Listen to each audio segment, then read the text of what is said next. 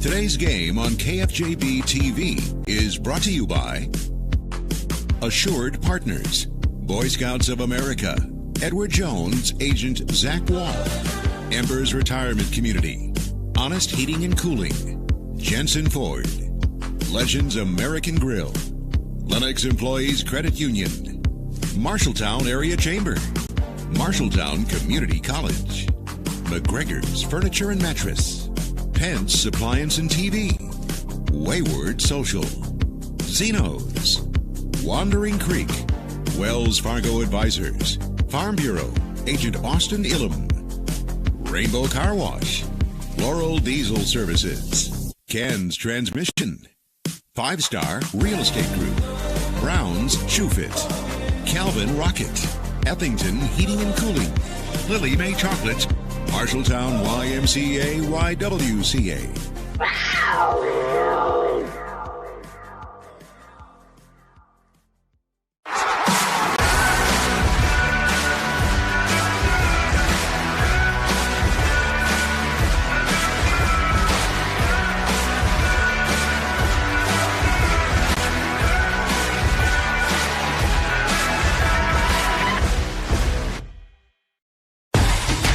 KFJB-TV, it's Bobcat Game Day Live.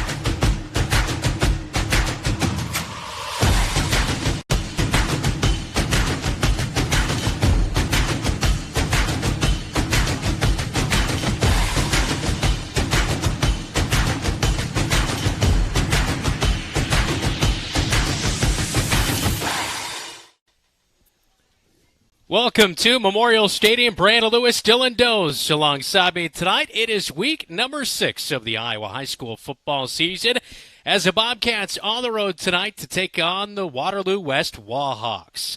Kickoff coming up around 7:30 tonight. We've got a big night planned for you on Bobcat Game Day Live.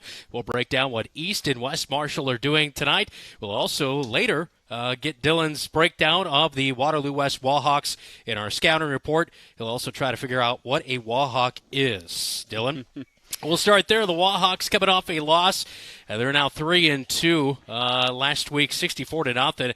Waukee Northwest, really tough place to play down there. A very physical team. They're going to be back home tonight. Meanwhile, for the Bobcats, got their first win of the season last week in big fashion. Only played 2 quarters of a game, though. 44-7 got the victory at Ottumwa. So, 2 teams, obviously, maybe a little bit different direction this year, but I think we'll find out a lot about the Bobcats, whether that physicality that we saw for the first time this year is here in week number 6 again. Yeah, it's pretty difficult. We don't get to play Waterloo West too often. We played them a couple times, both pretty big blowouts, actually, most recently in 2017. There is a common opponent, Davenport North. Bobcats were on the wrong end of that score while the Wahawks beat them. But really, last week, 64-0, Waukee Northwest. Backup quarterback in, not real effective throwing the ball. I don't know if we really can find much going on there. Really, from the Bobcats' perspective, 25 plays, 44 points. I promise you this, if we can get that kind of production, we'll be looking good. But really, just that offense waking up is so essential for the Bobcats here tonight. And getting Johan Gomez back last week definitely paid dividends as well. Coming up next, the Radio Iowa Scouting Report, all presented by your locally owned Rainbow Car Wash, with 2 locations in Marshalltown. This is Bobcat Live. You're watching KFJB-TV. You planned and saved for your child to go to college, but medical school after graduation was a surprise. A happy, expensive surprise. Wells Fargo Advisors can help. For more than 125 years, we've created wealth management and investment strategies aimed at achieving our clients' personal financial goals. When opportunities surprise you, turn to Wells Fargo Advisors. Together, we'll go far. Wells Fargo Advisors is located at 14 East South Ridge Road in Marshalltown. Call them at 641-752-5401. They're a member SIPC. As you walk inside, you know right away the place for fun is Wayward Social. There's always plenty of bowling action, so plan for your next outing to include bowling at Wayward Social. Also, meet your friends at their outdoor patio, Gutter Point, for lunch, dinner, or your favorite beverages. Daily lunch specials, Monday through Friday, including endless pizza by the slice. You choose the toppings. Wayward Social is now open at 11:30 a.m., 7 days a week. Wayward Social, South 6th Street, Marshalltown. On KFJB-TV, it's Bobcat Game Day Live.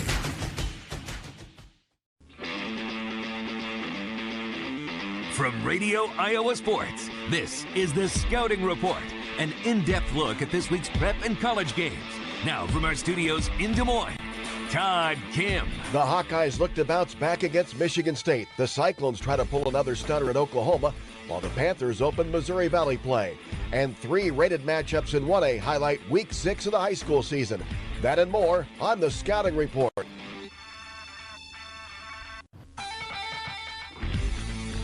The Scouting Report from Radio Iowa Sports. It's been a difficult week at Iowa, where the Hawkeyes are coming off a debacle at Penn State in which they suffered their first shutout loss in 23 years and managed only 4 first downs. Coach Kirk Ferentz says they're focused on improvement right now as they get ready for Michigan State, and their ball control style of offense is not changing mid-season. You got to be true to something, and I guess life in general, you got to be true to something. And all I know is what I see with our players on a daily basis, what I see with our coaching staff. And I guess I'm an optimist to some degree, and history has taught me that if you just keep pushing forward, maybe some good things will happen. It's been a disastrous start to the season at Michigan State, where Coach Mel Tucker was fired for misconduct and assistant Harlan Barnett was elevated to interim coach. The Spartans are 2-2 after blowout home losses to Washington and Maryland. It's a 6:30 kickoff in Kinnick Stadium. It'll be televised by NBC. The Iowa State-Oklahoma series is still horribly lopsided, with the Sooners leading 79-7, and there have been 2 ties.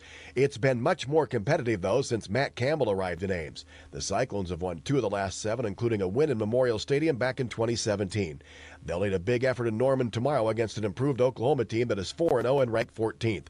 Sooner quarterback Dylan Gabriel is averaging 306 yards of passing and already has 12 touchdowns. And then how do you handle a road game environment? We didn't handle our first test, and have another opportunity to get on the road in one of the great places of all time to play college football. So a real challenge for us across the board. The Cyclones are 2-2. It's a 6 o'clock kickoff in Norman. It'll be televised by Fox Sports 1.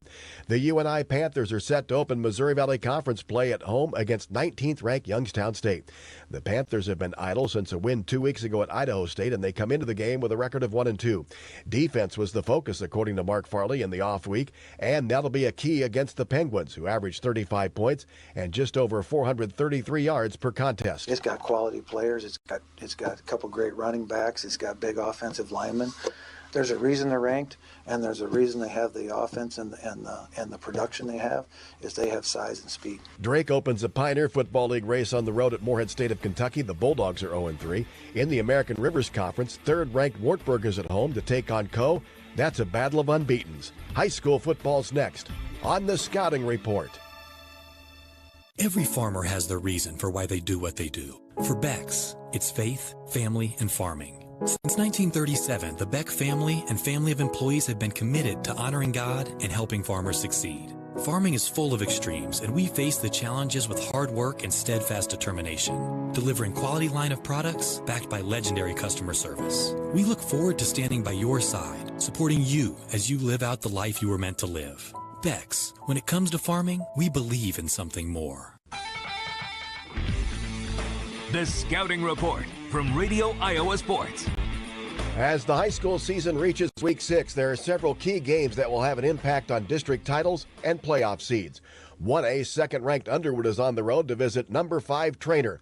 The winner will be in the driver's seat in District 8. Underwood sophomore quarterback Garrett Ludd and Trainer junior quarterback Ben Casey direct 2 of the top passing attacks in the state. There's a lot of similarities between the teams in terms of the playmaking ability at receiver and tight end and in the backfield. And so when you have skill kids like that, it's important to get them open, get them into space, find different ways, unique ways to get them the football.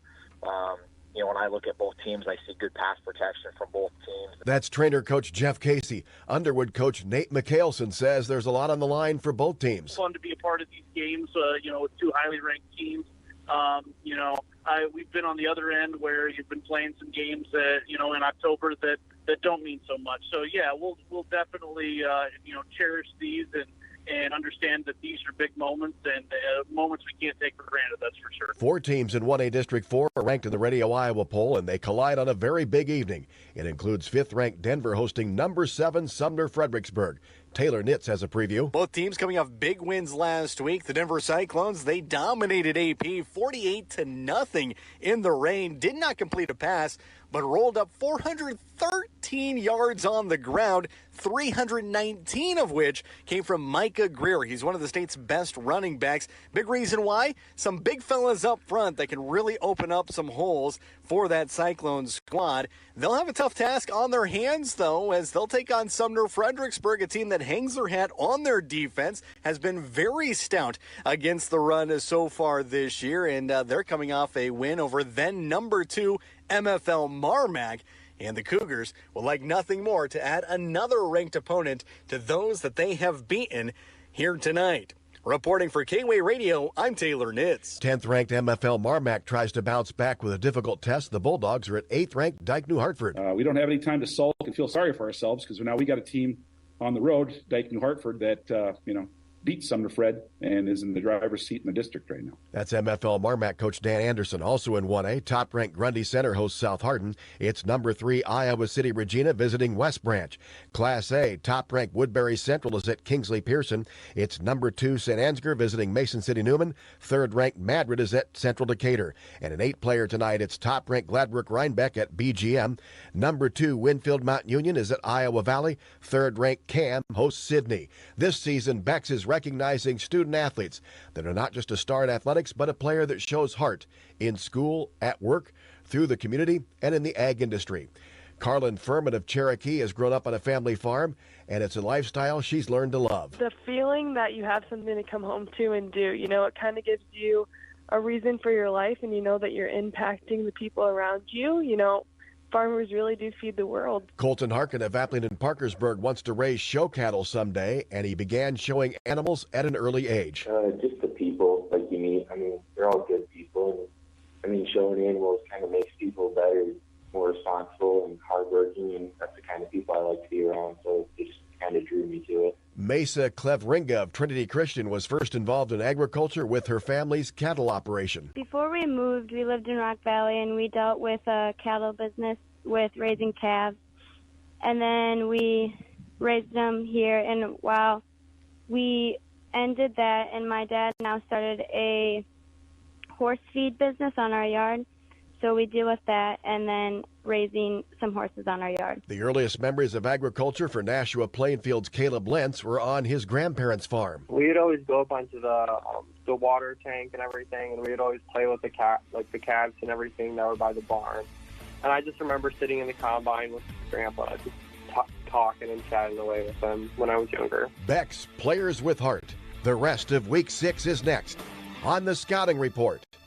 Every farmer has their reason for why they do what they do. For Becks, it's faith, family, and farming. Since 1937, the Beck family and family of employees have been committed to honoring God and helping farmers succeed. Farming is full of extremes, and we face the challenges with hard work and steadfast determination, delivering quality line of products backed by legendary customer service. We look forward to standing by your side, supporting you as you live out the life you were meant to live. Becks, when it comes to farming, we believe in something more. The Scouting Report from Radio Iowa Sports. The lead in Class 2A District 2 is on the line tonight when 5th-ranked Spirit Lake visits number 10 Esterville Lincoln Central.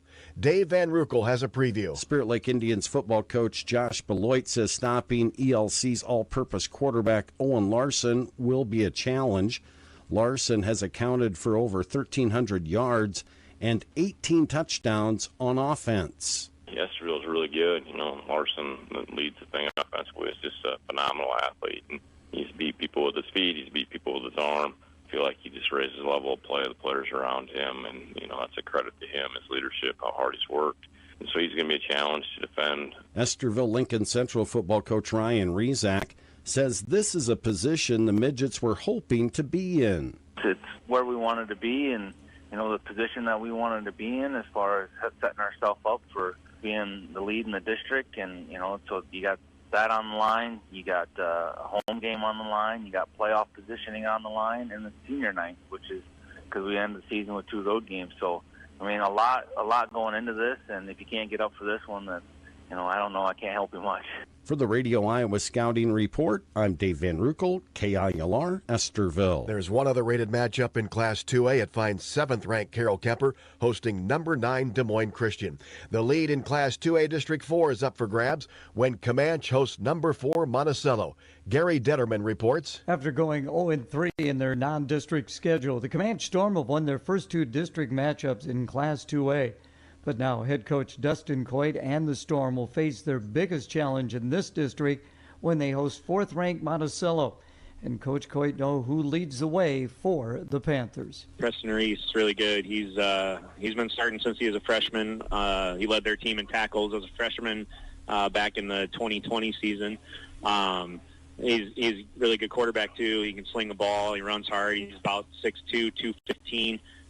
So he's tough to bring down, and we definitely are going to have to know where he's at. A lot of his runs are kind of just going right at you, like straightforward. Conference and district rivals, Coach Coit sees his team playing their best football as they host Monticello. For the Radio Iowa Scouting Report, Gary Detterman, KROS, Clinton. 2A, top-ranked Van Meters at home against Sheraton. There's one rated matchup in Class 3A. It finds 4th-ranked Davenport Assumption visiting number 8 Mount Vernon. Top-ranked in 3A, Williamsburg is at Fairfield, while number 2 Creston pays a visit to Atlantic. In 4A, there's one rated matchup. Number 5 North Scott is at 6th-ranked Cedar Rapids Xavier, while top-ranked Adel ADM visits Des Moines North. A year ago, perennial power West Des Moines Valley made a run to the 5A championship game after posting a 5-4 regular season record.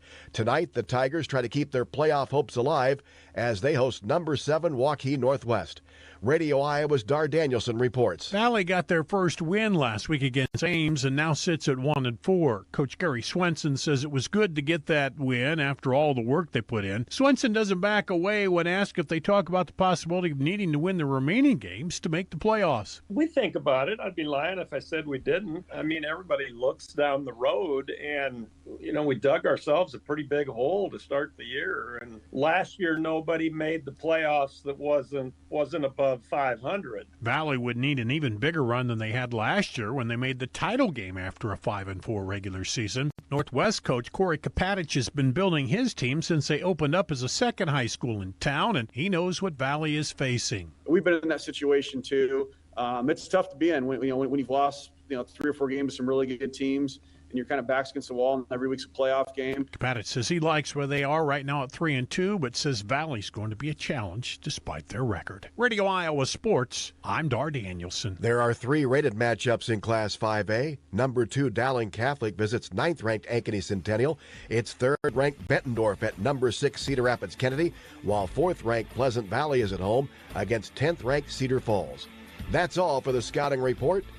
For Radio Iowa Sports, I'm Todd Kim. Rainbow Car Wash has been in town over 40 years. New owners Brett and Kim Kennedy have been with Rainbow for more than 35 years, focusing on quality, cleanliness, and great customer service. Open 24 hours year-round with 2 convenient locations. Each location has 2 oversized truck bays to accommodate large vehicles. All bays except quarters. And for your convenience, newly installed credit, debit, Apple Pay, and Samsung Pay featuring swipe or tap to pay, powerful vacuums, and a great selection of vending supplies. Follow us on Facebook at Rainbow Car Wash, LLC. At Sports Plus Sports Medicine and Physical Therapy Center, we customize each patient's treatment plan to their individual needs. What does that mean? It means that not every back or knee problem is treated the same, and that your program will be unique and designed especially for your needs or problem. This improves how quickly you will return to work or sports. The Sports Plus staff is encouraging and takes pride in your successful recovery. This is just one more reason why champions choose Sports Plus Physical Therapy as their favorite place to rehabilitate and train. On KFJB-TV, it's Bobcat Game Day Live. Back into Bobcat Game Day Live here on KFJB-TV. It is now time to take a look around the Iowa Alliance Conference tonight, all presented by Brown Shoe Fit in Marshalltown. One of the top games we'll be keeping our eye on tonight, it is Ottumwa and Ames. That'll be a good kind of a measuring stick to see where Ames is at this year after they've taken a few rough losses this year. Yeah, they haven't played really well. Last year they had some things go for them, kind of were building that up. But this year, fallen on a lot of hard times, but also played some really good competition. Yeah. So I'm really looking forward to this one. Getting blown out by Valley, Ankeny Centennial, Waukee. It happens. It happens, yeah. It happens. So looking at Ottumwa, what we were able to do down there, Ames coming into town next week, it really will be one that kind of gives us what's the mettle of the Little Cyclones. Ames 3-0 in the last 13 years against Ottumwa. So Ottumwa fighting a little bit of something there. I've always said Cyclones and Tornadoes take care of Bulldogs.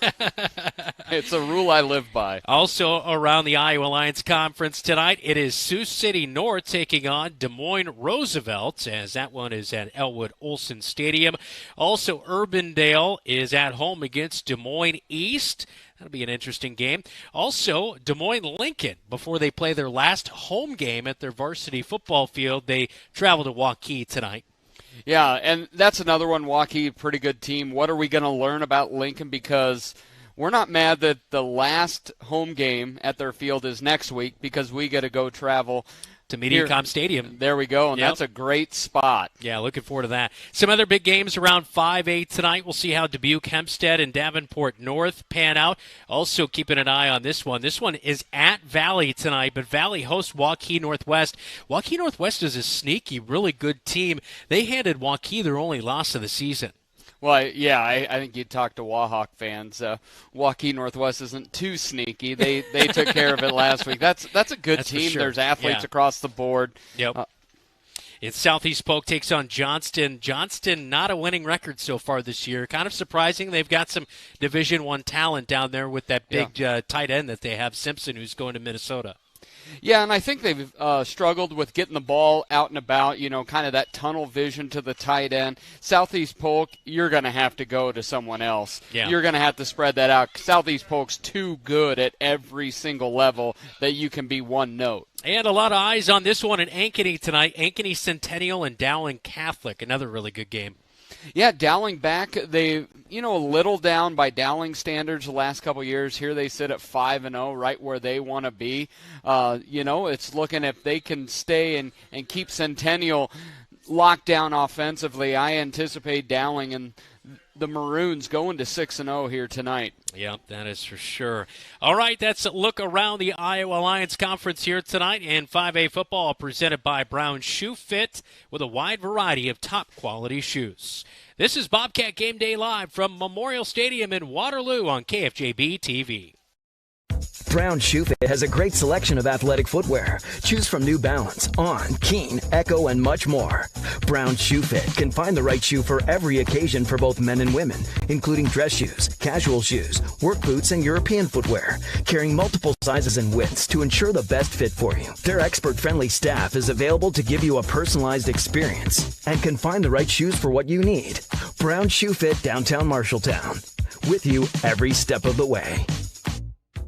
You should never have to wait after ordering new appliances. At Pence Appliance, you wouldn't. With an incredible selection in stock and ready to install today. Our friendly team is here to help you pick the perfect set to match your style. And let our professional technicians install and set up your new appliances, often delivering the very next day. Stop in today, see all the new features, and find your new look at Pence Appliance. For sales and service of everything appliance, go see the Pence team. On KFJB-TV, it's Bobcat Game Day Live.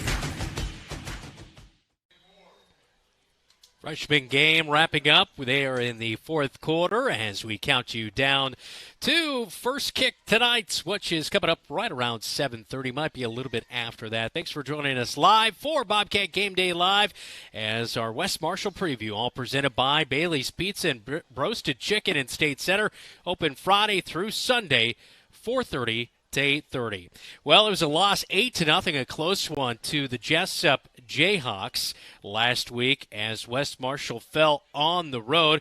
They'll be back on the road here tonight as they travel to Iowa Falls. Actually, they're at home tonight against Iowa Falls Alden. Iowa Falls 2-3. West Marshall is 1-4 on the season. For West Marshall so far this season, things have really not been operating through the air. 173 total passing yards and just 619 rushing yards. They want to get the ball going on the ground. Jaden D'Amato, the senior quarterback for Iowa Falls Alden. It'll be a tough task tonight for West Marshall. He's passed for over 600 yards, 3 touchdowns, but he's a really dual-threat quarterback. 567 rushing yards and 8 touchdown passes so far this season. So keep an eye on him, the senior quarterback, leading things for Iowa Falls Alden.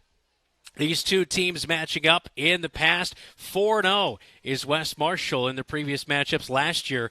West Marshall 42-14. I doubt that game that far out of hand here tonight. I would not anticipate it. It'll be interesting again, just see if West Marshall can start to put some wins together, or at least that 8-0 where it's close. Early in that season, they were getting blown out. Being able to find their sea legs and be able to battle back. All right, so that one is tonight in West Marshall at State Center. Kickoff is at 7:30 tonight between the Trojans and the Cadets. This is Bobcat Game Day Live. You're watching KFJB-TV. Bailey's Pizza and Roasted Chicken and West Marshall football have long been State Center traditions. And with all the changes in life, it seems like traditions are harder and harder to come by. While where you enjoy it might have changed, Bailey's commitment to delicious pizza and roasted chicken can still be found in every bite. Enjoy the local tradition of Bailey's Pizza and Roasted Chicken. Open Wednesday and Friday through Sunday, 4:30 to 8:30. Bailey's Pizza and Roasted Chicken in State Center, proud sponsors of West Marshall football. You'll find the perfect mattress for you at McGregors Furniture and Mattress. You choose the firmness, comfort, and support level, all at a great price. McGregors always has a great selection of sofas, recliners, dining room, and bedroom furniture to help you live and relax in comfort and style. Their staff will help you find just what you're looking for. McGregors Furniture and Mattress, downtown Marshalltown, is open 7 days a week. They're proud to support Bobcat Athletics. On KFJB-TV, it's Bobcat Game Day Live. Welcome back in. Seeing the Bobcats in the visiting locker room dressed in their all whites, but we come back into beautiful Waterloo with the East Marshall preview presented by Laurel Diesel Services, your locally owned qualified diesel mechanics. The Mustangs coming tonight 1-4 after the Tigers of South Hardin pulled away late in the second half to win 55-20. The Mustangs, like the Bobcats, will be taking on a Blackhawk County foe who sits at 4-1, and that is the Hudson Pirates. The Pirates are really led, much like you were saying, that dual-threat quarterback with 11 touchdowns for the senior quarterback, Camden Davis. As he's been able to score for Hudson and then been able to put up wins, Mustangs have not. And the Mustangs have sought to pass it around their yardage. They're about 2-1 in the passing game. Junior Jacob Farrington's been able to throw it around. His favorite wideout is Blake Newroth. But when you come into a game, Brandon, and you're struggling to get wins, you need to throw it around. It really comes down to, can Farrington throw touchdowns and not picks? That's really where it comes to. By the way, just south of here, I have ridden a trail that you can ride down to Hudson on. So, or your bike, Well, they are the Hudson Pirates. Do you put like a little schooner on the front, maybe fly a flag? I don't know. You could also deliver a happy birthday card as well. Hey, there we go. Happy birthday, and it's my name on it. Yeah. Fantastic. And I figured you must have not watched Bobcat Live last night because I read some of the comments that were in there. And I figured you didn't mention anything in the car ride up here today, so I figured you did not watch last night I was literally having my birthday. The time of your life. I was having my 42nd birthday with my best friend from first grade. You don't have to date yourself like that, though. I know, but I'm going to. And it was as if we had planned it when we were 10. We played NBA Jam at an arcade. Heating up. We went and had great food. Then we got ice cream, and then we went to the store. What did you have for food, though? Oh, I had a couple sushi rolls and spicy Brussels sprouts, things I would not have had at 10 years old. But anyway, you bought something though. But then we went to this emporium that's like the 80s threw up. Okay. And I found something where the early 90s threw up. I bought a starting lineup, Vlade Divac, starting lineup figure for only $22. It was the absolute best purchase I've ever made in my life. Wow. And then when I started doing Not the math, wedding ring for your wife. I'm sorry to hear. I didn't have to buy it. It was given to me by her grandmother. So I came out ahead there. That allows me to have starting lineup figurine money is really what it was. That really saved you. Yeah, so I texted my wife, hey, this is the greatest thing. She goes, yeah, but the best part is you're 42 and you have money to buy those things now. So I was like, oh, fantastic. So it really was. It was a great night. Maybe one day my wife will let me buy that starter jacket I never got. Yeah, Charlotte Hornets starter jacket money, Venmo, Brandon Lewis, KFJB-TV. But all of this coming down to the Mustangs. And the Mustangs really are at 1-4. For them to get 2-4, it comes down to Jacob Farrington. But also Drew Weeder's been fantastic all year, both on the offensive side and the defensive side. I'm hoping for, as an alum of East Marshall, I'm hoping that the Pirates get torpedoed here tonight. See if the Mustangs can run wild. Yeah, that is for sure. And happy belated birthday. Well, I mean, I told you happy birthday yesterday. Yeah, you texted me nicely. Your wife wished me a happy birthday you were to her. You were so busy buying trinkets that I had no opportunity to tell you happy birthday in person yesterday. I was looking at Simpsons figurines. I was looking at wrestling characters. I was oh my goodness, I was a 10-year-old I'm kid. kind of jealous. Yeah, you should be. Yeah, you that's should awesome. be. And then I sent my wife a picture of a New Kids on the Block figurine that was also there. Did you buy that for her? I did not. Oh, okay. All right. Anyway, we hope you enjoy the birthday card. There's some really very much. great comments in there. I'm partial to my own, but well, if we have a halftime like last week, we'll be reading those. That's why we gave it to you now, because we know we got time to kill. That's right. Well, the recap of this East Marshall alum, along with East Marshall football, is all presented to you by Laurel Diesel Services, your locally owned, qualified diesel mechanics. We'll continue on, and you are watching KFJB-TV. When Mike Overton moved to Laurel, Iowa, he had a vision to have a diesel repair shop that would support his growing family and passion for working on diesel engines. Being part of the East Marshall community means ensuring that farmers, truck drivers, and businesses run smoothly. With a large building and state-of-the-art equipment, Laurel Diesel Services is always up for a challenge. When your farm trucks, semis, or other diesel equipment requires maintenance or the occasional repair, take it to Laurel Diesel Services. Why choose Marshalltown Community College for your education? A quality education. Hands-on career training. Convenient on-campus living. One-on-one attention from my instructors. Earning my AA degree and transferring to university, all while saving money. Why was MCC the right choice for me? The great student activities and the friends I met. 2 convenient locations and the option to take online classes. The right choice is MCC.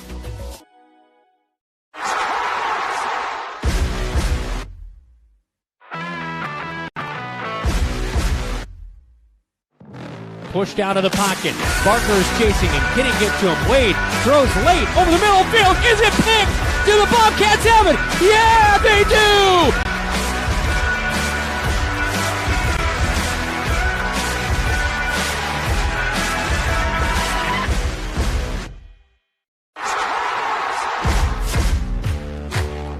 This is the countdown to kickoff on your home for the Bobcats, KFJB-TV. Week number 6 of the high school football season. Welcome to Memorial Stadium. Brandon Lewis, Dylan Doe alongside me here tonight as we prepare you for the Wahawks and the Bobcats coming up in a little bit here on your home for the Cats, KFJB-TV. All right, Dylan, so the Bobcats coming off a big win last week. They dominated at Tumwa in the 2 quarters that they were able to play.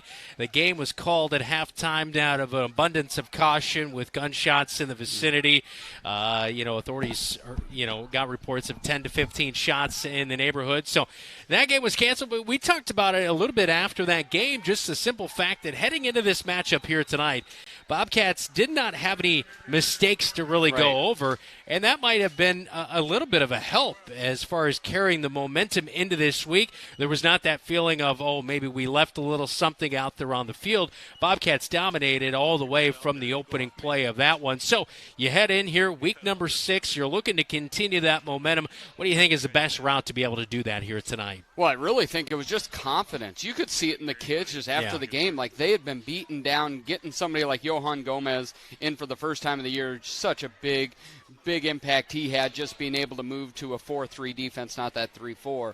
But really what I look for, I see aggressiveness. You saw that from the first play in the halfback pass. Is I think Coach Goodin on that offensive side of the ball is going to be far more aggressive, most notably because now in that 4-3, that Bobcats defense was a totally different defense, having Barker and Gomez flanking that defensive line. I know you're busy buying your Laker memorabilia last night, but we talked about that on Bobcat Live last night with head coach Adam Goodin. The ability for this team to adapt. You know, Jacob Goodin was playing linebacker. Now he drops down on the defensive line. I thought he played really well. And then at times we played a 3-4 defense. We played a 4-3. It seems like as the season's gone on, there's no question about whether the guys are buying in. And then once they've bought in, they have seen that success like last week. Yeah, really. And, you know, defensively, Duncan Furch has been a very good coordinator for a lot of years. So what we saw early in this year, not having any defensive rhythm, is pretty abnormal. But you could see practice was going. They had a great week of practice last week. My assumption is they did this week as well. And it really is. Pieces moving around. Goodin, you talked about right out of there. But from Nacho and Goodin at that defensive tackle, Xavier Anderson no longer having to worry about play quarterback. He's roaming around with Davis Ragland and the like at the linebacker level. I really think they've locked that in really, really well. Encouraged to see them continue to build here tonight. Yeah, you mentioned Ignacio Macias. Teammates call him Nacho. He just continues to improve. You know, he had a 1.5 tackles last week. He had a strip sack as Lincoln Last Barker play of was. the game. Yeah, Lincoln Barker was able to recover that. You know, he's only a sophomore, but to see his progression, it's kind of like you think there's a cap to his ability, but every game he kind of comes out and gives you a little something different or a little something more. And that's what we've seen over this whole sophomore class. Juan Perez Mendoza, he got his first pick of the season last year. Sophomore starting quarterback. And Jacob Hayes, he's continued to improve. It's impressive because sophomores typically, especially under Adam Goodin, don't play a huge role. But this year they are, and they are making impact plays. This sophomore class is pretty good. I just remembering this now that MFL, 3rd grade. This was a 6-0 team. 4th grade, 6-0 team. My eldest was on those teams. They were just always much better than. This class is quite a good class. And not sure what I love about him. He's 5'8", 200 pounds, but he might as well wear a dog collar. That dude is a pit bull. He is big-time player with a big-time motor. Yeah, that is for sure. Waterloo West trying to score at the end here. They're down by 2 to your Marshalltown Bobcats in the freshman game. As we take a kind of a live look in here at the freshman game, we'll finish out the last 16 seconds here with coverage of the freshman game. Yeah, no timeouts for Waterloo West. You see them clocking it there with 10.5 seconds to go. And a flag flies. I don't think they were quite set there. And I don't know what freshman football rules are, but at that college level or pro level, if you have a false start, no timeouts, it's a 10-second runoff. They are waving it off. They're waving it off. All right. They waved the flag off. See, this is why we don't play the freshman game in front of the varsity game. Yeah. Don't get me on that again. We'll start about 7:45 tonight is what we're kind of targeting. Waterloo West throws it out of bounds. I think the quarterback stepped out of bounds as well as the player who made the interception for the Bobcats. He was out of bounds. So 3 seconds left, and Waterloo West, they've got it for the win here. Ohio State, Notre Dame last week. Oh, I know. Wasn't that crazy? That was a absolute crazy. 7 seconds, you have 2 plays. You have to throw it there, but once you get the incomplete, pass or throw option, beautiful play call. They only had 10 men on the field. Oh, man, here we go. Game-winning field goal. Quarterback from lined 20, up on the wrong side at first. From 23 yards out. Oh, kicker was not set. Bobcats block it. Game over. Freshman win 24-22 for the Bobcats. Look at them going crazy over there. You don't get a lot of block kicks to end a freshman game, but yeah, just a bull rush up the middle. Didn't seem Waterloo West had everything in order. The rhythm was off. Bobcats come away. That's an excited group of freshmen there on the sidelines. Yeah, no kidding. That is awesome for them. We've seen the freshmen this year. They played really, really well. There's a lot of talent on that level too. One thing I wish we had up here is a freshman roster with all the numbers, because there are some kids out there that are quite good. There's the running back who is England. Yeah, he is fast. We've seen him score multiple touchdowns this year. But there's pretty good at the skill position, again, where the Bobcats have struggled this year is just size. It's nothing more than just at the varsity level. Size with experience. Yep, that is for sure. Well, hey, a little bonus coverage tonight from the freshman game as the freshmen beat Waterloo West 24-22. That was pretty exciting action going down to the wire there. Yeah, Bobcats turned it over late, up 6 points, or up 2 points actually.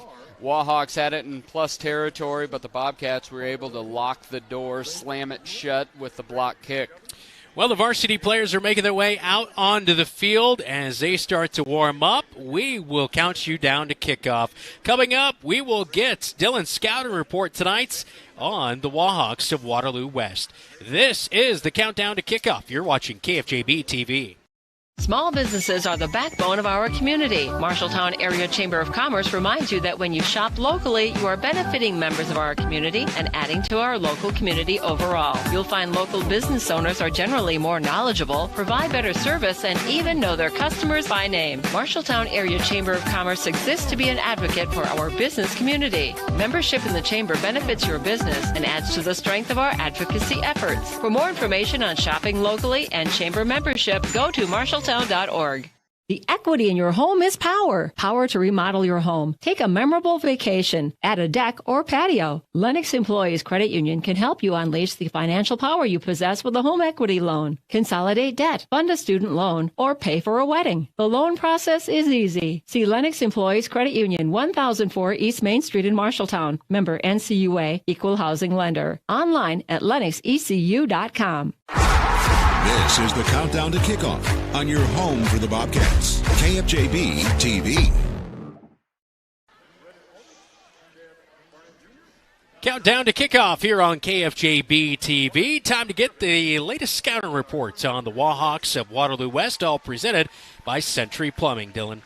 Yeah, the Wahawks of Waterloo West are 3-2, coming off a 64-0 loss to Waukee Northwest, but that was without starting quarterback Brady Dean. Brady Dean really was missed. Backup quarterback Wesley Evans went 1 of 9 last week for 1 yard. But really, Brady Dean is somebody that can do a little bit of both. He can throw it a little, he can run it.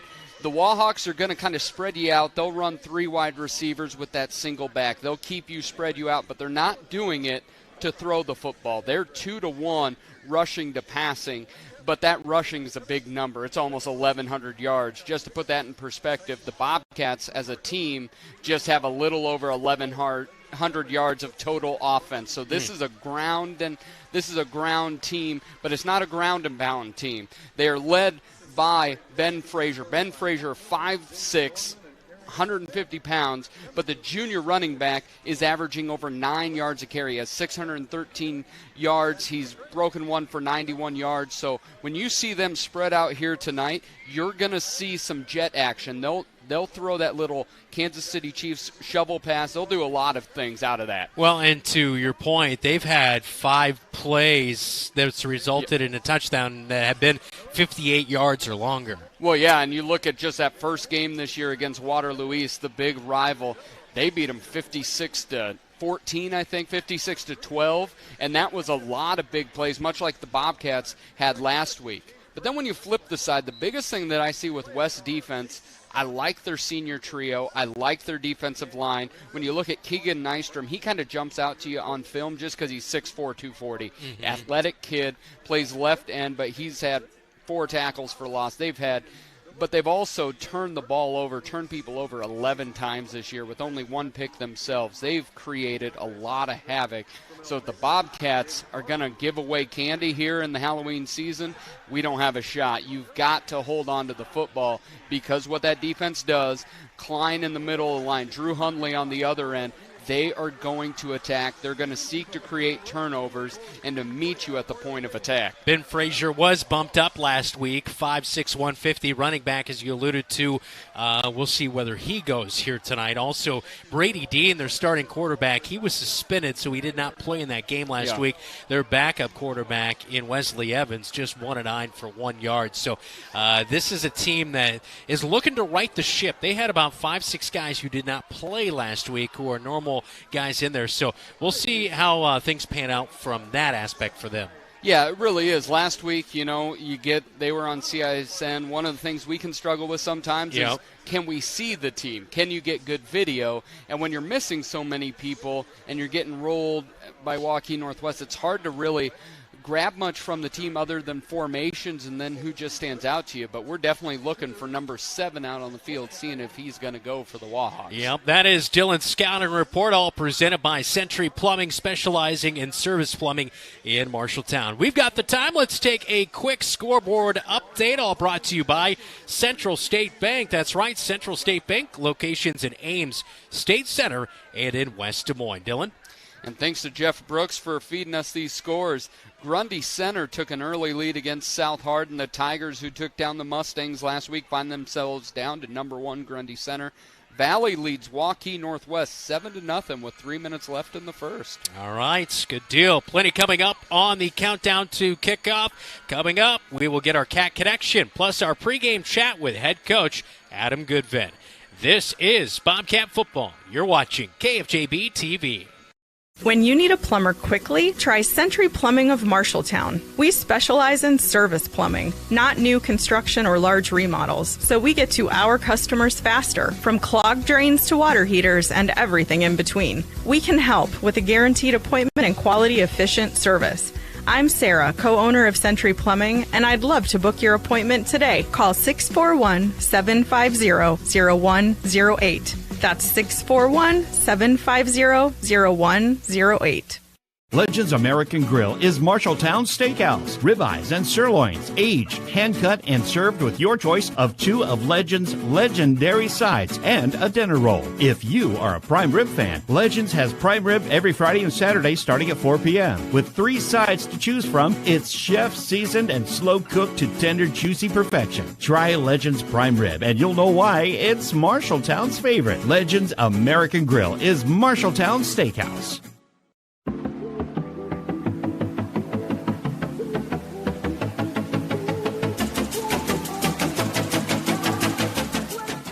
Welcome back into the countdown to kickoff right here on KFJB-TV. It's our Cat Connection, all brought to you by Farm Bureau agent Austin Elam. It is our player of the week last week, Xavier Anderson, with us, junior, running back, linebacker. He's played quarterback. I think you've played even maybe a little bit of wingback. I don't know if there's many spots you haven't played this year, but in all those spots you've really excelled, especially last week. First play of the game. You got the handoff, threw it to Corey Smith for a touchdown to open it up. How great of a feeling was that to see that you guys were able to get on the board first? It was good. It was perfect play, honestly. It worked just like we practiced it, so it felt good to be on the board first. Yeah, I bet so. And then you guys just added from there, a 44-7 victory against Ottumwa. What do you think kind of changed from the first 4 weeks to last week? You guys just looked way more aggressive, maybe even a little bit more prepared. Was there more of a sense of focus last week? All week practice, we were locked in. We got some guys back. That helped a lot, but it was really just practice. We locked in a lot. Yeah. Of course, on that first play, you got that touchdown, and then you were also involved in another play later in the game, the hook and ladder. A couple of really big plays that you guys were able to. When you heard those calls come into the huddle, did you get a little more excited knowing we might? when I knew the hook and ladder was coming, I knew I was going to score off it. So. Yeah, and you guys converted. It was a little bit of a goofy game last week for you guys, called at halftime. Hopefully that's kind of a one-of-one situation, but how did everybody kind of react to last week? They were honestly a little down. They wanted to go back out there, score more. Yeah. But yeah. I mean, I feel like you guys were on your way to 60 maybe, right? Hey, we were shooting for 80. Oh, man. Well, it had to be a good feeling. Now you're going to go on the road at Waterloo West here tonight. What's your thought, your key to victory against the Wahawks? Honestly, the same as last week. This has been a really good week of practice. Everyone's been locked in. I think best thing we can do is go out swinging, high energy. Yeah, and you guys did that last week. Hey, of course, I'm involved with football. What other activities are you involved in during the school year? Oh, wrestling. That's my second thing. Not only just a wrestler, but maybe he's made a trip to Wells Fargo Arena. Hey, best of luck the rest of the season. Thank you so much. All right, that's Xavier Anderson, last week's player of the game, all brought to you by Calvin Rocket, as he's going to go get himself a handheld. Take some teammates, all right? Oh, I will. I'll take Trey Brooks. Hey, that is our Cat Connection, all brought to you by Farm Bureau agent Austin Elam. This is the countdown to kickoff right here on your home for the Cats, KFJB-TV. Even if it's been years since you graduated, your college team is your team for life. Well, you can have a Farm Bureau agent for life, and auto, and home, and business insurance. Imagine that. One insurance agent for everything. It's that simple. So get a Farm Bureau agent for life. Hi, this is Austin Elam with the Elam Agency. Give us a call, 641-691-3899. Farm Bureau Life Insurance Company, Farm Bureau Property and Casualty Insurance Company. Since 1967, Jensen Ford Lincoln has served generations of families around central Iowa. Quality vehicles, professional service, knowledge of our product, that's a part of Jensen. But what's more important to us is a trust that is passed down from every previous generation. Jensen Ford Lincoln wants to serve your family for generations. We want to be there for your first car. We want to be there for your family SUV. And we want to see you drive away in the Mustang you always dreamed of. At Jensen, we want to be here for you now and every mile along the way.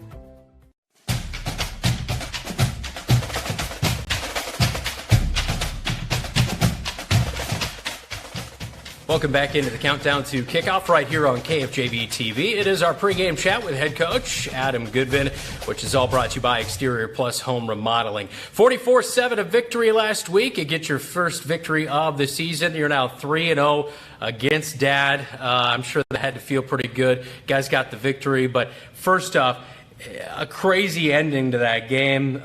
Fortunately, no one hurt, anything of that nature, as gunshots were heard in the neighborhood vicinity. Definitely kind of a one-on-one situation right there. You hope it never happens again, but I'm sure you're probably happy with how it was handled in the end. I think it was handled the best way it could possibly be handled. No one was real certain of what was going on. Mm-hmm. We were certain that it wasn't within the stadium, but that all kind of happened pretty quickly. Our focus at halftime was our adjustments and what our plan was for the second half. So, our minds were a little somewhere else, but then, that all came up, and it is what it is. Yeah. It was the right decision, and, like you said, it was an unfortunate thing, and hopefully never happens again. Well, you talked about kind of that fast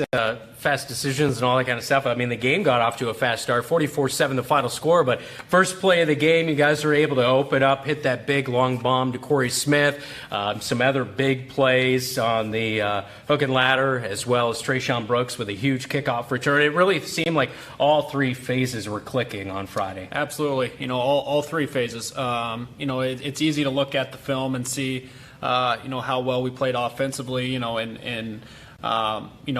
how well we executed some of our alternative plays. But I think the big thing that I was very proud of was how physical our defense was. We hadn't shown that physicality all season long till last Friday, and very pleased in that aspect. And we felt we had a good game plan going in, and the kids executed it well. You speak to that physicality, and Johan Gomez was right in the middle of that physicality. Ignacio Macias in the middle, he forced a fumble. Also, Davis Ragland helped force a pump block, and it was recovered by Johan Gomez, scooped up for a touchdown. So getting a player like Johan Gomez back, saw his physicality. What's that really mean to the interior side there? Oh, it's huge. It's huge. Number one, it adds some depth to our front four there on the defensive side, and he's a big, physical, athletic kid, and I think when he's out there making plays, others feed off that as well. We mentioned Ignacio Macias as well as Juan Perez Mendoza. He picked up his first interception. Another sophomore in that class, the quarterback Jacob Hayes. Not a huge game, but he did really good things in that game. I mean, we talked about it a little bit last week, but this seems like as the season progresses and these guys get a little more comfortable, especially the sophomore class, it's a special group of guys that are making an impact for you. Yeah, they are a good group of kids, first off, and then the best part is they're getting better every single day, and it's been really fun to watch on our end. I told you a couple weeks ago our number one goal with that group is to ensure that they're getting better every single day and take advantage of every opportunity that they have to get out there on the football field. But not just those guys, but Logan Hoffman, opening kickoff, flew down and made a heck of a play. Or our first kickoff, but and then Juan stepped up and made a heck of a play. There's a lot of kids in that grade that are showing some bright spots, and we're giving them opportunities. You mentioned last week might have been your best week of practice. How was practice this week? I think it was a little better. It was better, and that's something that we talked about Monday afternoon prior to getting rolling with this week. But coaches talked last night. I think we had a better practice than we did a week ago. Bobcats are on the road again here tonight at Waterloo West. We'll break this game when we come down. We'll break this game down when we come back right here on KFJB-TV. My name's Lake Schultz. I'm the co-owner of Exterior Plus Home Remodeling. At Exterior Plus, we truly strive to build relationships one customer at a time. And that's why we're the Midwest's #1 choice in full home remodels. Located in Marshalltown, Iowa, as well as Lincoln, Nebraska, we pride ourselves in providing quality service on time, every time. Give us a call for a free inspection and estimate at 844-261-6111. That's 844-261-6111. Thanks. Talk to you soon.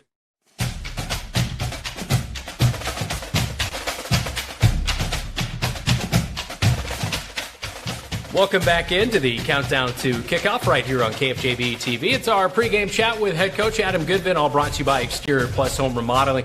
You take on the Waterloo West Wahawks here tonight. They're 3-2 on the season, coming off a tough loss on the road against a very good Waukee Northwest. I've seen them play at home. They're a very potent team when they're under their own lights. It was a final score of 64-0, so they're kind of reeling a little bit. What do you kind of assess seeing the Wahawks on tape? I think the first thing that sticks out when watching them on film is they're athletic. They're very athletic. They're young, but scheme-wise, they don't really change. They are who they are, and they're disciplined. So it's not a lot of we line up in this formation, we're going to get this look. It's basically the same look every single time. So that makes our jobs easy, scheming up some game plans, but. Our focus has got to be on making sure that our kids are going out there and playing physical and executing and playing fast. You mentioned their team just a little bit. They are very athletic, a little bit of a smaller team, but they have 1,000 yards on the ground already this year. So they want to get the ball rolling on the ground. What's kind of your plan of attack with your 4-3 defense here tonight? We need to get all 11 guys swarming to the football. Number 7, that running back, I think he was a top 10 kid in the state in the 100-meter dash last spring. He's only a junior, but man, he could fly. So I think he got dinged up a little bit last week against Northwest, but we're planning to see him tomorrow night, and the big thing all week is we've gone double whistle on the defensive side. When the first guy gets there, we blow the whistle, and then all the 10 other guys or whoever's not there has to pursue as well. So we've been doing a solid job with that, but that's been our point of emphasis this past week. Yeah, you mentioned their starting tailback. He stands at only 5'7". Meanwhile, you take on Ottumwa last week, and they have a little bit more of a bruising style of running back group. How do you prepare for that? Because those little guys, I feel like they can sneak in behind those offensive linemen, and you really got to wrap up. Yeah, you do. I think it starts up front. Our front four on the defensive line have got to be physical and just be disruptive with that offensive line, and then our backers have got to fill gaps and fly in and make plays. Looking for your second victory of the season here tonight. What's your key to victory? The message didn't change from last week to this week. Effort, attitude, and toughness. If we can take care of those three things, good things are going to happen. We've got to ride out any momentum we can get. And, if they were to get momentum, we've got to put an end to it pretty quick. So good luck tonight. Thank you. All right. That is head coach Adam Goodin. We will break down the starters for tonight's matchup between the Wahawks and the Bobcats right here on your home for the Cats, KFJB-TV. The votes have been tallied and the people have spoken. Central Iowa's home comfort specialist, Honest Heating and Cooling, is honored to have been voted best of the best in HVAC by you and the Times Republican. As a thanks, Honest is offering a 10% off sale, 10% off diagnostics, 10 off tune-ups, 10 off ductwork renovation, 10% off full system upgrades. Offer valid through September. So thanks for voting for Honest Heating and Cooling, where you'll find Amana, America's brand for comfort. Honest. Today's game on KFJB-TV is brought to you by Assured Partners, power through partnership. Boy Scouts of America, Adventure On. Edward Jones, Zach Wall, your financial advisor in Marshalltown. Embers Retirement Community, independent living for active seniors. Honest Heating and Cooling, let the Honest team watch over your home's comfort 24/7. Back at Memorial Stadium in Waterloo. Brandon Lewis still in dose alongside me tonight as we welcome you back into Bobcat football tonight. Let's get a scoreboard update, which is all brought to you by Central State Bank. A lot of action already going on tonight, Dylan. The big game we were looking at was Ames-Ottumwa. Ames up 14-0 in the first period, so maybe that tells us a little bit about Ames. Maybe it just tells us more about Ottumwa. Yeah. But Valley continues to lead Waukee Northwest 7-0, and Grundy Center, last score we have is 7-0, but Grundy Center has that offense. It might be 28-0. They can score and score quickly. Yep. It is time to take a look at tonight's starting lineups. All brought to you by Sandvik Enterprises. Let Sandvik Enterprises in Marshalltown deliver for you while we deliver you the starting lineup. Waterloo West, Wahawk offense looks like this. They're starting quarterback's back. Brady Dean, 5 down passes, just 1 interception coming in on the season. He is a dual threat quarterback, though, as he has 4 rushing touchdowns. Did not play last week. He was suspended. Wesley Evans is the backup. He just went 1 of 9 for 1 yard through the air last week.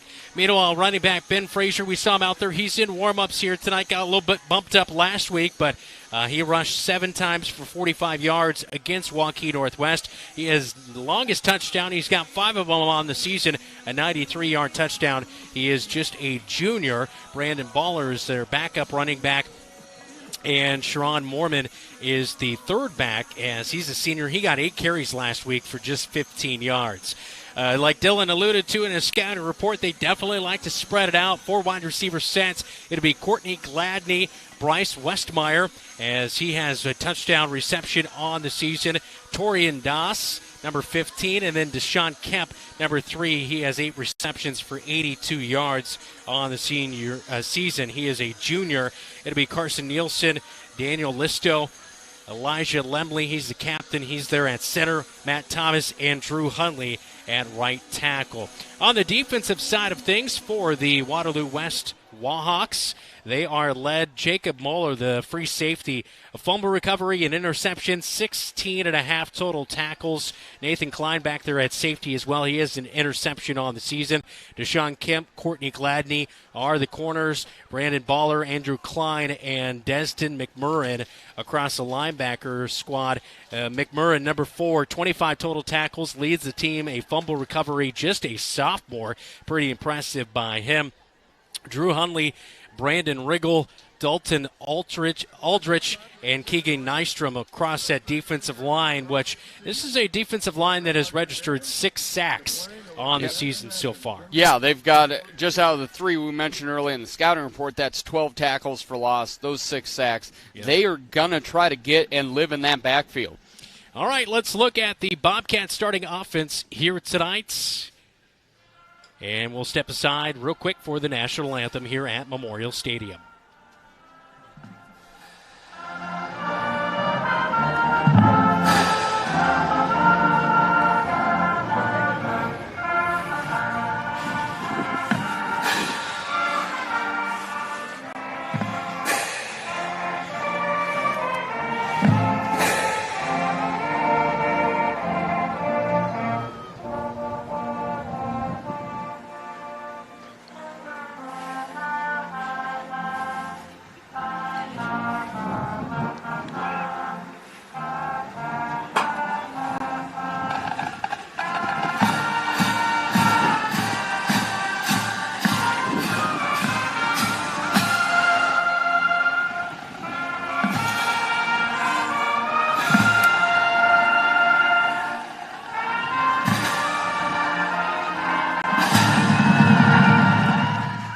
Waterloo West marching band there with our national anthem. All right, let's get back to our starting lineups here tonight for the Marshalltown Bobcat offense. Looks like this, led by Jacob Hayes, quarterback. He's only continued to improve as the season has gone along. 4 touchdown passes now, 3 interceptions, no rushing touchdowns to this point, but 336 yards through the air. Last week, obviously you didn't get a full 4 quarters out of him, but 5 of 10, 68 yards and a touchdown. You'll take that on any given night. Yeah, I was talking to him last week, and he goes with a big smile on his face, yeah, first half it was kind of a decoy, but we scored a lot of points. So a great kid, but he was happy just to see that 44 on the scoreboard. That's for sure. Tate Ring finally got his first rushing touchdown of the year last week. He had 4 carries, 42 yards, and a touchdown as he comes in with just 4 receptions for 9 yards.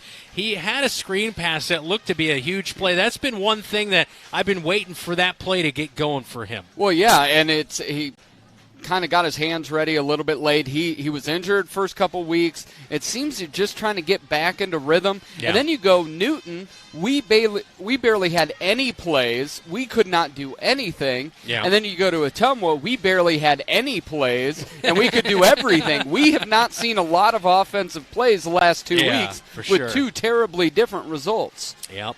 All right, Caleb Kuzra, wing back. Corey Smith, who had a big week last week, 4 receptions, 100 yards, a touchdown. Good to see from him.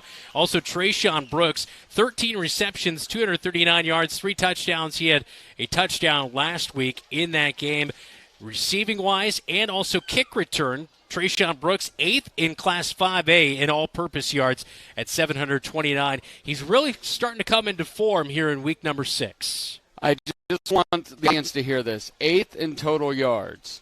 The Bobcats offensively have a little over 1,100 yards, which puts us very low in 5A. To have that kind of level of production, Trey Brooks has been incredible. Yeah, out of that offense, he's got about a third of it himself. Yeah. You know, he's got almost 400 yards of offense, and then you figure in the kick return yardage and all that kind of stuff. Davis Ragland will be at fullback. We might see Johan Gomez at tight end a little bit there. It'll be Hinkle, Narvaez, Reed, Talon French, as well as Tyrell French on the right side of that. The French connection, they're on the right side. All right, the Bobcat defense now, it'll look like this. A 4-3 defense for the Cats. Michael Narvaez up front, as well as Johan Gomez. He'll get it going. 5.5 total tackles last week. He had that fumble recovery on the punt block. Returned it for a touchdown. Ignacio Macias, they call him Nacho, but I think he's kind of a firecracker out there in the middle of that defensive line at nose tackle. Lincoln Barker at right edge. It'll be Xavier Anderson at linebacker and outside. In the middle, Davis Ragland, 26.5 total tackles coming into this one. That's the team lead. Been pretty impressive there. Corey Smith is outside linebacker. At the corners, Brooks and Sarin. Sam Griesel will get the start tonight at strong safety. Caleb Kuzaro is the free safety tonight for the Marshalltown Bobcats, who are 1-4 on the season, taking on the 3-2 Waterloo Wahawks here tonight. Dylan, what is a Wahawk? A Wahawk is a hawk that is partially from Waterloo. I don't think there's any other. I couldn't even come up with something. I don't think there's anything else. But I do know that the mascot is Westy the Wahawk. Yeah, Westy the Wahawk. We're a big fan of him. We'll probably see. Remember when I saw the other Hawk? Yes, the Rapids before the Jayhawk? game. He was yes. He was changing in the locker room. That's right. Anyway, and that I think that asks more questions than it answers. But we did find out because Westy's bestie is our very own Keith Stewart on the sideline. The Marshalltown Bobcats getting ready to enter onto the field here in week number 6. We've got a good one from you from Memorial Stadium in Waterloo. Kickoff is right around the corner on your home for the Cats, KFJB-TV. There's a city within a city not far from here. The city includes a beautiful apartment building with indoor parking, a chapel, a movie theater, a swimming pool, exercise and recreational facilities, putting greens, and more. The city isn't really a city, but it is a wonderful place to live. Make friends and live your best life. It's the Embers Retirement Community in Marshalltown. The Embers provides security, independence, and companionship. Beautiful grounds outside and lovely studio, 1- and 2-bedroom apartments inside. See it for yourself. The Embers in Marshalltown.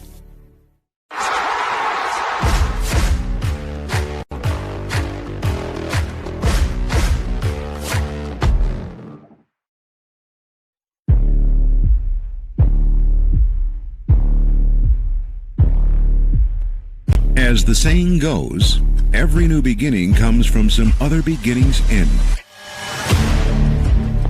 Ring's got a little bit of a seam, gets outside the hash marks at the 40, 50, he might go all the way, 30, 20, 10, touchdown, Tate Ring. Now you may be asking, what's the new beginning really look like? Upmakes, rolls out near side passing, and it's picked. Trayshawn Brooks has it at the 10, he's going to bring it back.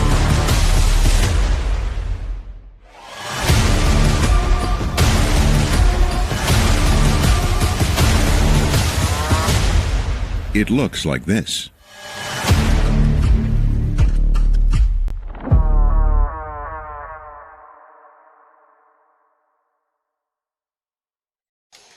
Week 6, Bobcats, Wahawks, just about ready to kick things off tonight from Memorial Stadium in Waterloo. Welcome in, Brandon Lewis, Dylan Doze alongside me tonight as we get you ready for week number 6. The Bobcats looking to continue their winning ways after a big win on the road in week 5 at Atelma, 44-7.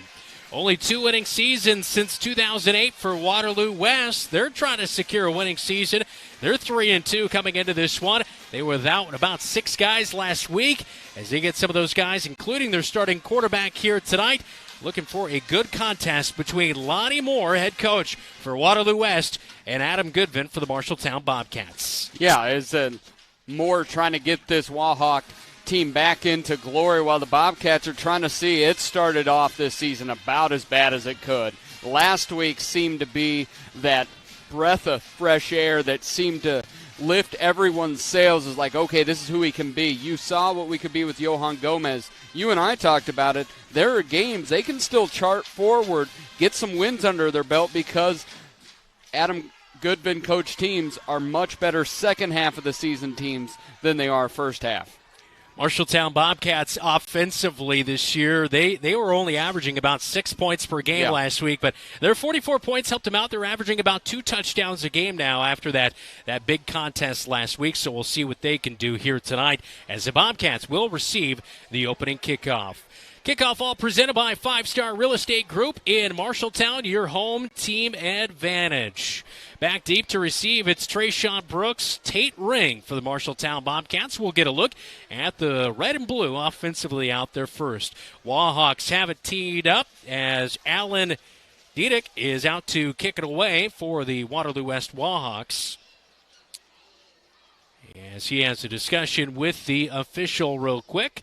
Bobcats in their white tops and bottoms here tonight. Blue numbers outlined in red. Wahawks with the black tops, white numbers, and those maroon helmets. Ball is teed up. We've got a beautiful harvest moon here tonight in Waterloo for week number 6. Appreciate you watching on KFJB-TV or listening on the AM or FM dial here tonight. And here we go. Diedick will kick it away. It's a deep one. Near side might go out of bounds. And no, it sneaks in. Yep. It did. Go out of bounds right at the 1-yard line. And the Bobcats will have good field position at the 35-yard line to begin tonight's action on the road. So here comes the starting quarterback in Jacob Hayes, the sophomore, 6'1", 175. Like we mentioned, 4 touchdown passes, 3 interceptions on the season, but he's only continued to improve, and I think he's done a nice job to command the offense over the last couple of weeks. Yeah, he's very much a steady hand. He's been able to hit all 3 levels, loves Kusero in the flat, loves Trey over the middle or up top. Yeah, he's got 8 balls for 72 yards, as Caleb Kusero.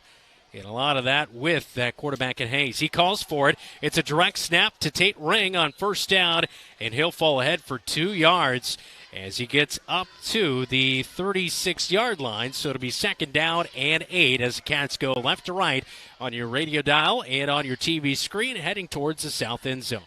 We've seen the direct snap, oldie but goodie, kind of rear itself up just the last couple weeks here. Was effective last week down in Ottumwa, but almost everything was. So 2nd down and 8 as the Bobcats have 3 wide receivers. That's Kusero in the slot.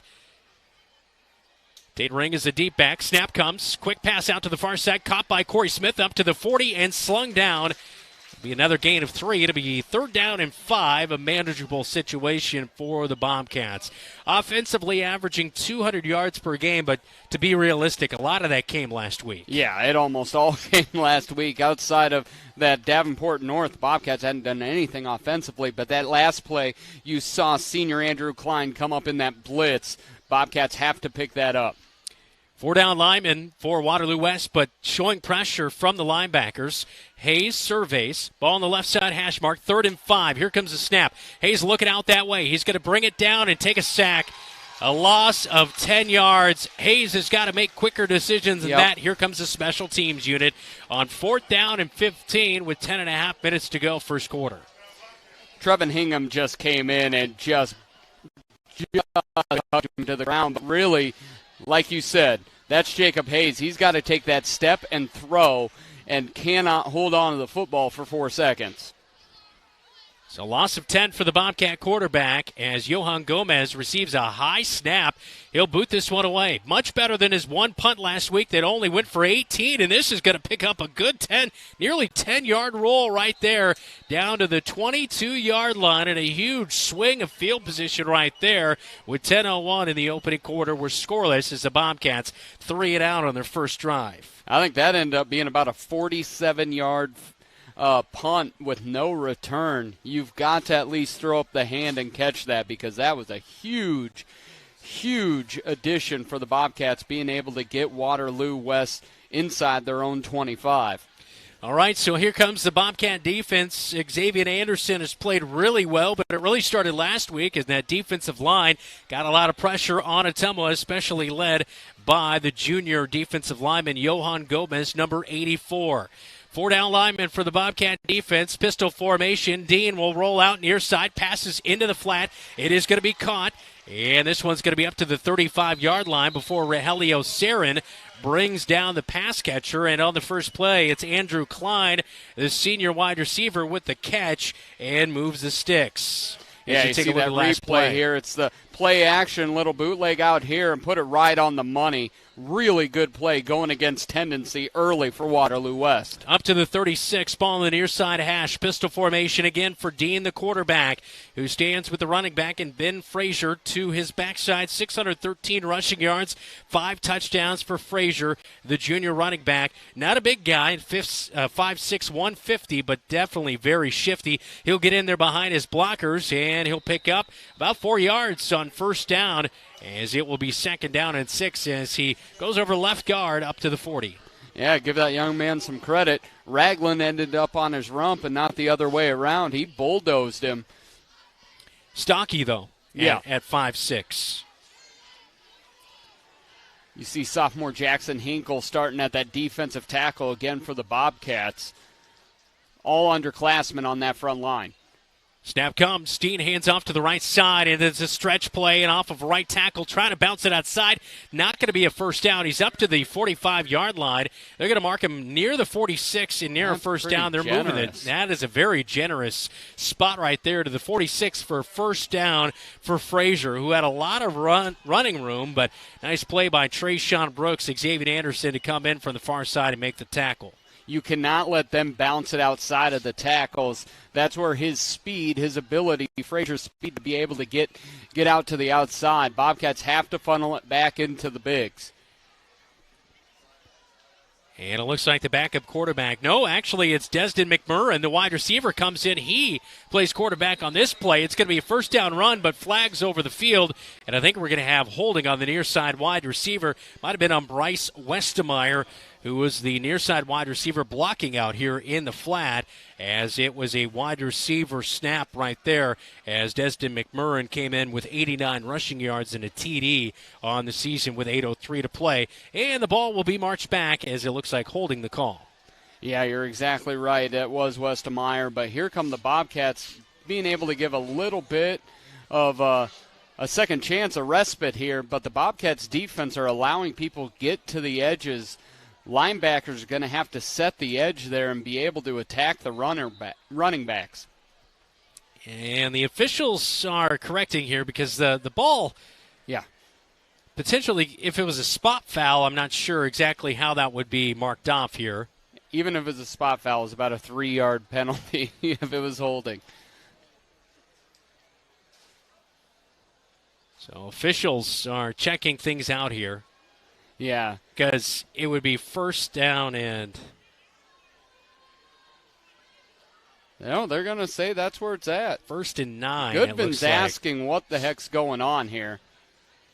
The spot is very poor. Yeah. Sorting things out here as Duncan Furch, defensive coordinator, is also partially out onto the field here. Well, because they have the spot off by quite a bit, but it looks like that's where we're playing. Flag came in around the 45, so you would think it would be back at the 45. Yeah, and it was where it was angled back where the block was around the 49 or so. All right, so 1st and 9, and now the Bobcats jump offside. Ignacio Macias with an undisciplined play, unfortunately, will cost the Bobcats 5 yards. So it's going to be 1st and 4 yards to go for Waterloo West. And this is where last week we saw such intensity and discipline. This week, a little bit of hiccups here to start out. Still pistol formation for Brady Dean, the junior signal caller. 7:43 and counting in the opening quarter. Handoff right up the gut, and there to make the tackle. Nice play. We haven't seen him for a couple of weeks, but Owen Eaton, the junior, will make the tackle, and it's going to be 2nd down and about 2 yards to go. Yeah, Eaton just swallowed him up. Yeah, Moorman was on the carry right there. The senior running back came in 110 yards and a touchdown on the season. Frazier's back in there. He'll stand and block, but Xavier Anderson shoots in, unblocked the outside linebacker with a sack, back over the 45-yard line and back at the 43. A huge play defensively for the Cats to force a long 3rd down and 14. Here's the replay. Here you see it as Xavier's coming off that top side, and the running back never saw him and just picks up his 3rd and a half sack of the year. Great job from the Bobcats, but yeah, that looked to be Frazier just did not see him blitzing, looking to pick up that double team inside and just laid him to the quarterback. Huge play right there for the defense to get their 7th sack of the season. And they'll come out to the near side, and the Bobcats do a nice job to range in. Corey Smith and Rogelio Sarin make the tackle as the ball is caught by Bryce Westemeyer, and he's up just past the original line of scrimmage, so it's a gain of about 4 yards, but it'll be 4th down and 9, and good pursuit to the ball. Head coach Adam Goodin talked that was their goal this week in practice, was all 11 guys flow into the ball carrier. They don't want any missed tackles here tonight. And that's exactly what you saw. That Owen Eaton play two plays earlier, able to get that short stop right in front of the first down, and then a sack, and then a great coverage there on the 3rd down play. Kuzero Brooks back to return the punt. It's a good one. Inside the 20, caught by Kuzero. He's up to the 25 and pushed out of bounds just shy of the 30 with 5:48 in the opening quarter. So both teams 3 and out on their first drive of the night. It results in a punt. There is a flag at the 30. We'll see exactly what that is. That is unfortunately what looks to be a block in the back area. That's usually what those flags mean, but we'll see as the officials will get together and talk this one out as a flag thrown at the 30-yard line. But a good punt right there by Wesley Evans. Actually, was that Alan Diedick? I'm not sure if that was Wesley Evans on the punt. Anyway, a good punt right there. Evans, the normal punter. And Tasman Murdoch punted last week. He had 8 punts, 29 yards. As 10-yard penalty on the Bobcats. 10-yard penalty. Was it a block in the back? I did not see the call right there. Holding was the call, so it's back inside the 20 at the 19-yard line is where the Bobcats will start here on this drive. Hayes calls for it. Swing out to one of his favorite targets in Kuzero, but he's wrapped up in the backfield for a loss of 2 yards. Back to the 17, maybe 2nd down and 12 for the Bobcats. As we'll approach near 5 minutes to play in this opening quarter, play still scoreless between the Wahawks and the Bobcats. And you see that trio of linebackers doing a nice job sideline to sideline for McMurrin, Klein, and Baller. Bobcats, you test them in the flats, see if you can go over top. Hayes in the shotgun. 3 wide receiver set. Wingback is Kuzero. He's just a little bit off the left edge of that offensive line. Direct snap to Tate Rang, and he breaks a few initial tackles. He's going to push up near the 24-yard line, and so he gets back some of that lost yardage to bring up a more manageable 3rd down and 5 for the Bobcats as the ball's sitting on the left hash mark as the Bobcats, again, driving to that southwest end zone here tonight at Memorial Stadium. You see what the Bobcats are trying to do. The offensive line's been an issue all year, so what do? Quick passes out. You do direct snaps, all those things that speed up the Bobcats offense moving forward. Pistol formation for the Bobcats. Low snap, roll out to the near side in the flat. They hit Kuzero. He's up to the 30. He's got a 1st down, and it's a connection of 7 yards to move the sticks as Kuzero gets the connection from Jacob Hayes, who loves to hit the senior wingback. Yeah, that is that play. You see the play. It's a nice little play action. Fake it to Tate, get out, just nice and easy right to number 4. Caleb's able to run through that tackle he gets brought down, but he's able to move forward, get it out to the 31. Trayshawn Brooks on the top of your screen, leading the team in receptions with 13 coming into the night. Hand off, Tate Ring bounces out right tackle, but boy, there are 4 Wahawks right there to bring him down in the backfield. Coming up, making the tackle, Desden McMurrin. He's the team leader in tackles coming in on the night, 25, and it's a loss of 1 yard back to the 30, 2nd and 11. Yeah, running over to that side of the French connection, but it just really just got brought in on that side. Bobcats, I really think when you go against tendency is another way that you can help your offensive line by throwing early, running late. Kuzero comes in motion, snap comes, screenplay, and right there in the middle of things, I believe that's Corey. No, it is going to be the wingback. It's a little Xavier. Extracurricular activity. Xavier Anderson gets a reception, and on 2nd down and 11, they do gain about 5 yards back, so it'll be 3rd down and 6 for the Bobcats. Ball resting near the right hash here, but that was a little too muddled up in the middle right there to get a whole lot of wiggle room for Xavier Anderson. You're still able to pick up 5, so it's almost like a run play, but it's good job on Coach Goodin. Mix it up, allow yourself to get quick hits to pick up yards. Anderson stands to the right of his quarterback at Hayes. Snap comes, it's low. He has to bring it up. Now he's going to scramble out to the near side and met at the line of scrimmage, and actually maybe a loss of about a half yard. It's going to be 4th down, and here comes the special teams unit with 2.5 minutes to go in the opening quarter. Both teams running the ball. Not a ton of passing early on here. Clock is ticking away, as we'll be near 2 minutes to go when Waterloo West will get the ball back here as Johan Gomez back out to punt. But ineffective offensively for both teams so far early on tonight. Sophomore Max Reed has really struggled with that snap. 3 or 4 have been very low that Hayes has to bend over to get. And the snap was coming, and it looked like timeout by Waterloo West before the snap. So a timeout will be called here. We'll get a timeout in as well. It's scoreless between the Wahawks and Bobcats on KFJB-TV. Don't let concerns about shifts in the market disrupt your long-term financial goals. Edward Jones financial advisor Zach Wall can help. He'll work with you on an investment strategy for long-term results. Edward Jones can give you the tools and knowledge for a steady approach to hitting your financial targets. Get started by giving Zach Wall a call at 641-752-3017 in Marshalltown or visiting edwardjones.com. Edward Jones, member SIPC.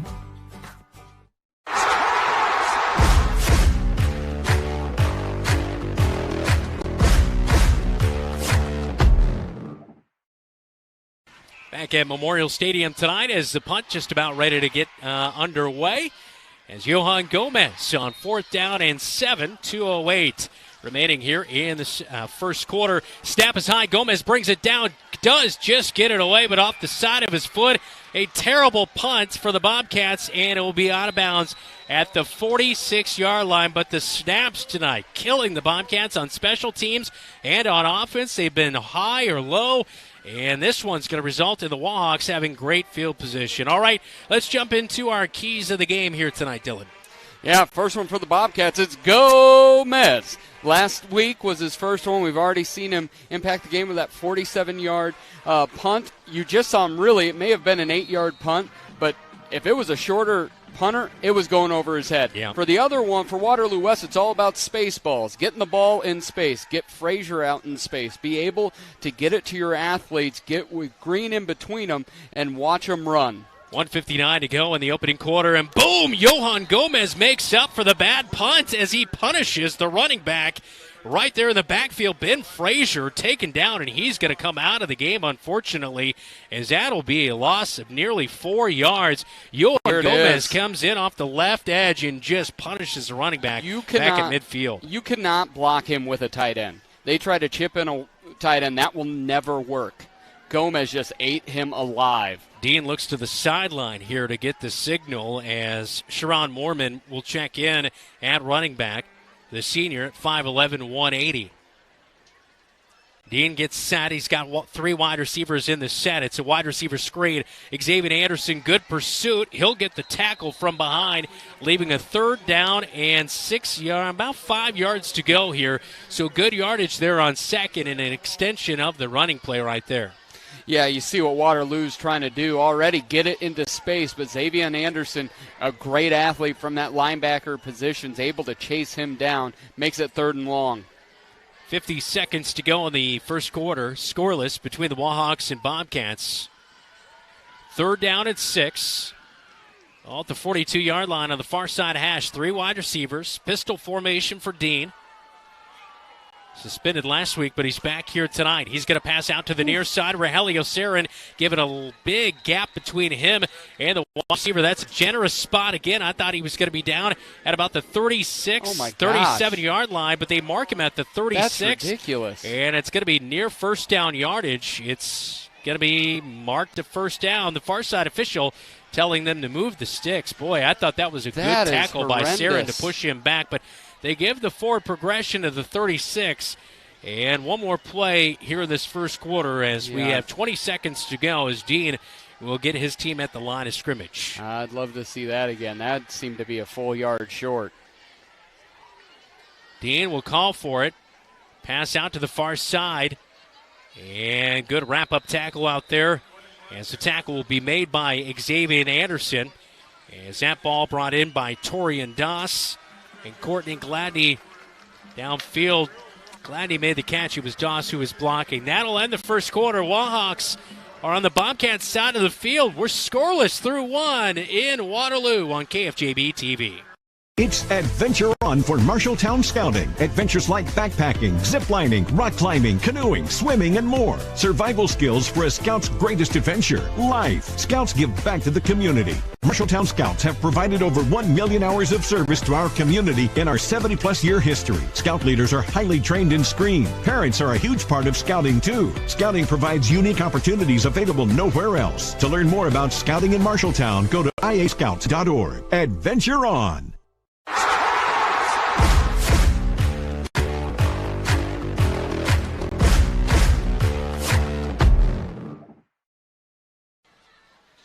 Beautiful night in Waterloo, 79 right now in clear skies. Get a look at that shot.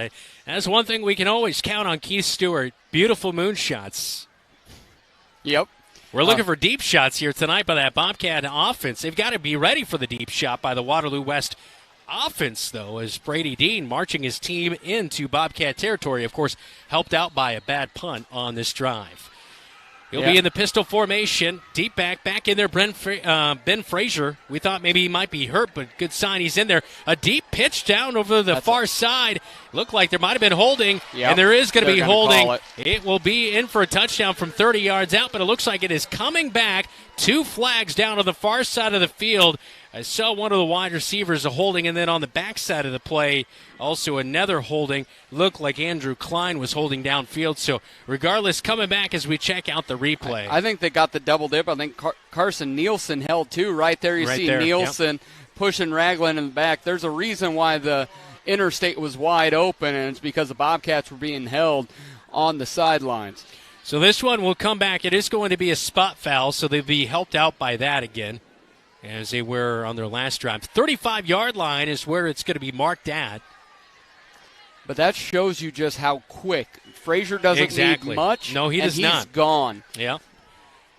Little seam, and he shot out of there. 11:52, second quarter. 2nd down and 9 after the holding call. In Bobcat territory at the 35-yard line, far side hash. Dean claps for it, and he'll extend the handoff to the near side. Corey Smith comes up, makes the tackle. Ragland finishes off from behind, and a flag's going to fly in on the backside there. Are they going to get Ragland for piling on? They're going to call face mask, and that has to be on Corey underneath. Did not see that. I didn't either. They can't be calling it on Ragland. I just thought there was a near side official here, and I did not see, the flag came from the backside there. Interesting, but I don't know if we'll see the replay on this or not, but pistol formation for Dean here as just an incidental 5-yard penalty there. So 2nd down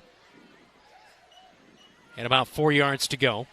And for our listeners, that still exists here at the high school level, though it doesn't at the upper levels. And the offense will run to the near side. Corey Smith with a good wrap-up tackle again, and it looks like they might be short of the first down. As good pursuit by the Bobcat defense right there. Bobcats saying the ball popped out late, but I think it was just taken out of there late. So 11 minutes and counting in the second quarter. It'll be a short 3rd down and 1 yard to go for Waterloo West. They need to get to the 31 for the first down. Bobcats defense has done a tremendous job of making tackles. When they get there, they're not missing tackles in space. Continues to try to slow down this Wahawk offense. Bring a man in motion, trying to get the Bobcats offside, and it looked like Xavier Anderson jumped over the line of scrimmage. And that will be a 5-yard penalty and a first down. Well, that was pretty quick, though. It looked like he jumped right back, but might have got somebody to flinch down there on that offensive line, and so there'll be a first down for Waterloo West as they get near the red zone at the 22-yard line, it looks to be. On the near side hash, Frazier in the backfield. I think the Wahawks may be throwing off of this. This has kind of been, they've been running running. I wouldn't look for the slant from Gladney Yep. here. That's kind of, it just seems like that's what might be coming right here. He's going to run it out. They're going to go to him. Throw is short, and he'll have to hit the turf. And he'll be down inside the 20 at the 18-yard line. Gain of a few yards right there as Courtney Gladney with his 5th reception of the season as he picks that one up right there. And you can tell the Bobcats are coaching to allow the corners to sag off, and when you see the ball in the air, then you attack. And we've seen a little bit of Dean. The throws out to the flat haven't always had a ton of zip on him. If he gets a little lazy on one of those out routes, you could see a pick six going the other way. Bobcats showing pressure here. They'll run with Frazier.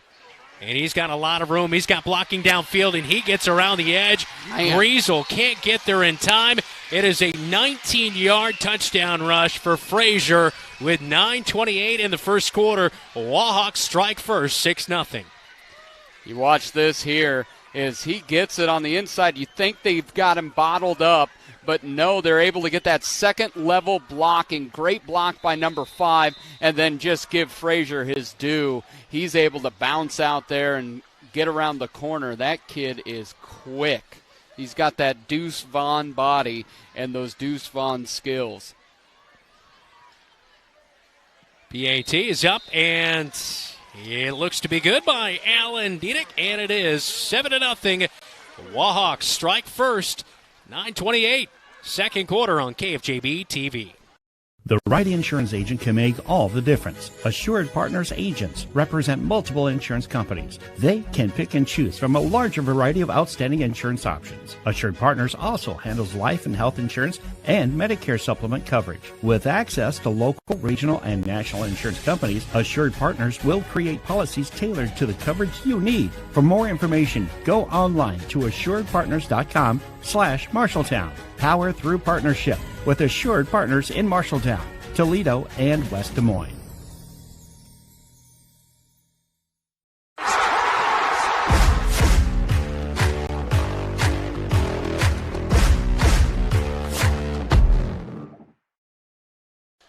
A 46-yard drive punched in a 19-yard touchdown by the running back in Ben Frazier, the junior, with his 6th rushing touchdown on the season.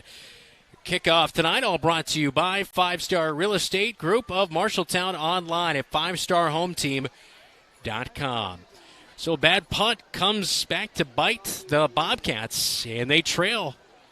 And I think that punt was even a good one based on the snap way exactly. over his You're head. saving him, Yeah. Yep. That is true. Trayshawn Brooks, Tate Ring back to return.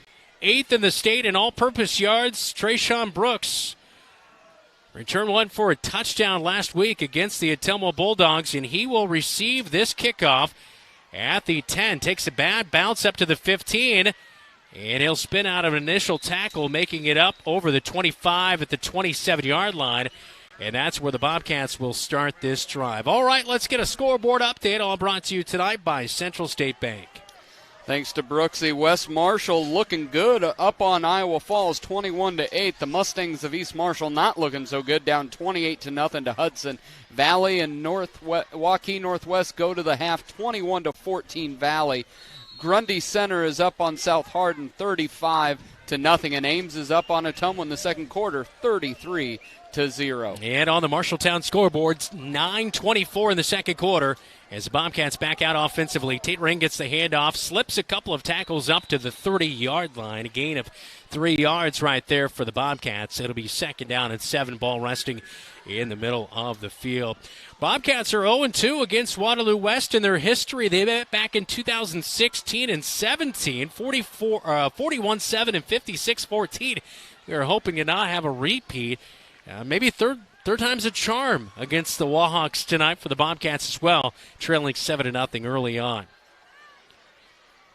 Ring the back. In the pistol formation is Hayes. Low snap again, swing out pass. There goes Tate Ring, nowhere to work, and it's a loss of 1. Bring up a long 3rd down and 8. Boy, just some of those extension plays. They are, Waterloo West, you got to give them credit. They are pursuing well on the edge of football. Well, and it's one of those, that quick play did not develop quickly. It was a little robotic. It was a little bit of a slow windup. Low snap probably did not help, though. Another low snap, and that's where traditionally when you have offensive line that's struggling to block, you like to be in that pistol, give Jacob a couple yards, but we are struggling just to get the ball there to him, let alone being able to get it to the outside. Corey Smith, Trey Brooks, one of those outside playmakers. 3rd and 9. It was actually a loss of 2 yards. Good snap here. Pass. And I think intentionally thrown short right there, because if that was to Trayshawn Brooks, that was going to be an interception right there. Waterloo West had 2 guys in coverage. It was knocked down at the line, and thank goodness it was knocked down on the line, because Klein was going for 6. Well, the Bobcats scored in week 1 and 3 and 5. Yeah. Shut out in week 2 and 4. We hope that the trend does not continue here tonight. But punt on the 3 first drives of the game. Good snap.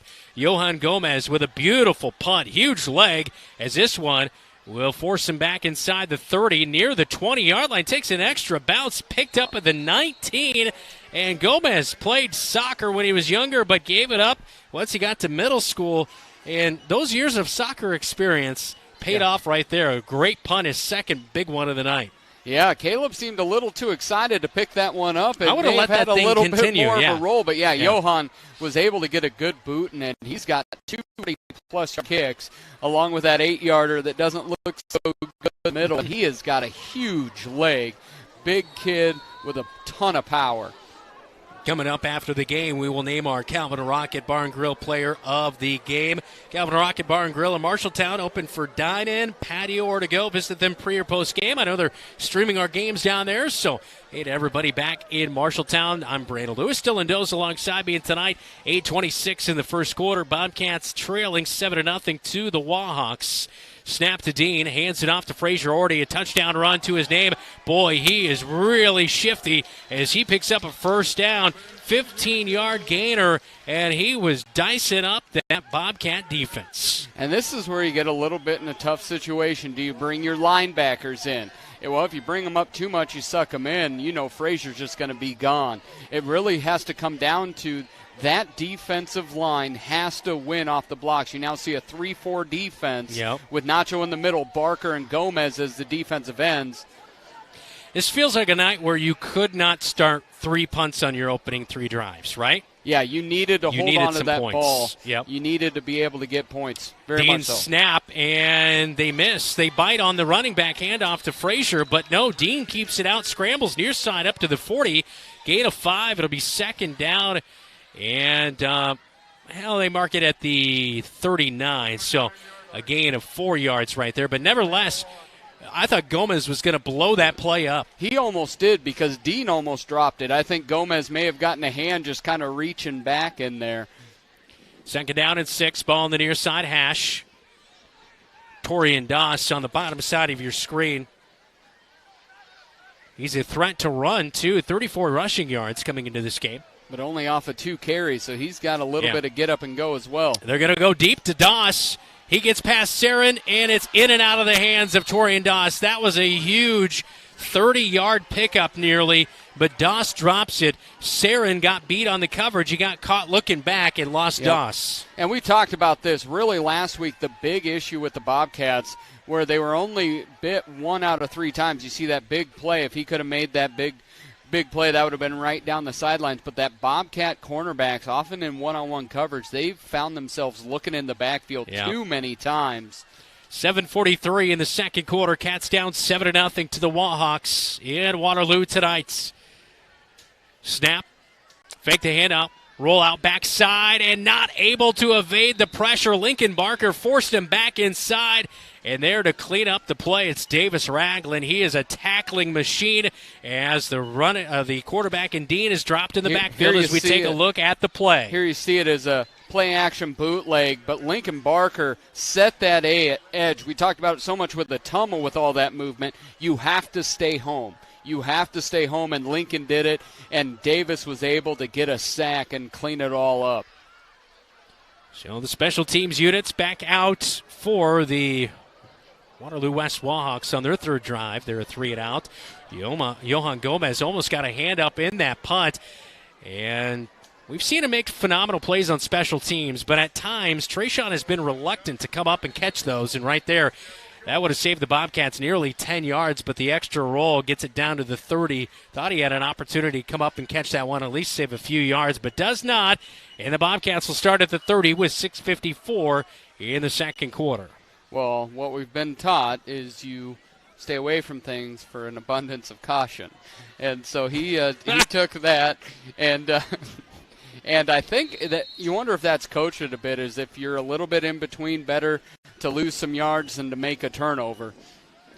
So the Bobcats trying to find the end zone for the first time here tonight. They'll start up their fourth drive on their own 31-yard line. Ball on the far side hash. Jacob Hayes, quick pass out to Trayshawn Brooks. And a good connection right there. Driven out of bounds shy of the 40 at the 39-yard line. So a pickup of 8 yards. It'll be second down and 2. I just love you see this real quick, very quick, one-step drop, get it out to Trey. And Trey's able to pick up 8 on that first down. Again, we talk about go against tendency. You get the Wahawks a little bit on their back heels, being able to pick up 8. Now it's 2nd and 2. You can look at doing a lot of different things here. Wouldn't be surprised at a direct snap. Trayshawn now on the bottom side of your screen. 3 wide receiver set. Design quarterback run. And Jacob Hayes will have the first down as he is over the 42-yard line to move the sticks as he gains 3. And that is a good sign right there. The first, or maybe that's the second first down of the game. But nevertheless, the Bobcats have not been moving it at ease against Waterloo West tonight. No, right now they're sitting at about 22 yards of total offense. Jacob Hayes is 6 of 7 throwing the football, but it's for 18 yards, 3 yards of completion. Everything's been right around the line. This is if you get any time, do you try to get a streaking Brooks up the sideline. 6:20 and counting. And another play again as Jacob Hayes will run it off of right guard. And he's pushed back, the ball pushed out of there. It's been a little chippy here tonight. I wouldn't say, full-fledged see a fight, but definitely we have playing seen through fights the whistle. up here before. Yeah, we have seen fights up here before. Second down and 6, although that was with a different Waterloo team. Yes, but that also ended up with a Bobcat getting kicked out. There wasn't much of a fight, though. So we were not victims in that situation. Second down and 6. 5:44 and counting second quarter. Pistol formation. Pressure being shown, and I'm not sure. Offsides. We saw moving close and might have kind of baited the Bobcats into a little bit of motion on that line. We'll see exactly what the call is here as Waterloo West looks like, yes, they are on us. Going to be moving the ball up there. It was a little unsure at first, but the Bobcats going to be in Waterloo West territory for the first time tonight at the 49. They need to get to the 48 for a first down. It is second down and 1. 5.5 minutes to go before halftime. And you wonder right here, do you do something where you go a play action, or do you just go right back to that quarterback run, which has picked up yards for you? Out of the pistol formation. They'll throw for a deep shot, overshot though. Man, that was a home run connection right there. You could just see it develop, but Jacob Hayes put a little bit too much on that one. Got to get a little more air underneath that one. And the clock will stop at 5:14 in the second quarters. We took a look at this play right here.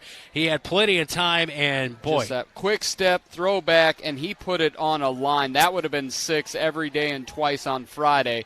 But just that, Jacob comes at 3/4, and he does it, and that enables him to get it in there, but doesn't get enough air under it, and out throws Trey by a yard. Kyle Smith on the near side, on the bottom side of your screen. The sophomores checked in at wide receiver. Bobcats go up the gut. Another run with the quarterback, and Jacob Hayes.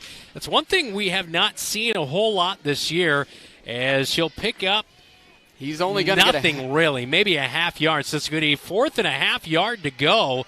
You got to go for it. Got to go for it. The Bobcat offense has not really done a whole lot here tonight. 3 punts on their opening drives. And we'll see if they can get the first down right here. I think we see Jacob Hayes underneath center this time and try to push forward for that first down. Jacob's 6'3", but he's got to be 5'8" running the football here. And he gets stuffed at the line of scrimmage, but keeps on piling ahead, and the Bobcat pile will get him just enough. He's going to be moved along for the first down to the 47-yard line, and that will be just enough for the first down as the clock will stop at 4:27 here in the second quarter. Jacob is doing a lot of good things here, but one thing he has not done well on these quarterback runs is he stays 6'3". He stays upright, and a lot of surface area to get hit. He's got to get himself. low, and you got to get yourself You got to low. get in a gap. Well, that's the biggest thing. You either go left, right, or center, and you figure out exactly what you're doing. He just kind of, you're right. He stood up and just kind of hoping they got pushed forward, and the Bobcats got just enough. Pistol formation. And it's a reverse. Trayshawn Brooks will get it. He was looking to throw. He'll bring it down, and he turns nothing into a little bit of something over the 45 down to the 43-yard line. So it's going to be a gain of 4. It'll be second down and 6. But he was looking to pass downfield. That is for sure. I think he was looking, as you see here, you get that reverse, and they've run that before. You looked like they wanted to go Trey Ring. He had Tate Ring wide open, but I don't think he had enough time to pass that one. And was struggling. He needed the Tim Tebow jump pass there. That's right. I don't know if Trey's got that in his bag quite yet. 3:20 in the second quarter. Kuzero in motion. It'll be a handoff to Xavier Anderson. He'll put his head down and get to the 40. And a 3-yard gain. It'll be third down and 3 yards to go for the Bobcats as they are in Wahawk territory.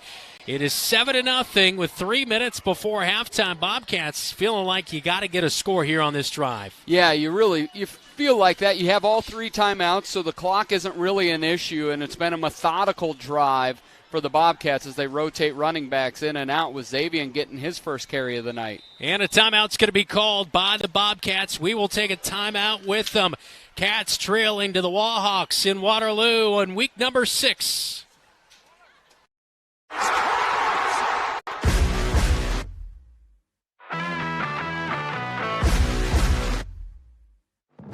Pushed out of the pocket. Barker is chasing him. Can he get to him? Wade throws late over the middle of the field. Is it picked? Do the Bobcats have it? Yeah, they do!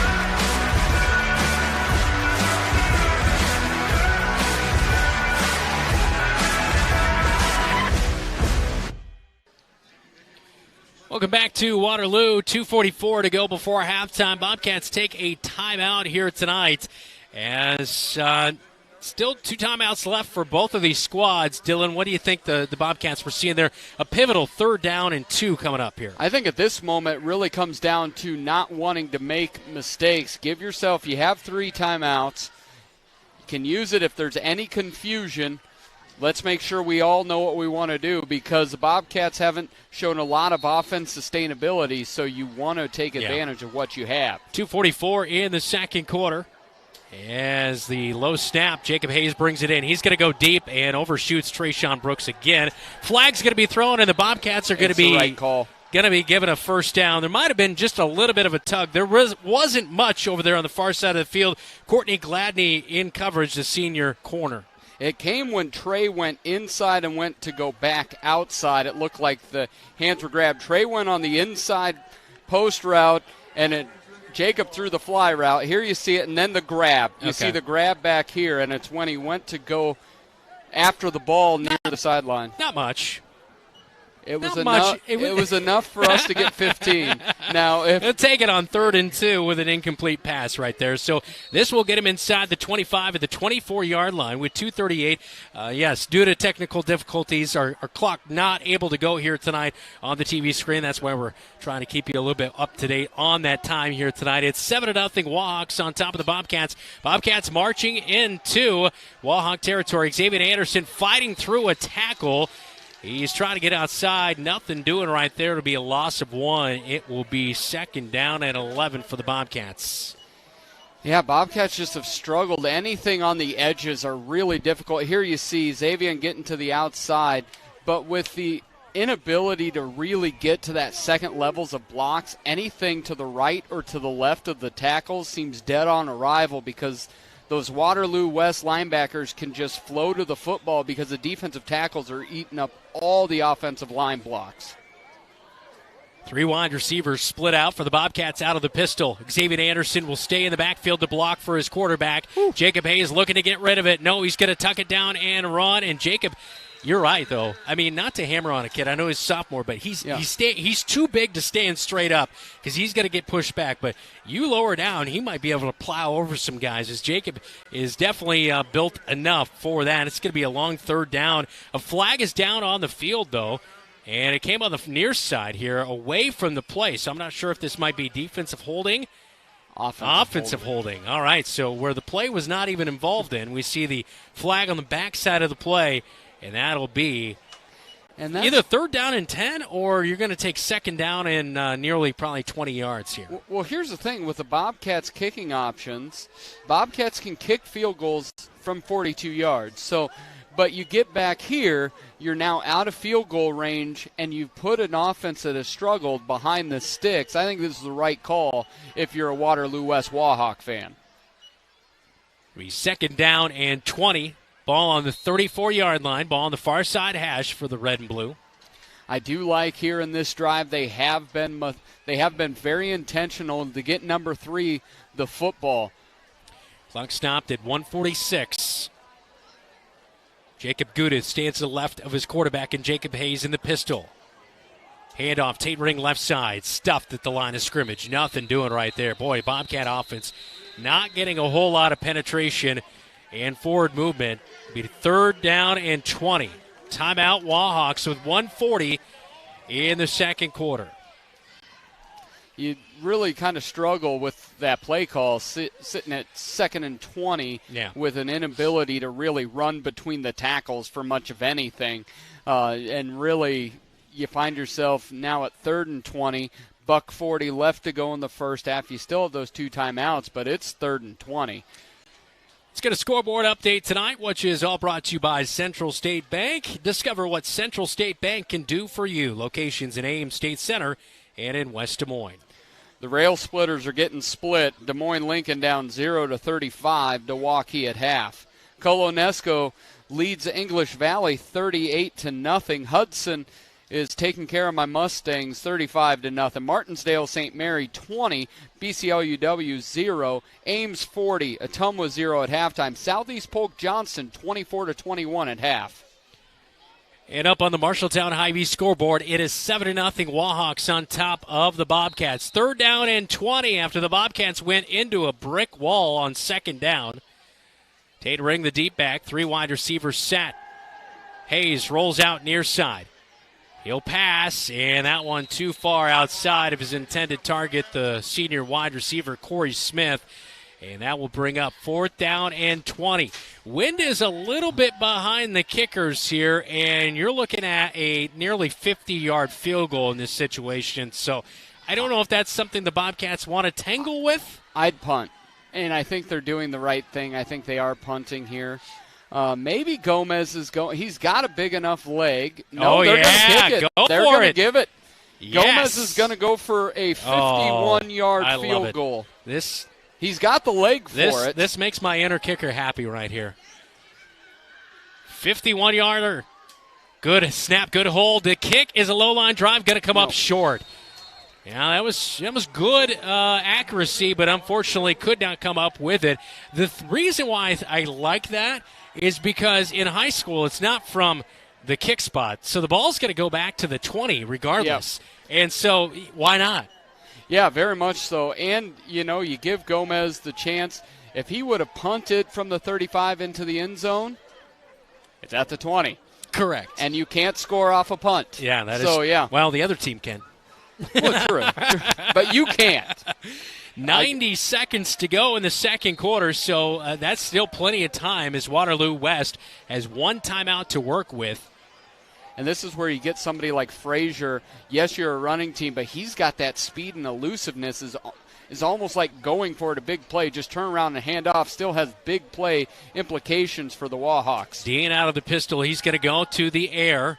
He rolls out near side, kind of pumping it, and he will throw it onto the track. Incomplete. Second down and 10 as just 6 seconds come off the clock.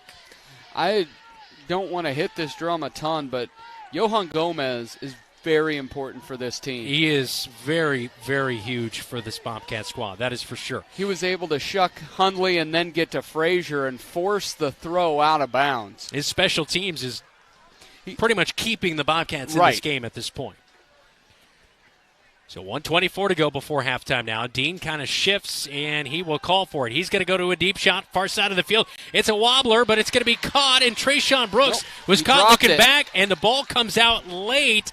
It is going to be incomplete according to the officials on the far sideline. They were there to see it. Deshaun Kemp was the intended target. As we look at this play, a 4 wide receiver set. You see the ball up. It seems Trey really struggled tracking that ball, got turned around, but when he went to the ground, could not complete the catch. Little bit of Willie Mays on the sideline, could not get it over the shoulder. 1:18 still to go before halftime. 3rd down and 10. Bobcats might get a chance to get this ball back again if they're able to get pressure. Bobcats did a nice job with that 3-4-man front getting pressure tonight. They'll hand it off to Frazier, and he'll be extended. He's juking a few Bobcats and able to follow his blocks. It's nearly a 1st down run. It'll be 4th down as a timeout comes in here with 1:04 to go before halftime. Bobcats will get this back. It is a 8-yard run. It will be 4th down and 2 as Frazier picked up really big yards. That was a scary run right there. He's very shifty. Yeah, he was able to get in there when you think you have him, and it looked 3 Bobcats there. He went a little bit sideways, fit into that phone booth, and about came out the other side. 7-0 up on the Marshalltown Hy-Vee scoreboard. We'll take a quick timeout with them. This is Bobcat football on KFJB-TV.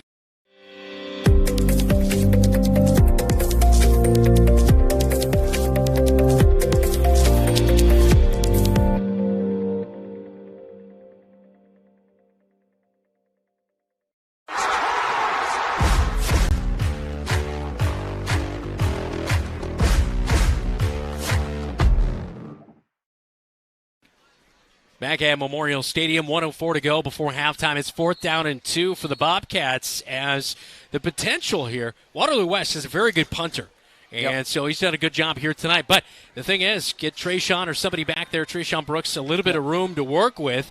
You never know. You've still got one more timeout to work with here before halftime. And it looks like Kusaro is going to be back to return this, so Trey's going to be up front. They're going for it. Trey's on the line. They're going to go on a wholesale 10 are going after Johan this Gomez almost got a hand in the last one. As Tasman Murdoch, he's got a big leg back there to punt. 8 punts last week, 29-yard per average. And the Bobcats get after it, but not able to get there. Kuzaro calls for the fair catch at the 40, and the Bobcats will have 58 seconds to try to tie this thing up before halftime. Yeah, and you like some of those things. I don't see running really being a part of it, but if they wanted to, there is a timeout left. You can tell that the Bobcats trust Johan's leg. They're going to try it. Any outside of 40, they'll try it. You know, the Bobcats got into Waterloo West territory, and you thought, okay, things are kind of coming together. But you look at it, Bobcats, 18 yards passing, 17 rushing. It's been just abysmal offensively here tonight. We'll see here this next play here what the Bobcats seek to do. Are they going to go near side? And Hayes fakes the handoff. He's looking to pass. He's got Kuzaro wide open, but he has to come back for the ball, and it's incomplete. If he led Kuzaro, that is 6 on the board. Flag flies on the near side, and we'll see what it's on right here as the official on the near side goes to pick this one up. Ineligible man downfield. Illegal man downfield on the Bobcats. But Jacobs got to get rid of this right now. Now. Yep. He was 2 seconds too late because he had that wheel route for 6. He's got to get rid of the football. Because then Kuzaro had to come back to it, and then by that time, your offensive linemen are kind of working their way down thinking, okay, we've got to get rid of this ball already. So, yeah. And that's the sophomore. The one thing, he's a beat slow. He's got to get that ball out right away. Because Kuzaro, it wasn't like he was waiting to get open. He was open. That thing was right there. Yep. We'll see what the Bobcats do here on 1st and 15. 51 seconds to go before halftime. Quick pass out to Corey Smith, but 3 Wahawks are there right away, and Corey Smith will go out of bounds. A 1-yard gain. It'll be 2nd down and 14.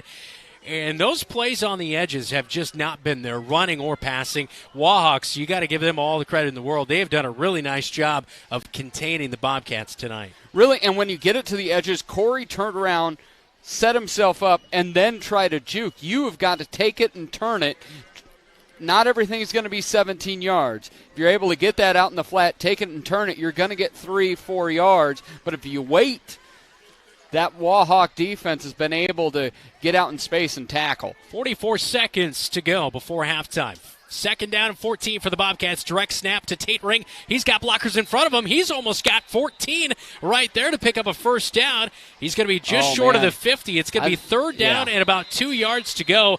And the Bobcats will call their last timeout here in the first half of action, as that was a nice play right there for the Bobcats to almost get the first down. Direct snap, that was low. Great job by Tate getting it. And he just rode behind Narvaez and the interior line, able to pick up quite a few yards. Great run for Tate Ring, getting the Bobcats in 3rd and short. That's a 14-yard pickup. Ring right now is 6 carries, 24 yards. Leads the Bobcats in rushing there. Longest play of the game. The Bobcats right now have 51 total yards of offense in the first half. The Wahawks are better, but not much, with 83 yards of total offense. This is our first defensive clash. Yeah, it really is. We've seen 6 punts, a touchdown, and a missed field goal. Bobcats will kick off to start that second half. So Bobcats looking, hey, can they get a little bit of momentum? Can they get into field goal range? 32 seconds to go before halftime. Bobcats with a full house in the backfield. 2 wide receivers split out. Corey Smith on the bottom side of your screen. 100 yards last week receiving. Trayshawn's open. He's got a first down to the 40 and push back. A big gain on 3rd down and 2 as he picks up 14. That will move the sticks with 26 seconds to go before halftime. Bobcats in Wahawk territory. Looks like Jacob Hayes is going to get under center and spike this thing and stop the clock at 23 seconds. Yeah, it was a nice job. Is that in high school, it's going to start when the chains are set. Bobcats were ready probably 3 seconds before the chains were ready. Nice job, everybody getting set and being able to clock it with 23.2 seconds left to go here in the first half. Bobcats are on the edge of field goal range. I say another 10 yards and they'll be in Gomez's range. I would say definitely the 25-yard line or so would be the target to feel real good about your chances of getting something on the board. Quick pass out again to Trayshawn Brooks. Sneaks out of bounds at the 30 and inside at the 28-yard line. So that's going to be close to a first down. I think that's going to move the chains. It'll be 1st down and 10 at the 28-yard line with 18 seconds to go. Yeah, right now you see Trey right here. It's just that quick one-step, throw it. One-step throw it. That's where Jacobs had all his success tonight. It's when he pats the ball, holds on to it, that he's been ineffective. Pistol formation for the Bobcats. They keep some extra blockers in there. Trayshawn was open. Corey Smith to the near side. He's going to work back to the ball. Great play right there. The Corey Smith senior at the 15. He said he caught it, but official says no, incomplete. 10 seconds to go before halftime. Yeah, you could see the juggle. He didn't catch it cleanly as he was coming back. It seemed maybe he caught it higher up on the shoulder pad. Thought the senior had a big play right there. It was a great heads-up play to work himself back towards the ball right there. Yeah, you see this right out here. Jacob does a nice job of keeping it alive, able to throw it there, get it right on the money, and you can tell, he juggled just juggling it just a little bit. Great job, though. You love the way he worked back to the ball to help his sophomore quarterback out. All right, so in the pistol formation again, 2 wide receiver set. Wingback is in there. Kuzaro, he stays in. Deep shot down the right side of the field. That one's going to be caught in the end zone. And it is incomplete. I thought that was going to be caught by the Wahawks. He did for not. an interception by Courtney Gladdy on the coverage over there. I thought that thing was wobbling around, going to be caught by the Wahawks. But no, it is incomplete, luckily. Bring up 3rd down. Wahawks were playing that 2-deep zone coverage, that umbrella. Jacob didn't even see it. He thought he had man-on-man coverage. Yeah. 3rd down and 10. And the Bobcats got to kick a field goal with just 5 seconds here. 45-yard field goal on the way. That looks good, and it is. Got to be in there. Johan Gomez. As time expires in the first half, it is a 45-yard field goal to get the Bobcats on the board And finally, not shut out in the first half. They'll take a 4-point lead to the break to the Wahawks. That's a big, big booster. He hit that thing beautifully. That might have been good from 51. He got enough air underneath, got some pressure, but split the uprights. Huge play as the Bobcats get that score right at halftime. 45-yard field goal, and that thing was, definitely probably 50 would have been the max, but definitely plenty of leg behind that one as the Bobcats head to the locker room. Finally on the board as the band getting ready to take the field here at Memorial Stadium. This is Bobcat football. You're watching KFJB-TV. You look forward to retirement as your time to relax. But now that it's here, turns out relaxation is overrated and you'd rather get back to work with an idea of your own. Wells Fargo Advisors can help. For more than 125 years, we've created wealth management and investment strategies aimed at achieving our clients' personal financial goals. When retirement plans change course, turn to Wells Fargo Advisors. Together, we'll go far. Wells Fargo Advisors is located at 14 East South Ridge Road in Marshalltown. Call them at 641-752-5401. They're a member SIPC. As you walk inside, you know right away the place for fun is Wayward Social. There's always plenty of bowling action, so plan for your next outing to include bowling at Wayward Social. Also, meet your friends at their outdoor patio, Gutter Point, for lunch, dinner, or your favorite beverages. Daily lunch specials, Monday through Friday, including endless pizza by the slice. You choose the toppings. Wayward Social is now open at 11:30 a.m., 7 days a week. Wayward Social, South 6th Street, Marshalltown.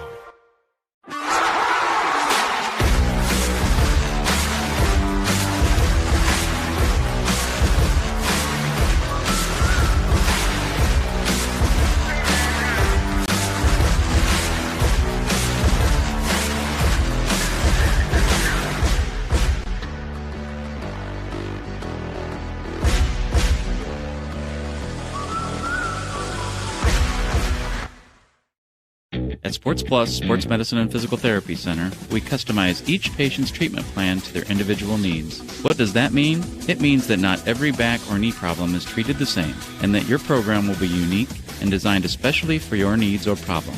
This improves how quickly you will return to work or sports. The Sports Plus staff is encouraging and takes pride in your successful recovery. This is just one more reason why champions choose Sports Plus Physical Therapy as their favorite place to rehabilitate and train.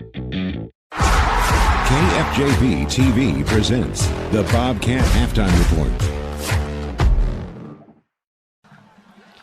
At the break, it's 7-3 as the Bobcats trailing by 4. They get a 45-yard field goal just as time expired in the first half by Johan Gomez.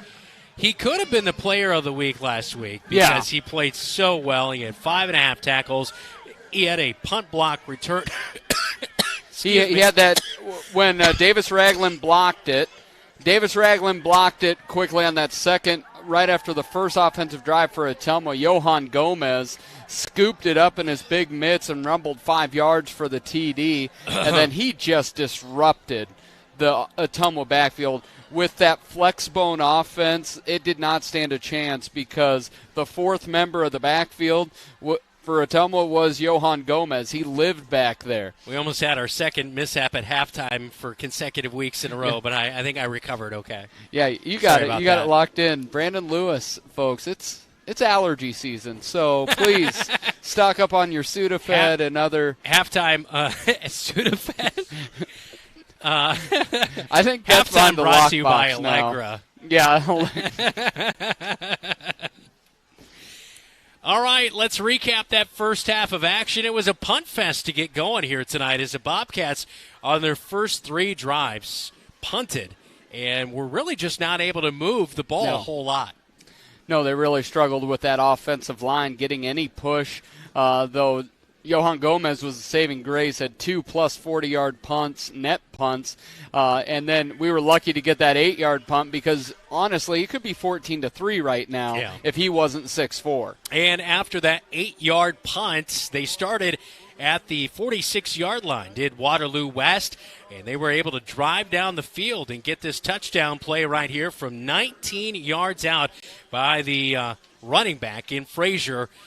as they just extended that ball out there. And once he got the corner past Griesel, he was in for 6. Once you give him a little bit of seam, he's going to take it and literally run with it. And there, Griesel, he got caught looking at him and kind of trailing Kusero. He didn't get to the edge to that open space to be able to meet him there. The junior's got to be able to get past overside of that and be able to knock down Frazier there, but that's always easier said than done. Muhammad Ali didn't even hit Frazier every time. Bobcats would punt on their next drive, as well as Waterloo West. They would answer back with a punt of their own. Bobcats missed a field goal on their 4th drive of the night, as that one was a long field goal by Johan Gomez. Not able to get that one. And what was that one, like a 35 or so? The first kick was about a 35 or so, right in that range. 51-yard. Oh, that was the 51-yard. That was the 51-yard attempt, and he just got it too low. He tried to drive it there and didn't get any lift off of that. Yeah, so 51-yard field goal was missed at that point in time. Meanwhile, Waterloo West on their next drive, they would punt it back to the Bobcats, and the Bobcats would use the remaining, about almost 5 minutes to go before halftime. They would use all that time and get down inside Wahawk territory and end the first half on this field goal by Johan Gomez, which was a huge play. Yeah, where he tried to drive it real low, this time he just said, I'm going to have my grown man leg and I'm going to kick it as hard and high as I can, and it went the full 45 plus some. Coming up on our halftime coverage from Memorial Stadium in Waterloo, we will talk about Dylan's birthday, and we will get the first half stats and halftime adjustments. This is Bobcat Football. You're watching KFJB-TV. You should never have to wait after ordering new appliances. At Pence Appliance, you wouldn't. With an incredible selection in stock and ready to install today. Our friendly team is here to help you pick the perfect set to match your style. And let our professional technicians install and set up your new appliances, often delivering the very next day. Stop in today, see all the new features, and find your new look at Pence Appliance. For sales and service of everything appliance, go see the Pence team. You'll find the perfect mattress for you at McGregors Furniture and Mattress. You choose the firmness, comfort, and support level, all at a great price. McGregors always has a great selection of sofas, recliners, dining room, and bedroom furniture to help you live and relax in comfort and style. Their staff will help you find just what you're looking for. McGregors Furniture and Mattress, downtown Marshalltown, is open 7 days a week. They're proud to support Bobcat Athletics. KFJB-TV presents the Bobcat Halftime Report. Waterloo West Marching Band out at halftime. Dancing with the Stars or something? I'm not sure what the theme is. It is. I don't know. I'm never good. I just ask my son or my wife, and they tell me what things are. We do know that there are stars and sparkles. Yeah, there's stars in the crowd. There's tonight, stars in the press box. Yeah, well, micro celebrities, really. Yes. Very, very, very niche celebrities. And with that said, be sure to hit the like and subscribe button. Oh, gracious. Thanks so much for joining us here tonight. Let's get a scoreboard updates, as all brought to you by Central State Bank. Yeah, there's some good games out there, and then there's some kick-ins. And one of those kick-ins is Ames over Ottumwa. It's 40-0 at the half. That's the second week in a row Ottumwa's given up 40 in the first half. The East Marshall Mustangs are not galloping freely. They're down 49-0 to Hudson. Newton leads Pella 7-3 at half. Nevada leads Knoxville 36-0. Valley and Waukee Northwest are tied at 28 with 2 minutes left to go there in the third. Grundy Center is up 42-7 on South Hardin. West Marshall continues to lead Iowa Falls 21-8, and back to those halftime scores: Waukee 35, Des Moines Lincoln 0. And you also have Southeast Polk 24 and Johnson 21. That's a tight one. Yeah, that is for sure. All right, so we all got you a birthday card at the station.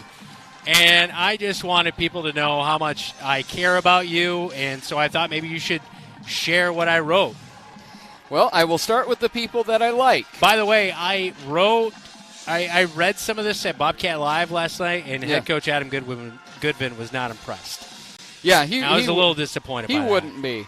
So I'm going to start with the things like Ashley. Happy birthday, Dylan. Well, Malia, that's an easy one. Happy birthday. Well, that's unoriginal. Then we have Hillary. Happy birthday, Dylan. I hope you have a great one. Well. Then you go to Brian Lewis.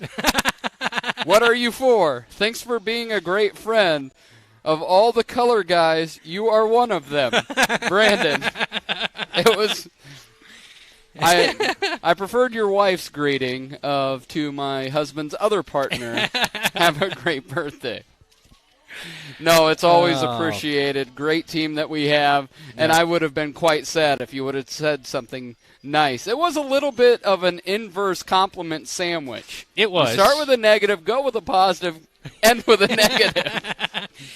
Oh, we love you. Yeah, it's great. We had a great time. I love being a part of it. 42, it's pretty good. Like I said, it's my Jackie Robinson year, which makes you Pee Wee Reese. Yeah, I'm Pee Wee Reese, and we're going to embrace in a nice hug after this broadcast. That's right. And maybe we'll play second base and shortstop at the major league level. Well, I think we should probably shoot for the Iowa Cub level first. Well, I said, like, the last time I talked about it being my year, when I turned 33, I called it my Jesus year because that was his last year, and I planted a church at 33. Oh, God. So I actually did something that way. Now it's my Jackie Robinson year. I'm ready to go to the Hall of Fame. Multi-sport athlete at UCLA right here. We are going to... We're gonna retire your microphone.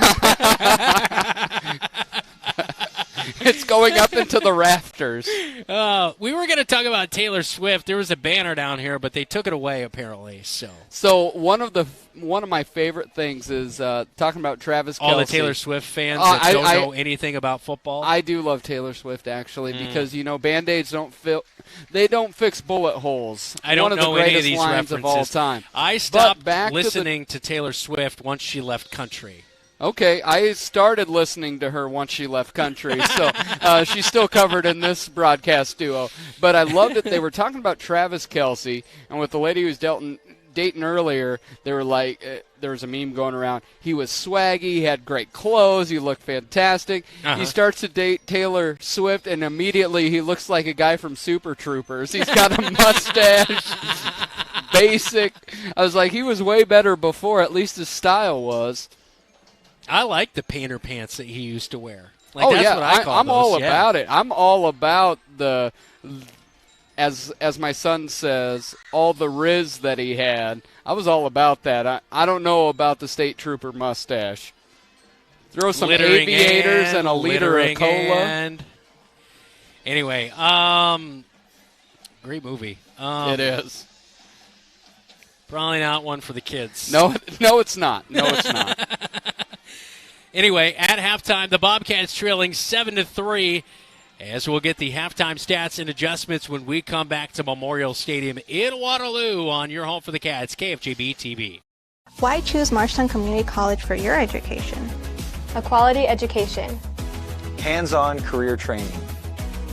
Convenient on-campus living. One-on-one attention from my instructors. Earning my AA degree and transferring to university, all while saving money. Why was MCC the right choice for me? The great student activities and the friends I met. 2 convenient locations and the option to take online classes.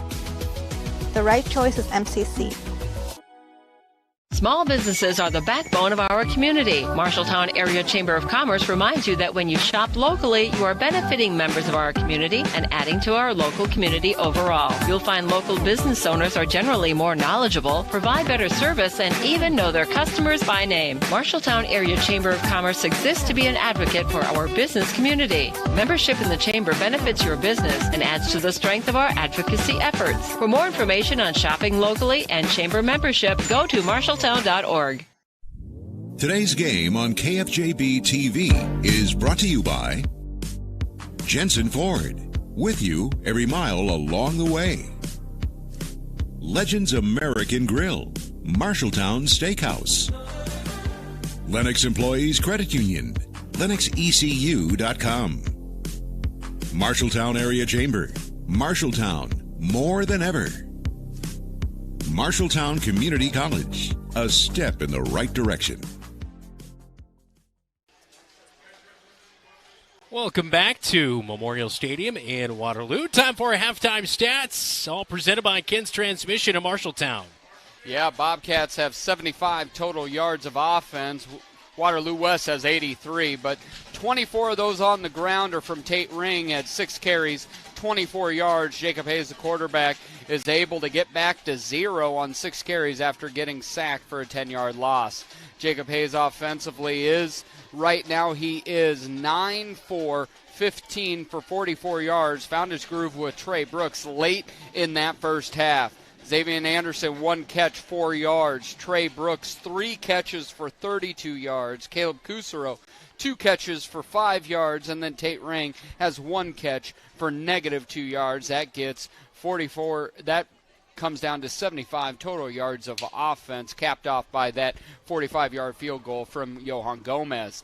Ben Frazier, the slick, small, quick back for Waterloo West, has 51 yards on 7 carries, but most importantly is that 19-yard touchdown run.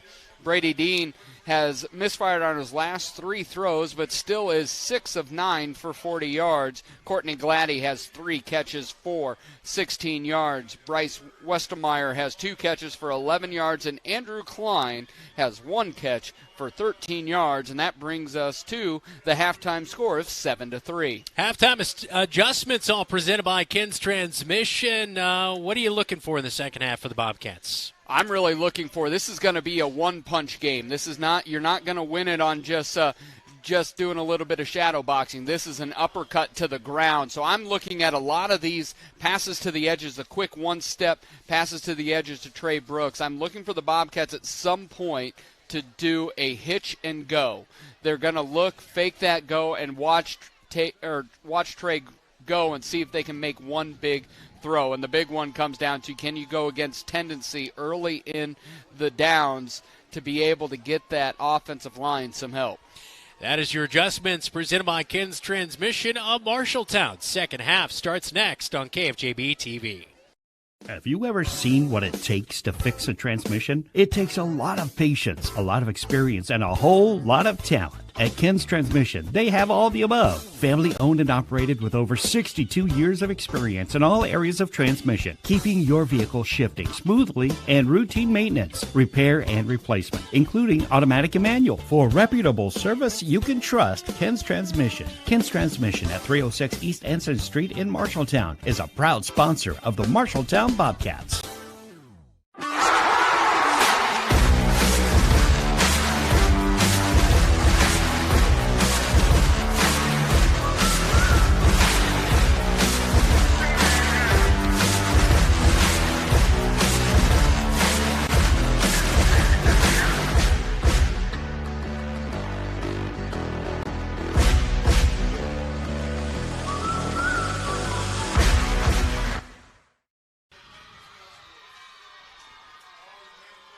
Look at that. Waterloo West.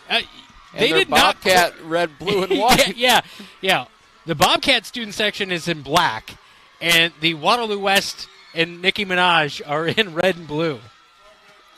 Yeah, it makes perfect sense to me.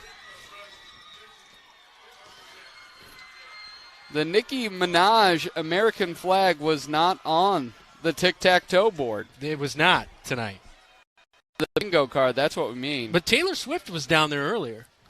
Yeah, and she left, I don't know what happened. Replaced by Nicki Minaj. She probably was looking for Kelsey again. And then maybe later it will be replaced by the halftime entertainment. I'm pretty excited. The Juggler from Ottumwa? No. Last week? No, Super Bowl halftime. Oh, who is that? Usher. Oh, yeah. Peace up. Yes. A-Town down. Usher. Yeah. I'm very excited. I got back into a big Usher kick just a few months ago. Who's coming back with him? That I don't know. Okay. Some other micro-celebrities, possibly? Yep. Crockpot enthusiasts. All Bucket of them. hat wearers. We've got the whole group. It's a menagerie of celebrities. Yeah, and menagerie. A menagerie.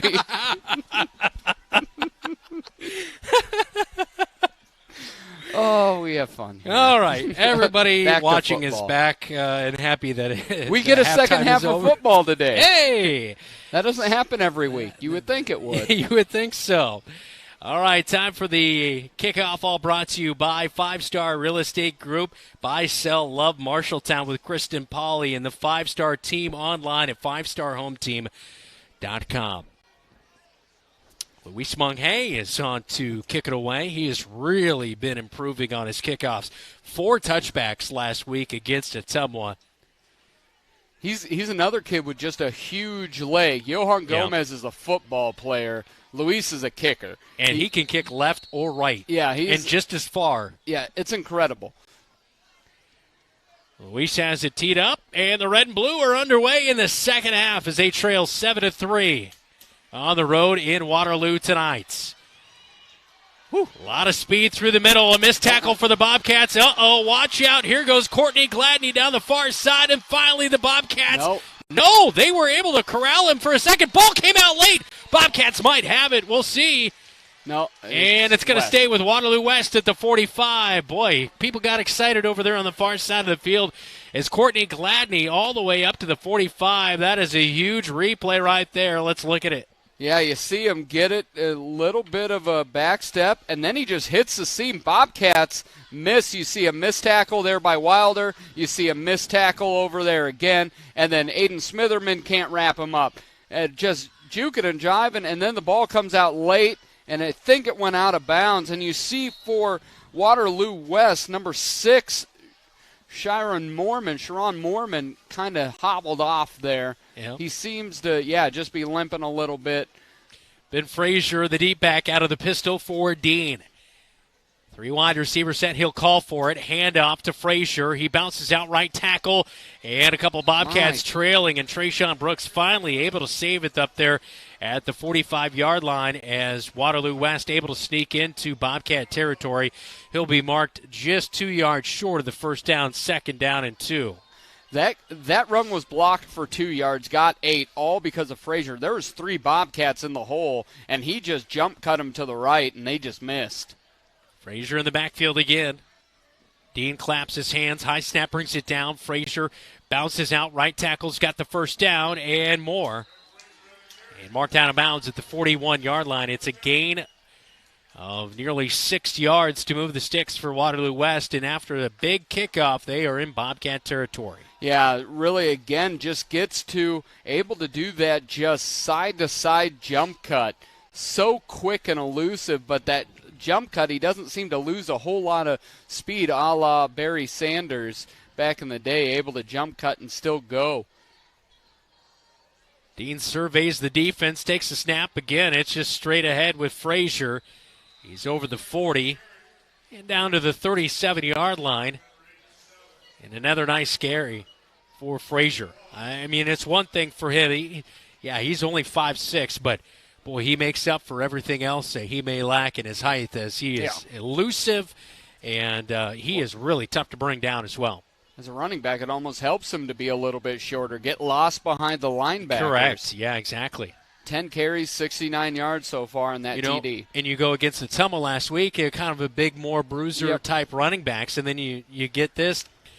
Hard to switch up like that every week, I'm sure. 2nd down and 6, 10:25 in the third quarter. Frazier, handoff right side up to the 35 as he falls down. 2-yard gain. It'll bring up 3rd down and 4 yards to go. Johan Gomez is going to get a play on Saturdays. What level, we don't know, but he's able from that defensive end position. Reminds me a lot of the Williams brothers. Yeah. A lot. He plays long, and both of those guys are playing Saturday at NDSU, so that's not a bad place to play football. Carson Williams, a couple catches so far this year at tight end. Gannon Williams still playing defensive end. A pitch to the wide receiver in motion. It'll be a 1st down for Gladney, who is the man who had the big kick return on this opening drive, and he points for the 1st down, and that'll move the sticks with 9:42 in the third quarter. And that's just that little Chiefs play, that little shovel pass, get it in space, get people in space to get it to the edges.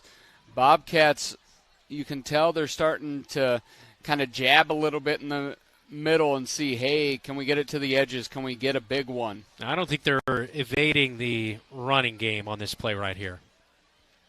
And it will be to Frazier again. Bobcats whiff as Gomez tried to get the tackle, but enough pressure in the backfield that Corey Smith had enough time to move up and get Frazier for only a gain of maybe about a half yard, maybe 1 yard right there. It's going to be second and long. So good job by Gomez. That initial pressure, he's done that about 3 or 4 times tonight, meeting the running back or quarterback in the backfield. Yeah, Zach Wilder does a nice job of cleaning that up, but Johan was able to get Frazier completely turned to the right and allowed the defense to funnel to Frazier and lock him up. Frazier, a late handoff, and Xavier Anderson with a tackle, and Frazier brought down at the line of scrimmage, maybe a gain of a half yard. It's going to be 3rd down and 9. Xavier Anderson with a huge play to shoot the gap right there and get the running back stopped before he could really get going. And this is, if you're a cornerback, you cannot get your eyes lost in the backfield here on 3rd and 9. You have got to make sure that you are locked in on your coverage. 8:30, third quarter.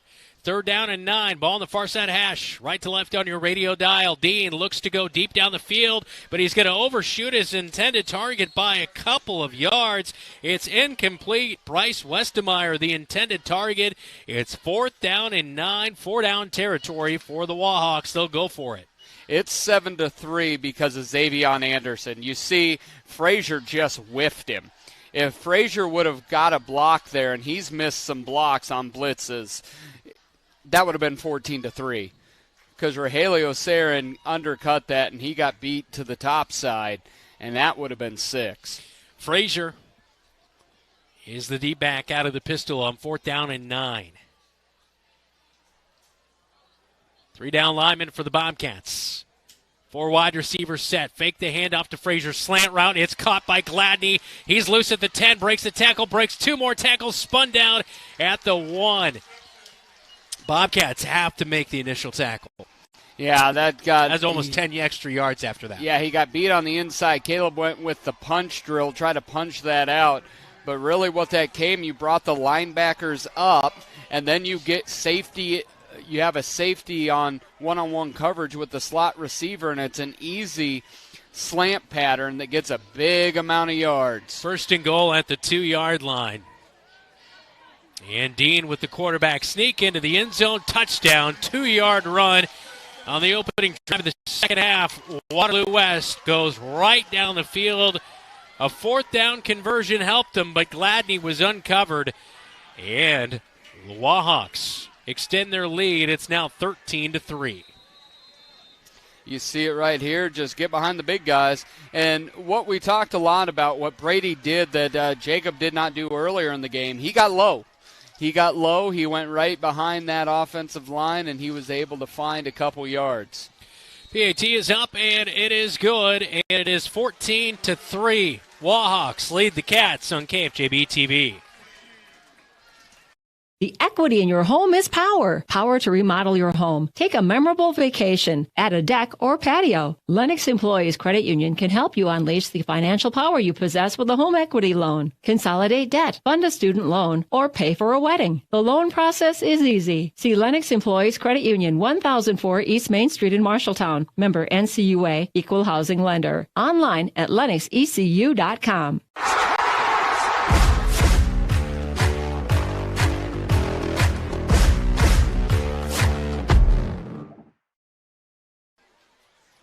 Waterloo West with a 55-yard drive. They go down the field. Dean caps it off with a 2-yard plunge for the touchdown. It's 14-3.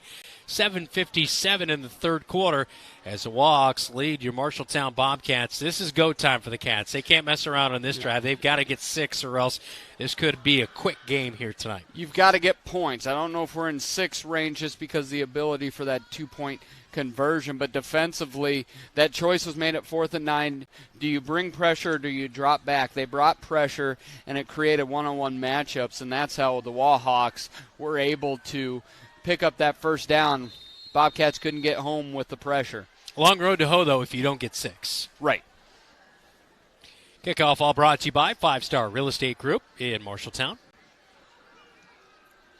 And a good kickoff. This one towards the sideline. Brooks fields it at the 1. Go to the far side of the field, cuts up as he sees a seam, spins out of a tackle, but can't quite break it.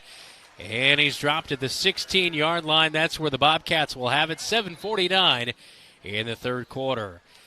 We have a Wahawk player down back at the 10-yard line. That's Dexter McMurrin. You see Trey getting the kickoff here. He fields it there in the corner and eludes the first one, but then you are going to see an absolute great tackle by Jacob Mueller. He's able to wrap him up because Trey had some space on that other side. It is 14-3. Bobcats trailing the Wahawks here on KFJB-TV.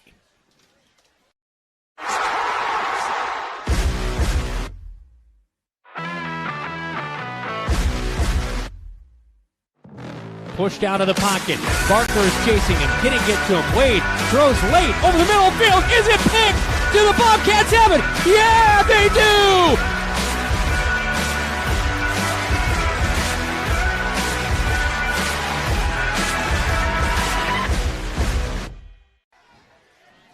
.7:49 in the third quarter. Bobcats on their first drive of the second half. They'll bring Kuzaro in motion and hand it off to Tate Ring, and he's met in the backfield. Nothing doing right there. It's a loss of a yard on the run by Tate Ring, and 7:40 and counting. Bobcats got to go all the way down in the field at the 16 right now. It's tough to keep saying, but it's the reality that you can leave in a slot receiver to help, wing back, whatever you want to throw to help the line. The line has not been effective. Nothing is happening between those tackles. Only 30 rushing yards for the Bobcats here tonight. Second down and 11. Quick pass out to the near side. Trayshawn has a move on it. Got a block from Kuzaro. He's up to the 30, to the 40, and finally slung out of bounds at the 45-yard line. 30-yard gain, 31 with the spot with 7:02 in the third quarter. Huge play for Trayshawn Brooks right there, just an extension of the running game. Yeah, you look out here, it's not about how far you throw it, it's about how quickly you get it to Trey. Caleb Kuzaro just with a pancake on the outside. We've seen Corey Smith do that quite a bit on the outside. Really effective blocking from the wide receiver group there, and Trey Brooks just does what Trey does. Trayshawn Brooks at the top of the screen with the slot wide receiver Corey Smith. Pistol formation for Hayes. Low snap, brings it in, swing it out to the backfield. Tate Ring is able to get something out of nothing. That should have been about a 5-yard loss, but Tate Ring cuts it up and picks up 2 yards. Just a little run out into the flat there, a little. It was a lateral, yeah. So it'll go as a running play, but yeah. Just no room to work right there for Tate Ring. No, not at all. With 6:35 left to go here in the third quarter, about halfway through the third quarter, Bobcats are moving the football down about midfield. They've moved the ball effectively here in that second quarter, and now here at the beginning of the third quarter here in the second half. Second down and 8 for the Bobcats after the 2-yard pickup by Tate Ring. And they will bootleg out to the backside. Drops it off to Kuzaro. He's up to the 40, and it'll be a first down for the Bobcats as Trayshawn Brooks was blocking downfield to help spring Kuzaro. And the Bobcats, in their first drive of the second half, have something moving right here. As you see, one of his favorite targets, the old bootleg right there to Kuzaro. Yeah, just fake the handoff, out to go. Kuzaro wide open just on that backside. Bobcats are starting to move the football a little bit. And you see 12 of 18 for 90 yards for Jacob Hayes. My favorite bootleg quarterback? Chuck Long against Michigan State. No, not even close. Handoff Xavier Anderson, and he'll fall forward. Jake Plummer, Jake the Snake. Yeah, Jake was good at that. Mm-hmm. We went to the Broncos game a couple weeks ago, and he was there. He was the honorary captain, and he's into mushrooms and he's into healing, healing powers, mushrooms, and stuff like that. He was out there with no shoes on. He was out there in his bare feet. Oh yeah, as a captain out there on the field, and then he was running around shaking everybody's hand. And Always loved Jake Plummer. Was fun to watch. He was a great quarterback. 2nd and 8 at the 36-yard line in Wahawk territory. Hayes scrambles out to the near side, drops it off to Trayshawn Brooks. He's down to the 30-yard line and fighting off a couple Wahawks as he's finally pushed out of bounds on 2nd and 8. He picks up about 6 yards, so it's going to be 3rd down and 2. That is. And is there a flag on the field? There is. That's holding on the Bobcats on the backside of the play. Caden Ainsworth, I believe that's Caden Ainsworth, number 70. It looked very much like holding. It looked like the textbook definition of holding. And so they're going to take it from the 35. So the Bobcats will be pushed back to the 46-yard line. And it's going to be 2nd down and forever after what looked to be a good play to get a very manageable 3rd and short. Yeah, and this is where, it's second. What do we have here? It's 2nd 16, 7, 18. You're go for 6. Try to get it to that 3rd and 12, maybe 3rd and 10. 2 wide receivers on the far side. Trayshawn Brooks to the near side. Pistol. Xavier Anderson, the running back. Swing out quick, but Trayshawn Brooks, 3 wide, 3 guys collapsing in on him for the Wahawks. They were ready for that play. Yeah. A little quick pass to the near side, incomplete as Trayshawn dropped that one, but that was probably actually for the best that it was dropped because it looked like he was going to be stopped for a loss. Yeah, and you're really looking at they've gone short side. They've gone in the flat to trade quite a bit. And you wonder, can you get enough time to be able to do something like a hitch and go or something where it's a double move? Will the offensive line allow that? Snap to Hayes. Rolls out to the far side of the field. He's got Corey Smith, but it's too high. It's incomplete, and 4th and 18. Yeah, he had Corey there. It was a good rollout. That might have been one where you see, hey, you could go for it on 4th. But he kind of turned Corey around, and it was too high and too hot to handle. 4:55 in the 3rd quarter. Clock stopped on the incomplete pass. 4th down at 18. Bobcats will punt it away with Johan Gomez on for the punt. Ball at the 46-yard line, near side hash mark. The red and blue, unfortunately, punting quite a few times here tonight. Whoa. Wobbler of a punt after a wobbler of a snap, and this is not going to be good. Really good field position for Waterloo West. They'll be up near the 30-yard line to start this drive, and unfortunately, when it rains, it pours, unfortunately, as they are going all the way back to the 37-yard line. That was a 5-yard punt, 6-yard. I don't know. It hit over here on the track by the water. It was pretty bad. This just. 4:49, 3rd quarter. Bobcats trailing by 11. You just need that big play. It seems like some momentum or something needs to shift for the Bobcats, because if Waterloo West goes right down the field right here, that could be all she wrote, because the Bobcat offense just not moving at all. And the problem is West doesn't turn it over, and the Bobcats defense doesn't cause turnovers. Second time tonight we've seen Destin McMurrin come in to run the quarterback spot. He is pushed out of bounds at the 45-yard line, and a Bobcat is down in the backfield. And a timeout by the officials. We'll see exactly. McMurrin picked up good yardage right there on 1st down. It's going to be about 2nd down and 3 to go here, as he was pushed out right around the 45-yard line. And I cannot get a read on who that is, but it looks like it could potentially be Lincoln Barker. It's just, he's flat on his back. It's hard to see. And it's not Lincoln. Lincoln's standing over in the... Okay. Yeah, he is over there. It is it's Davis Ragland. Yeah, so Ragland is the man who's slow to get up for the Bobcats on 2nd down and 3 coming up. Leading tackler for the Bobcats coming into the game. He had 26.5 total tackles. He's been a one-man wrecking crew at linebacker this season, and hopefully he is all right. 4:41 stopped on the clock here in the 3rd quarter. And this is where the Bobcats have been effective defensively on their best defensive stands. They've created negative plays. It's been Johan Gomez. It's been Nacho kind of just blowing up the middle of the field. This is a great opportunity for the Bobcats to get something in the backfield. That's a hold. And here comes to the near side McMurrin, and he's up to the 40-yard line, and that'll be a first down. Flags on the play, and this will move them into Bobcat territory once again. Yeah. No flag on the play. On that, it looked like got to the edge. Must have been clean.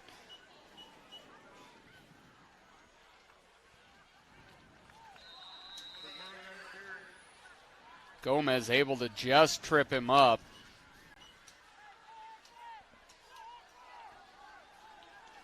And so second down, and let's see, after the run right there, second down and about 3 picked up right there. So it'll be second down and 7 as we approach 4 minutes to go in the third quarter. Huge stop needed for the Bobcats. Dean snap just to his right. He hands it off. And coming to the near side, the running back in Ben Frazier. He breaks a tackle, finally pushed out of bounds, and here comes a late flag. What is as that? Zach Wilder will pick up the personal foul, and that'll be half the distance to the goal. As the run got him down to near the 20-yard line. Zach missed a tackle, came back, and just ridiculousness. You see this Frazier out there missing, Ragland misses, Zach misses, and then out of bounds and not even, and then yeah, that was way after. Just stupidity.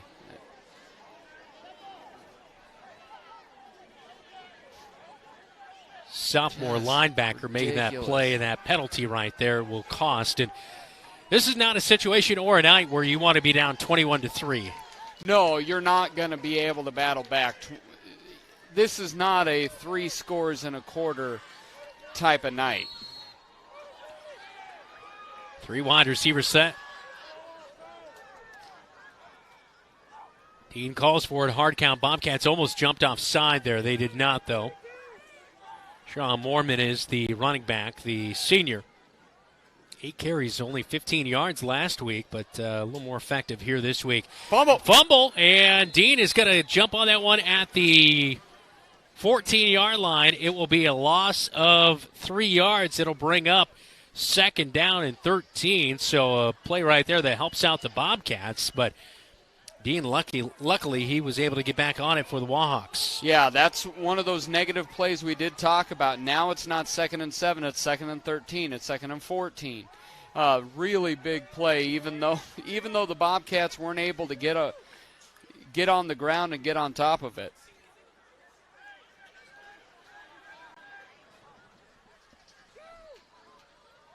Approaching 3 minutes to go here in this the third quarter. 14-3, Wahawks up on top. Pass to the near side, and boy, that was nearly going to be a nice play hit right there as they were looking for Andrew Klein, but it is incomplete. Flag down? That's what they're saying, and up in the booth, I think it's probably on the Wahawks here.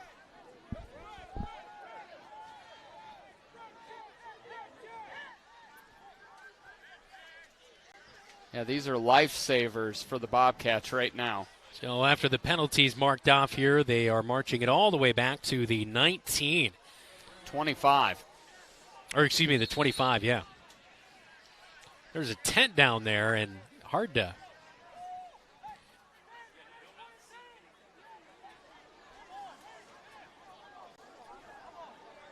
Thanks, buddy.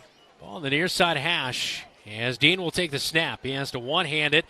Blitz in there. Wise misses on it. Throws deep down the middle of the field over the intended target into Sean Kemp. Incomplete. 3rd down and 23. Dean did a tremendous job of keeping his feet going, but just overthrew number 3, looking at Deshaun Kemp. 2:41 in the third quarter. 14-3. Wahawks getting down here, but then, like you mentioned, Dylan, kind of shooting themselves in the foot. Almost had a big play right there, but Dean was scrambling for his life. I thought Wise was going to get in there, but could not get in there in time. This is a huge play, 3rd and 23. Timeout going to be called. We'll take a timeout with him. This is Bobcat football. You're watching KFJB-TV. How can you help Marshalltown High School and enjoy a mouth-watering burger at the same time? By ordering the Bobcat Burger at Legends American Grill. 2 quarter-pound patties with crisp bacon strips, sautéed onions, and melted American cheddar, jack, and Swiss cheeses on top of fresh shredded lettuce on a toasted bun. It's absolutely delicious. $1 from every Bobcat Burger sold is donated by Legends to Marshalltown High School activities. So, enjoy a Bobcat Burger and help MHS. The Bobcat Burger, another exclusive from Legends American Grill in Marshalltown.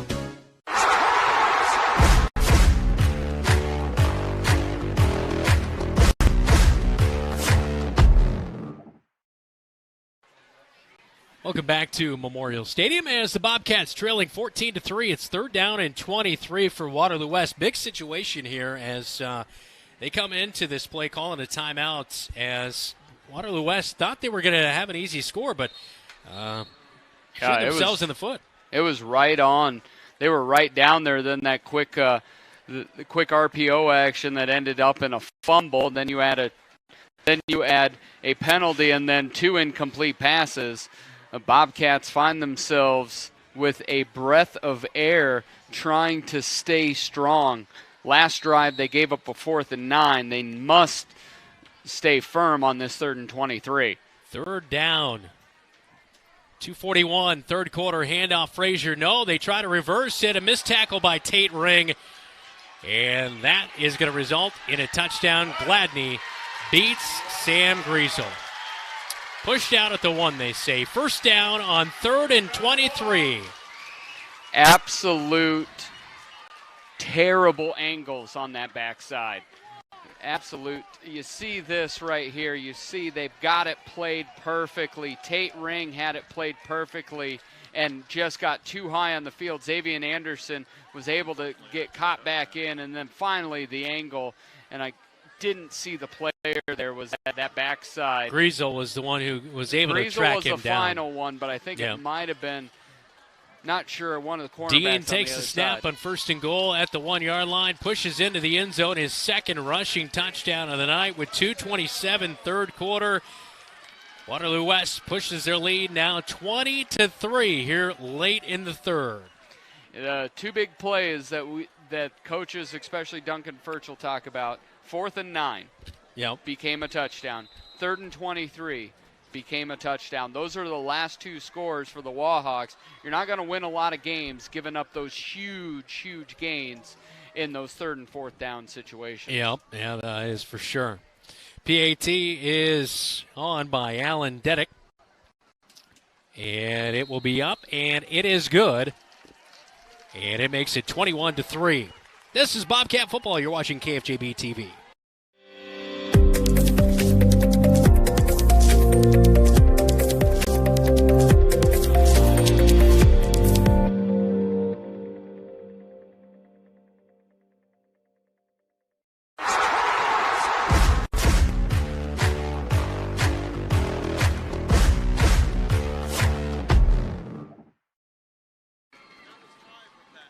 Time for a scoreboard update in the 3rd quarter. Bobcats trailing the Wahawks 21-3 up in your Marshalltown Hy-Vee scoreboard. Central State Bank scoreboard updates here tonight. Dylan, what do you got? We've got a lot of finals. The big one, Waukee Northwest comes back to defeat Valley 31-28. Colonesco 46, English Valley nothing. Nevada 43, Knoxville nothing. Gladbrook Rhinebeck 56, BGM 14. Martinsdale St. Mary 41, BCLUW 0, Waukee 58, Lincoln 0, Ames 62, Ottumwa 23, Grundy Center 42, South Hardin 14. Keep an eye on some of those scores throughout the night tonight. It is the 5-Star Realty Kickoff. 5-Star Real Estate online at 5starhometeam.com.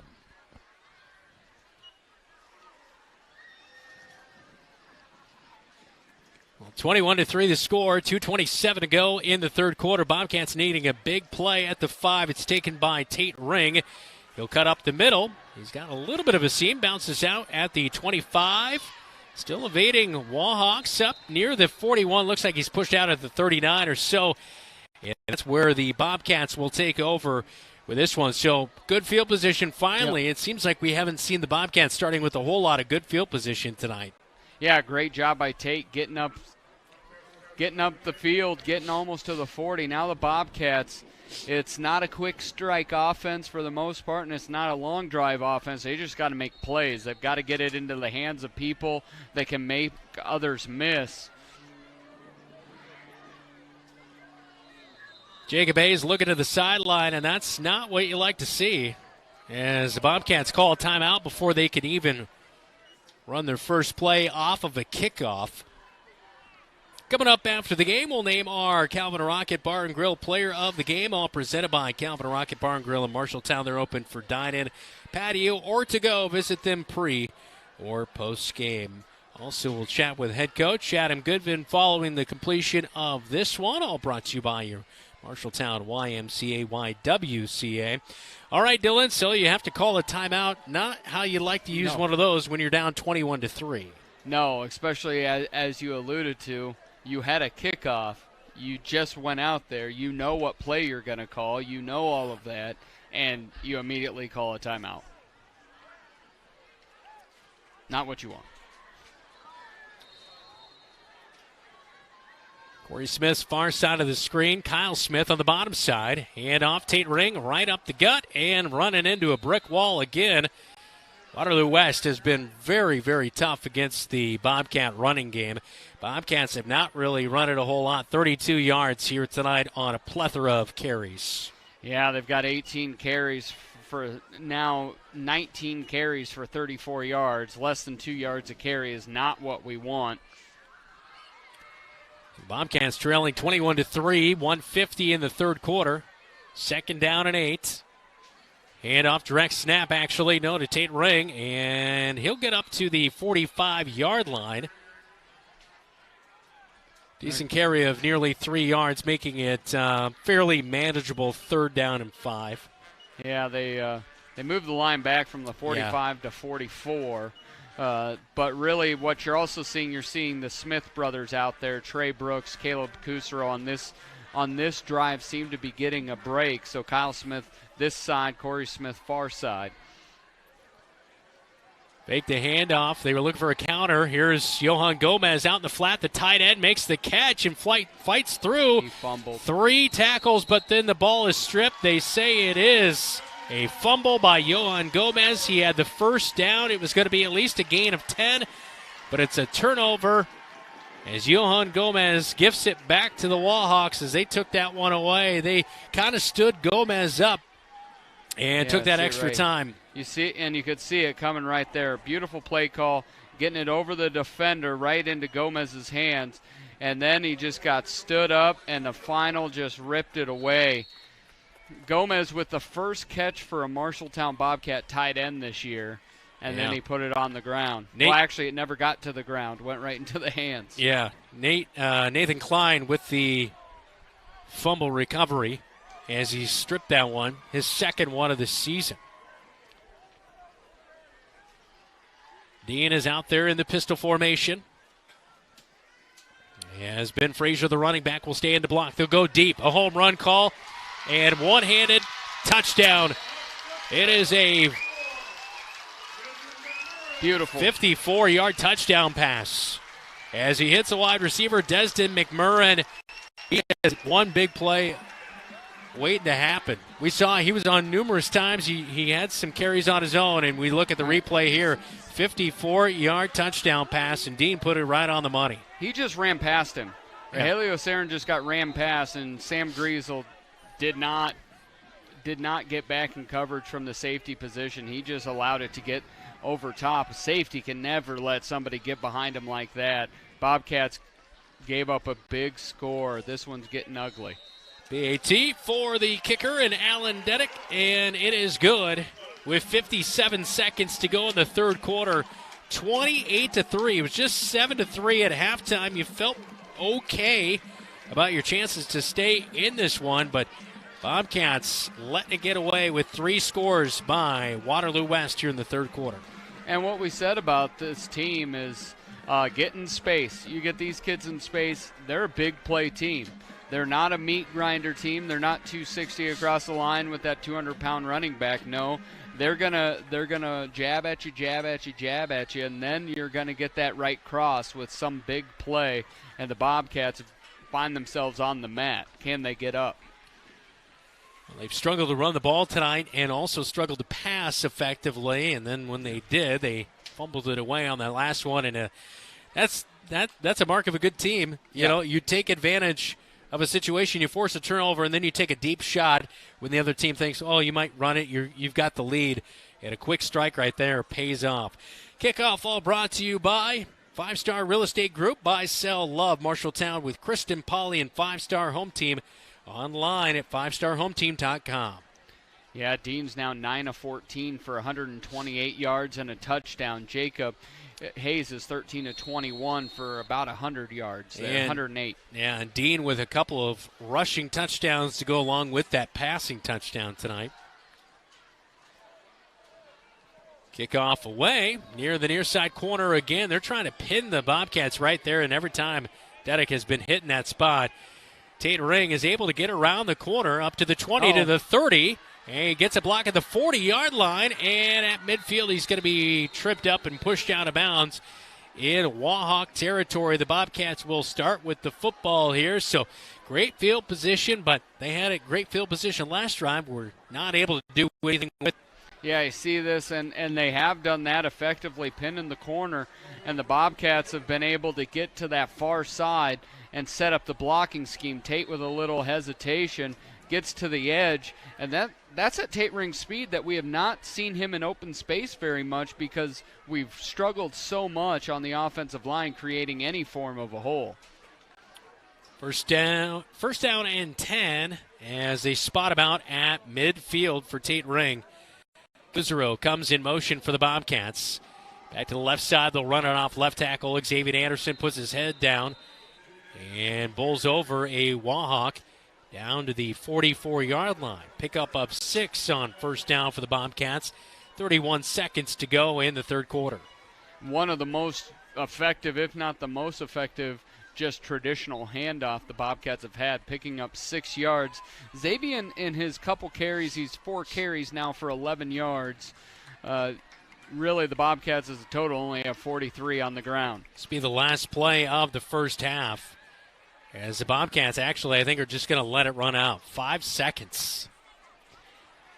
I would think every second would matter at this point. Down 28-3. We enter the fourth quarter next on KFJB-TV.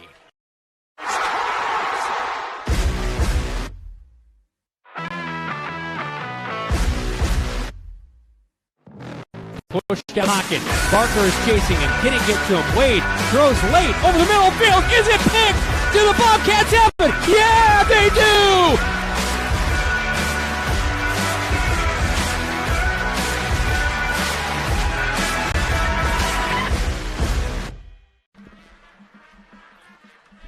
...102 yards through the air for the Bobcats tonight, just 43 on the ground. They elected to let the last 25 seconds run off the clock there and head to the fourth quarter. Thought we might see them with a play, but did not do so. Let's get a scoreboard update, all brought to you by Central State Bank. I know some finals starting to pour in. Yeah, we've got a big one. GMG struggles against Clarksville, 90-22. Clarksville with the win. Just some highlights again. BCOUW loses 41-0. East Marshall is down 49-0. Ames, Marshalltown's opponent next week, won 62-23 over last week's opponent, Atumwa. And in 2 weeks, we'll see Des Moines Lincoln, who lost 58-0 to Waukee. Well, the Bobcats trailing as we start the fourth quarter, 28-3. Fake the handoff to Kuzero. And out of the backfield, Tate Ring with an easy touchdown, and he just fails to make the catch. Senior's got to come up with that play. That's 6 on the board, and you need it. Not able to get right there. Incomplete down at the 20-yard line. And that seems to be a little bit of the game that Tate struggled with, his catching the foot. That was perfect. Yeah. It was a beautiful, right on the money. It was a beautiful ball. Yeah. A beautiful ball. And that's 6. Kind of lazy hands right there. You got to get your hands up a little bit. He brought him up late. We've talked about that with Tate. He tends to bring his hands up late. Pistol formation on 3rd down and 4 for the Bobcats. Got to get the first down here. Over to Corey Smith. Makes the catch up at the 35-yard line and still dancing around. Trying to evade some Wahawks and picks up the first down as they get deeper into Wahawk territory with 11:42 in the fourth quarter. And all this is, you point to the offense has struggled, and you see it's just one step back, kick it out. And up 28-3, the Wahawks are going to give a lot of cushion, take what you can and keep going with it. But when you have those big play opportunities, Bobcats cannot continue to shoot themselves in the foot and not execute on those big play opportunities. Pistol formation. Tate Ring is the deep back, and a little hitch route for Corey Smith past the 30.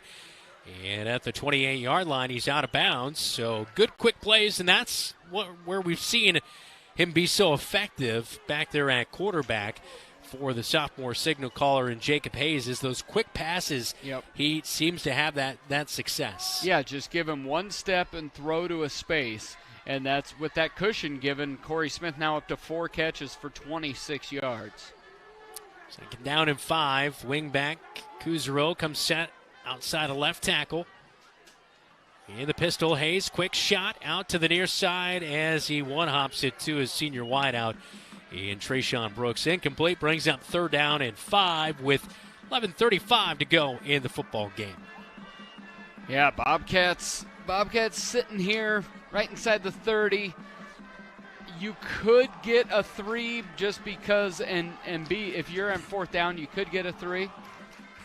We got a ball boy trying to run across the field, and officials trying to get him to run around the perimeter of the facility. Finally got that sorted out. 3rd down and 5. 11:35 to go in the game. Hayes under pressure. They sent the house, and they're going to come up with a sack. In there, Andrew Klein, the linebacker, picks up the sack. Senior, 5'10", 175. Huge stop.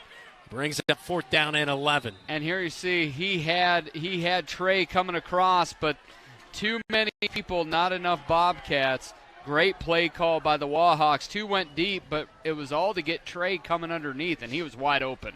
We'll take a timeout with them. Bobcats take a timeout, down 28-3, fourth quarter. With over 10,000 cars at our disposal, Jensen Ford. Hold on, that's not really how we do things at Jensen Ford. How about, it's never been a better time to buy a brand new... Yeah, we don't really do that either. When you're ready to buy a car, we'll be ready to help. Try this. We'll get you in and out faster than a speeding... We don't do that either. At Jensen Ford, we'll take as much time as you need to find the right vehicle. We're not just moving cars, but we're building relationships. Oh, maybe more of a, this is where your family buys their vehicles. There you go. More like that.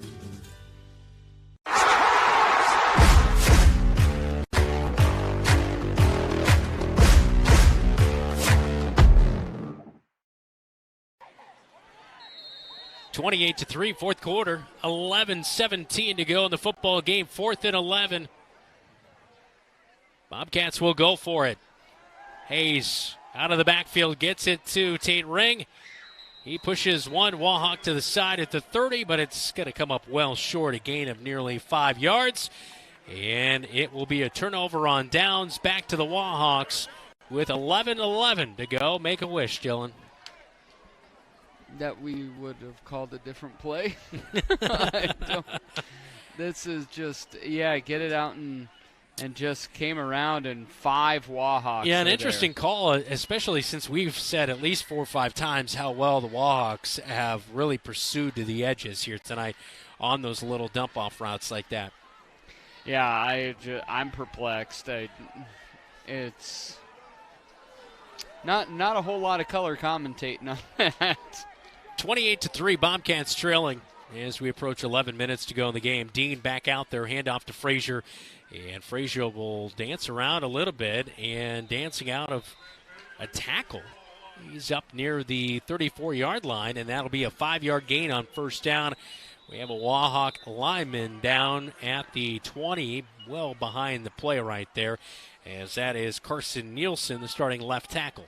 And also coming off Davis Ragland, Frazier was able to get out of the tackle, and Davis Ragland went over to the sideline. He was grabbing his hand as well. So I think we might be just seeing a cramp for Carson Nielsen, potentially. It looks like the trainers are over there stretching out his left leg.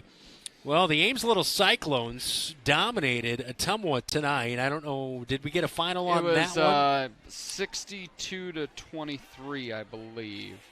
62-23. It was 40-0 at halftime. Yeah. Again, we were talking about, have we learned anything? And I don't know. Not really. Because really that's just in line with basically how the game last week went, if we would have been able to play all 4 quarters. Yep. Carson Nielsen able to get up on his own pressure. It looks like, fighting a cramp right now. But, so next week it is Ames visiting Highway 30 rivalry at Leonard Cole Field in Marshalltown. It is a stocked and coach's not really, box. Not really sure what to make going into that one, right? Yeah, I think Ames just a couple wins on the season. Yeah, last week and this week alike didn't quite know what to make of the opponent. Waterloo has shown themselves to have that big game, big play capability. Handoff right up the gut, goes for 1 yard. The senior running back in Sharon Mormon is back in there. And it's good to see him after he was dinged up a little bit on a kickoff return early in the second half.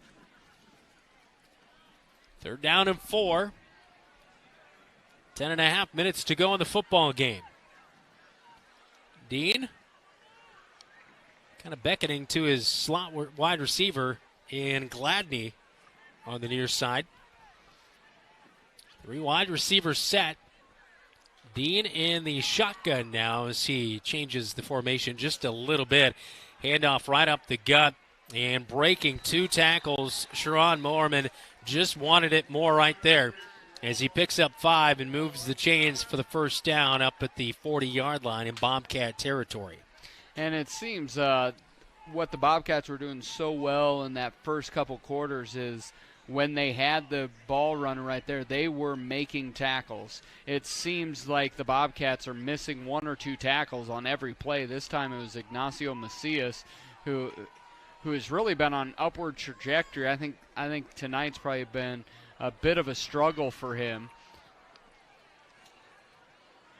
They'll run it near side, and Bobcats do a much better job that time to force Frazier back inside. There's not been a whole lot of forcing him back inside here tonight. And he just went over 100 yards, 102 yards on 16 carries.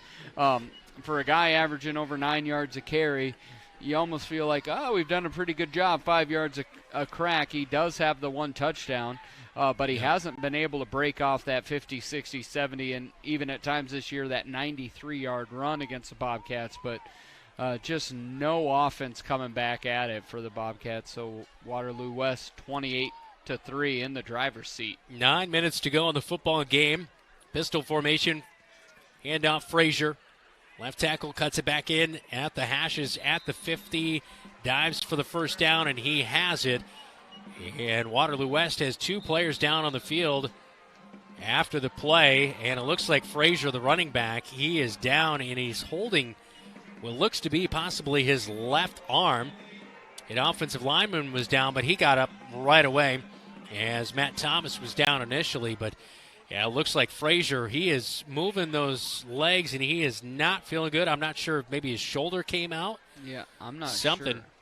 Hate to speculate a lot, but his run did pick up the first down. Well, and I'll say that left side of the line, it was sophomore Malachi Hickey along with Carson Nielsen. They just absolutely caved in that right side of the Bobcats defensive line and picked up big yards.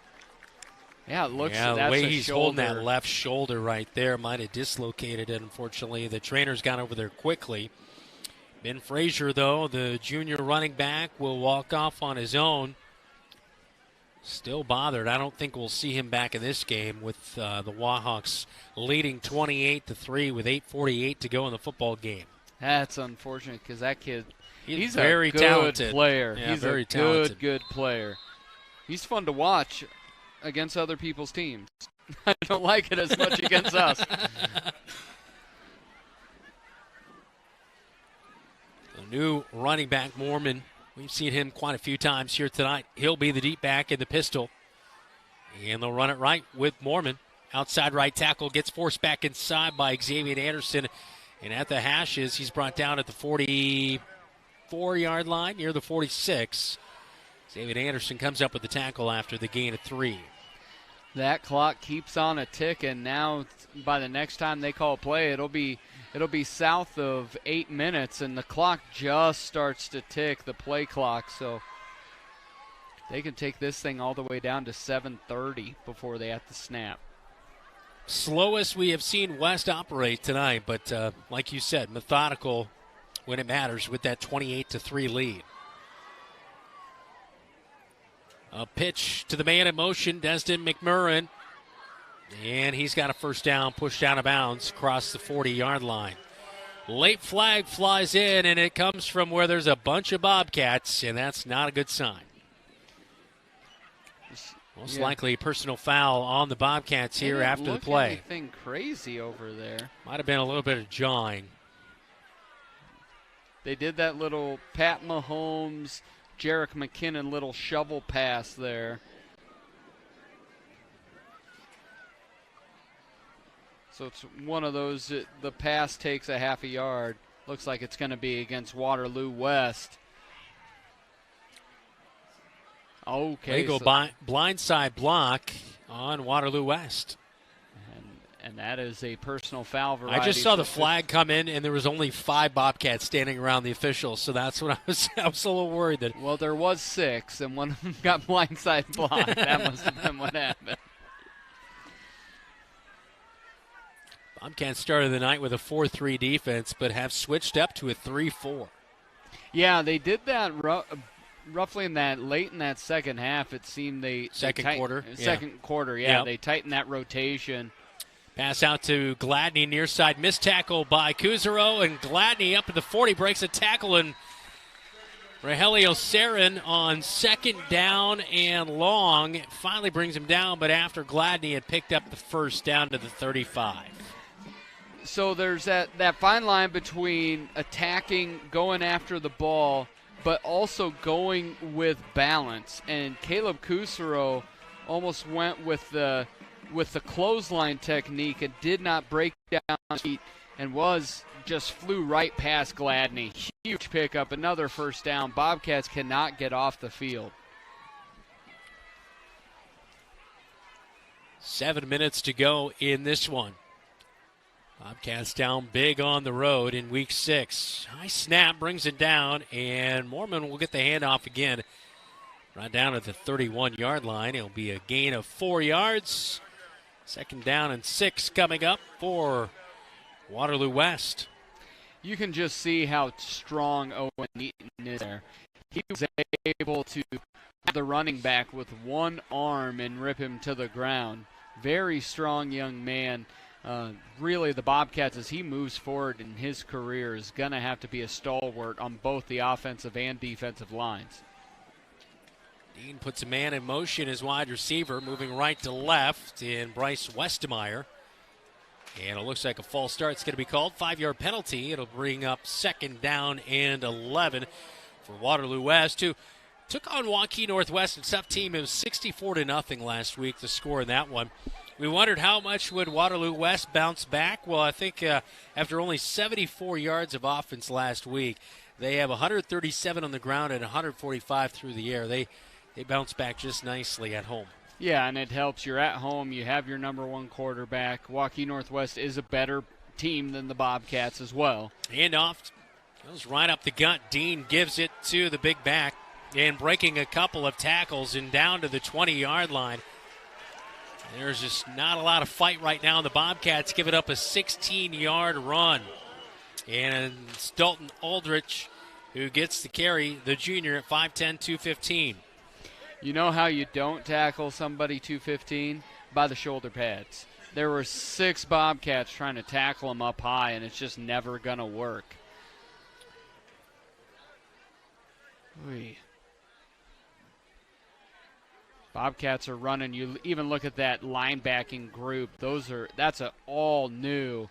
Looking defensively, there are at least 8 second-team Bobcats there. Colton Aldrich will stay in the block. The pass is thrown in the flat to Gladney, but it will be incomplete as that one's short hop by Dean with 5:26 to go in the football game. And it brings up 2nd down and 10 at the 20-yard line as the Wahawks are in Bobcat red zone. And with this young team for the Bobcats, you're seeing a lot of people playing two ways. We talk about this quite a bit.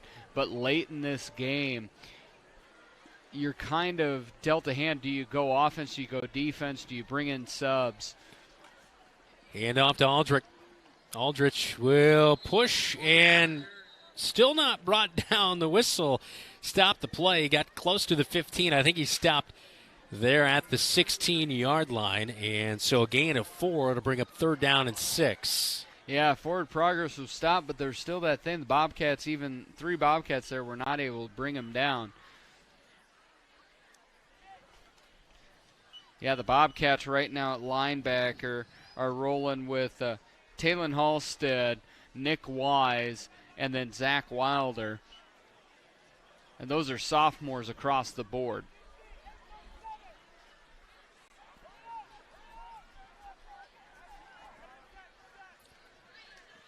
.440 and counting here in the fourth quarter. Dean drops back on 3rd and long. He's pushed out of the pocket. Bobcats just miss and almost intercepted by Kuzero. It's a late throw by Dean across his body.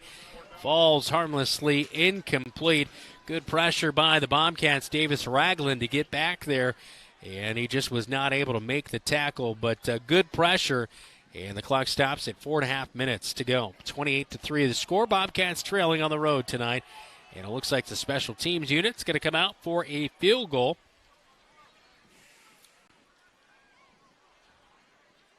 And they will spot this one up at the 23-yard line. As on for the kick is Alan Deddick. It's a 34-yard field goal from the right hash. And the kick is up, and this one looks to be good. And it is 31-0. 4:26, fourth quarter. Bobcats trailing on the road at Memorial Stadium in Waterloo.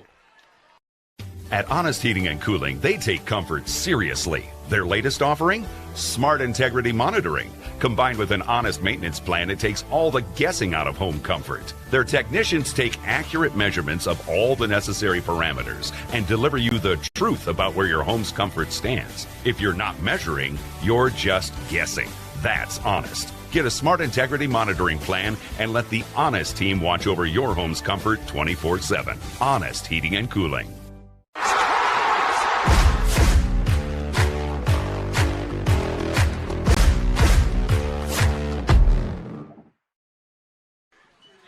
.426 to go. The football game 31-3 now. Bobcats trailing by 4 touchdowns. And just looking to get some sort of positive movement here offensively to try to propel yourself into next week, being back home. Would you like the horror story of the second half? Here are the 4 drives by Waterloo West. Touchdown, touchdown, touchdown, field goal. Yeah. They've executed, that is for sure, here in the second half. Kickoff all presented by 5-Star Real Estate Group of Marshalltown, online at 5starhometeam.com. Tatering, Trayshawn Brooks back to receive. Deddick has he's pinned the Bobcats in the corners, created some long runs. Tate Ring's been able to get around those corners and have some nice returns, but they have really challenged the Bobcats in all facets here tonight. Oh, and Trayshawn Brooks drops it at the 10-yard line. It has to go back to the 5 and pick it up. Evades a couple of Wahawks, and he's lucky to nearly get back to the 20-yard line. Yeah, it was a little bit try to field it. But to your point, Waterloo West came in very much with strategy. We're going to kick it into that corner. Now, Bobcats have been able to get it near midfield a couple times here in the second half, but you can't say they have not executed exactly from the kicking perspective what they wanted to do. At first I thought it was a missed kick on the first kick of the game, right? It went out of bounds, but no, that was a precise plan we learned throughout this one. And it's paid off because, they haven't allowed 6 on special teams here today. So Bobcats with Jacob Hayes at quarterback. Tate Ring is the running back. Quick pass out to the near side. And, boy, the defensive end linebacker almost took that one to the house. Klein almost has 2 pick sixes. Yeah. If one hadn't been knocked down at the line, he was in for 6, and that one would have been a cakewalk to get in. Andrew Klein with the pass breakup and the tip at the line. I guess you could say not a pass breakup, but second down and 10 for the Bobcats on their own side of the field, starting at the 18 with 4:14 to go in the football game. Out of the pistol. Load up, go deep down the far side, but Jacob Hayes, that's the third time tonight he has just lasered that one out there and not given enough air under those throws. And that all comes in we talk a lot about it, is the fact of his arm angle. Is he's much more equipped on that 5 to 15 to 20 yard where you can put it on a rope. Yeah. He has not found the touch out of that arm angle. Everything is a fastball. Everything is coming out hot, but really got to be able to get Trey out there and be able to put some air under it because Trey had 2 steps on the defenders. Pistol formation on 3rd and 10. Guzero comes in motion. Hayes out to the far side, tipped, and a good read by the corner on the far side. On the coverage, Julius Jones Jr. He tipped that one. It's 4th down and 10. Bobcats going to have to punt. Yeah, Jacob Hayes right now 16 of 29 for 128, but there's about 3 or 4 opportunities. One was not his fault with Tate Ring dropping the clear touchdown pass, but just missed the opportunities to go big. And we're 0 for 4 on all of them, and that's why we have 3 points. Punt just got away by Johan Gomez. It's up near the 45, and this is going to roll all the way down inside the 25. Finally, Kuzero lets that one bounce a little bit. I was a little worried. I thought he was going to try to pick that up. Man, if Johan could have I get your mulligans. Excitement, but maybe breathe. Take a deep breath first. Let's breathe. Caleb seems to be a highly energetic kid, good kid. Yeah. But Johan's had 3 tremendous punts. He really has. He's really, he's had 2 poor, but 3 great. At the high school level, field position matters, right? Yep. When the Bobcats had an 8-yard punt, they got it to 45 to set up that first touchdown. That was a really easy drive for Waterloo West to get their first touchdown of the game. But then you flip the field like this, you make it much tougher to sustain a drive. Fumble, Dean will cover it up as he goes back to the 10-yard line. Backup quarterback is going to be in there, Wesley Evans. He played last week. He went 1 of 9 through the air for just 1 yard, but Evans is in there to back up Dean, the quarterback. Yeah, just a mishandle of the snap. Waterloo West has put the ball on the ground a couple times, but the Bobcats have not been able to be able to hop on it. So where the Bobcats have made mistakes, Waterloo West has gotten away with a couple and then just played really good football along the way. 3:15 in the 4th quarter remaining. Bobcats will drop to 1-5 with the loss here tonight on the road. Aldrich gets the handoff. He fights off an ankle tackle and falling ahead up to the 17-yard line. He'll bring up a long 3rd down here after that fumble play. Who's on the ground? And Bobcat is down back at the 12-yard line. Don't see a number on that one. A linebacker. I'm thinking, is that? Almost thought it was Davis Ragland, but I didn't think he was in the game. I don't believe it is. I don't think he's in the game. I see Davis over at the 40-yard line. Definitely not him. 2:40 remaining in the football game. We'll take a quick timeout. This is Bobcat Football. You're watching KFJB-TV.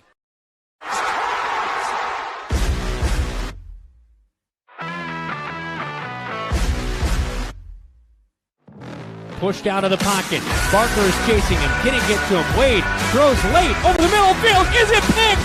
Do the Bobcats have it? Yeah, they do!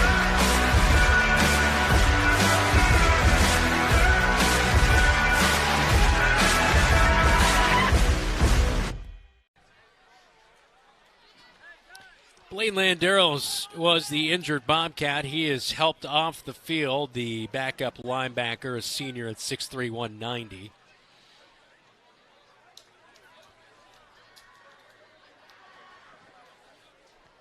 A lot of reserves in for the Bobcats here late in this one. 2:40 to go in the football game. 31-3 our score. Bobcats trailing tonight. See a lot of sophomores out there, a lot of juniors.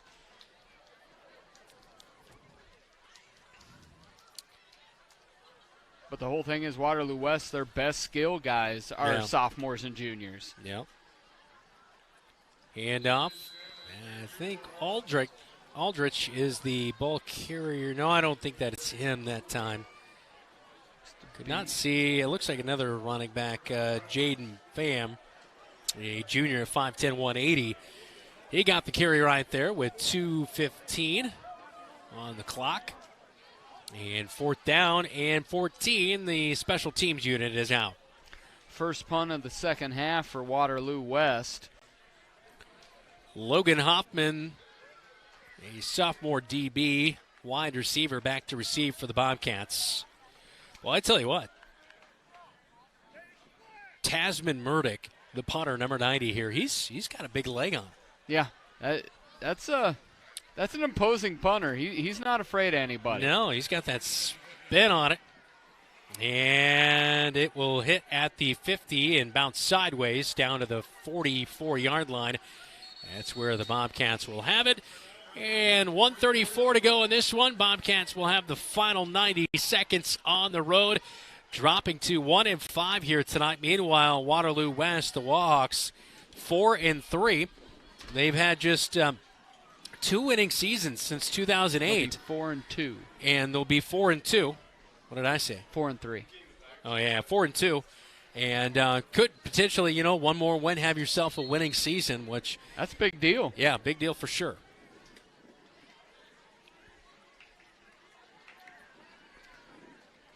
Direct snap to Tate Ring. Takes it over the 50.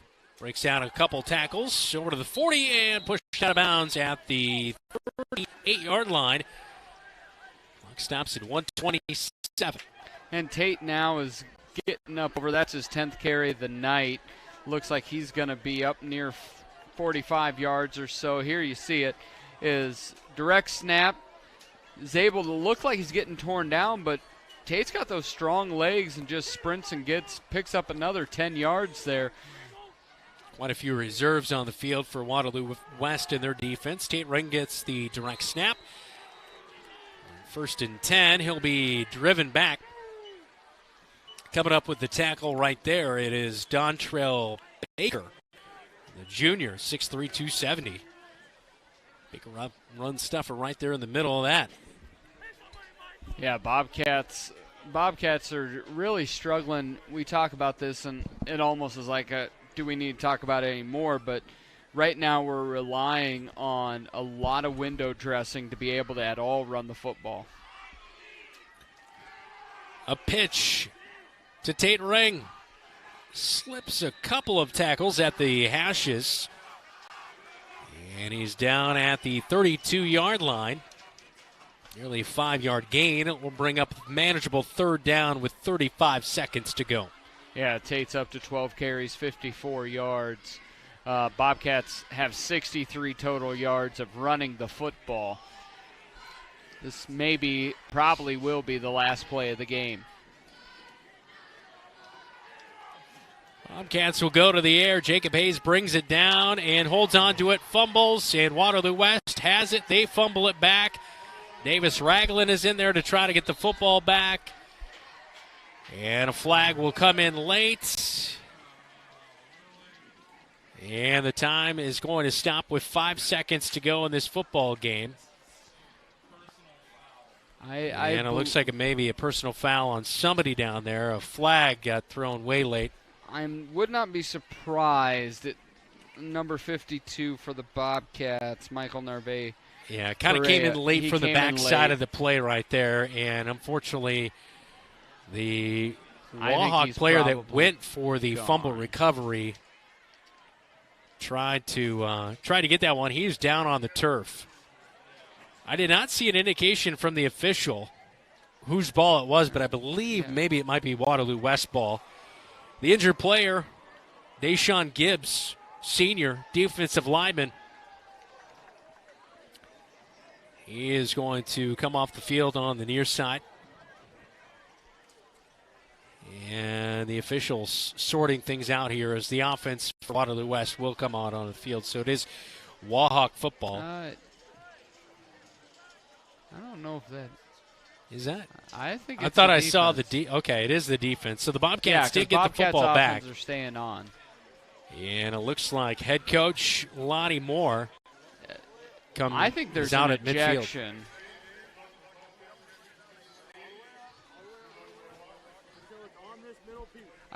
I do feel like whenever we're in Waterloo, the games last forever.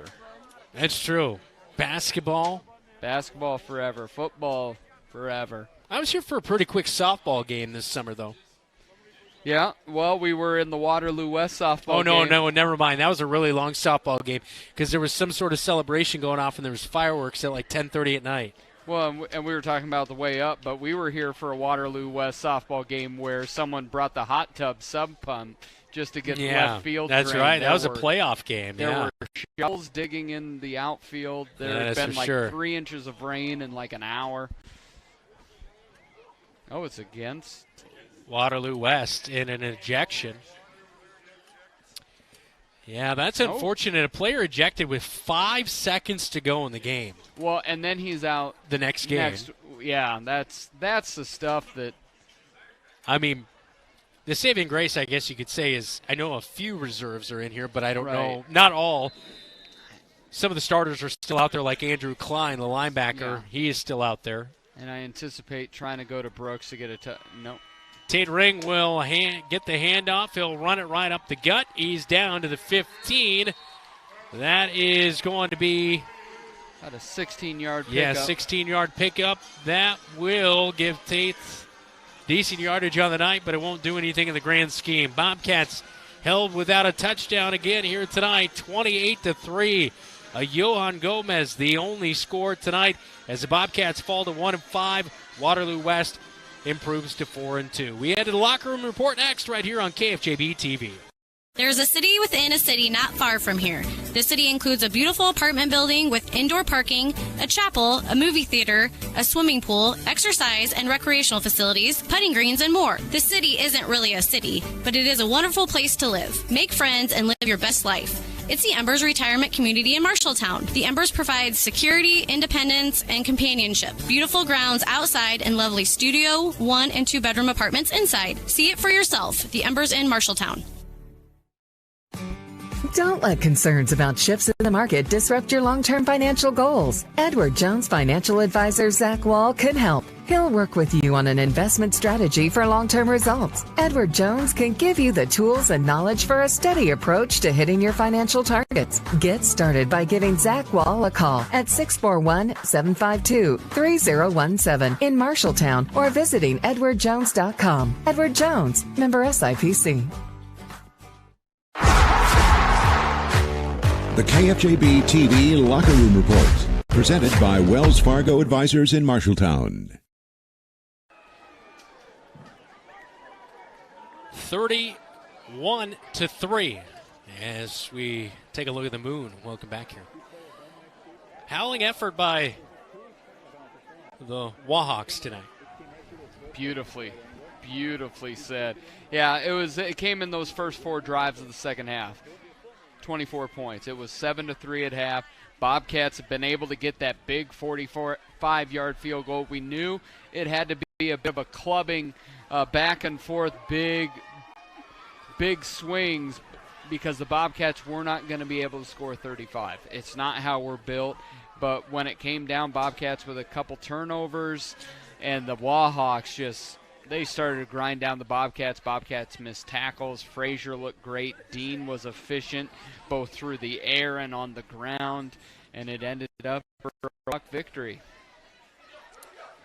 31-3, the final score here tonight. Let's take a look at the final stat line here tonight, Dylan, as the Bobcats' only score came in the first half on a huge field goal by Johan Gomez. He missed on a 51, but then came back and nailed a big one right before halftime. Yeah, that 45-yarder hit just split the uprights. Would have been good from 50, just a big, big leg. Bobcats went in with momentum but could not keep it going. Tate Ring is going to end the night with 70 yards on 13 carries. Looks great, but a lot of that was in that last drive where he was able to pick up about 45 yards. A lot of window dressing, a lot of smoke and mirrors with the Bobcats trying to run the football through direct snaps or things of that nature. They're not able to line it up and run it effectively. So Tate Ring gets 70 yards. Xavier Anderson has 11, but in total the Bobcats only have 67. Sophomore Jacob Hayes was able to be efficient tonight. He ended up with 16 out of 29 for 128 yards, no interceptions, no touchdowns. Trey Brooks had 4 catches for 62 yards. Caleb Kusero 3 for 19. Corey Smith 4 for 26. Tate Ring had 3 catches for 5 yards, but he missed that big one that would have been 6. Dropped a wide open wheel route for a touchdown. Xavier Anderson had 1 catch for 4 yards. On the flip side, Waterloo West, sadly to see Ben Frazier, the terrific running back, went out with an apparent shoulder injury late, but he had 17 carries for 109 yards and a touchdown.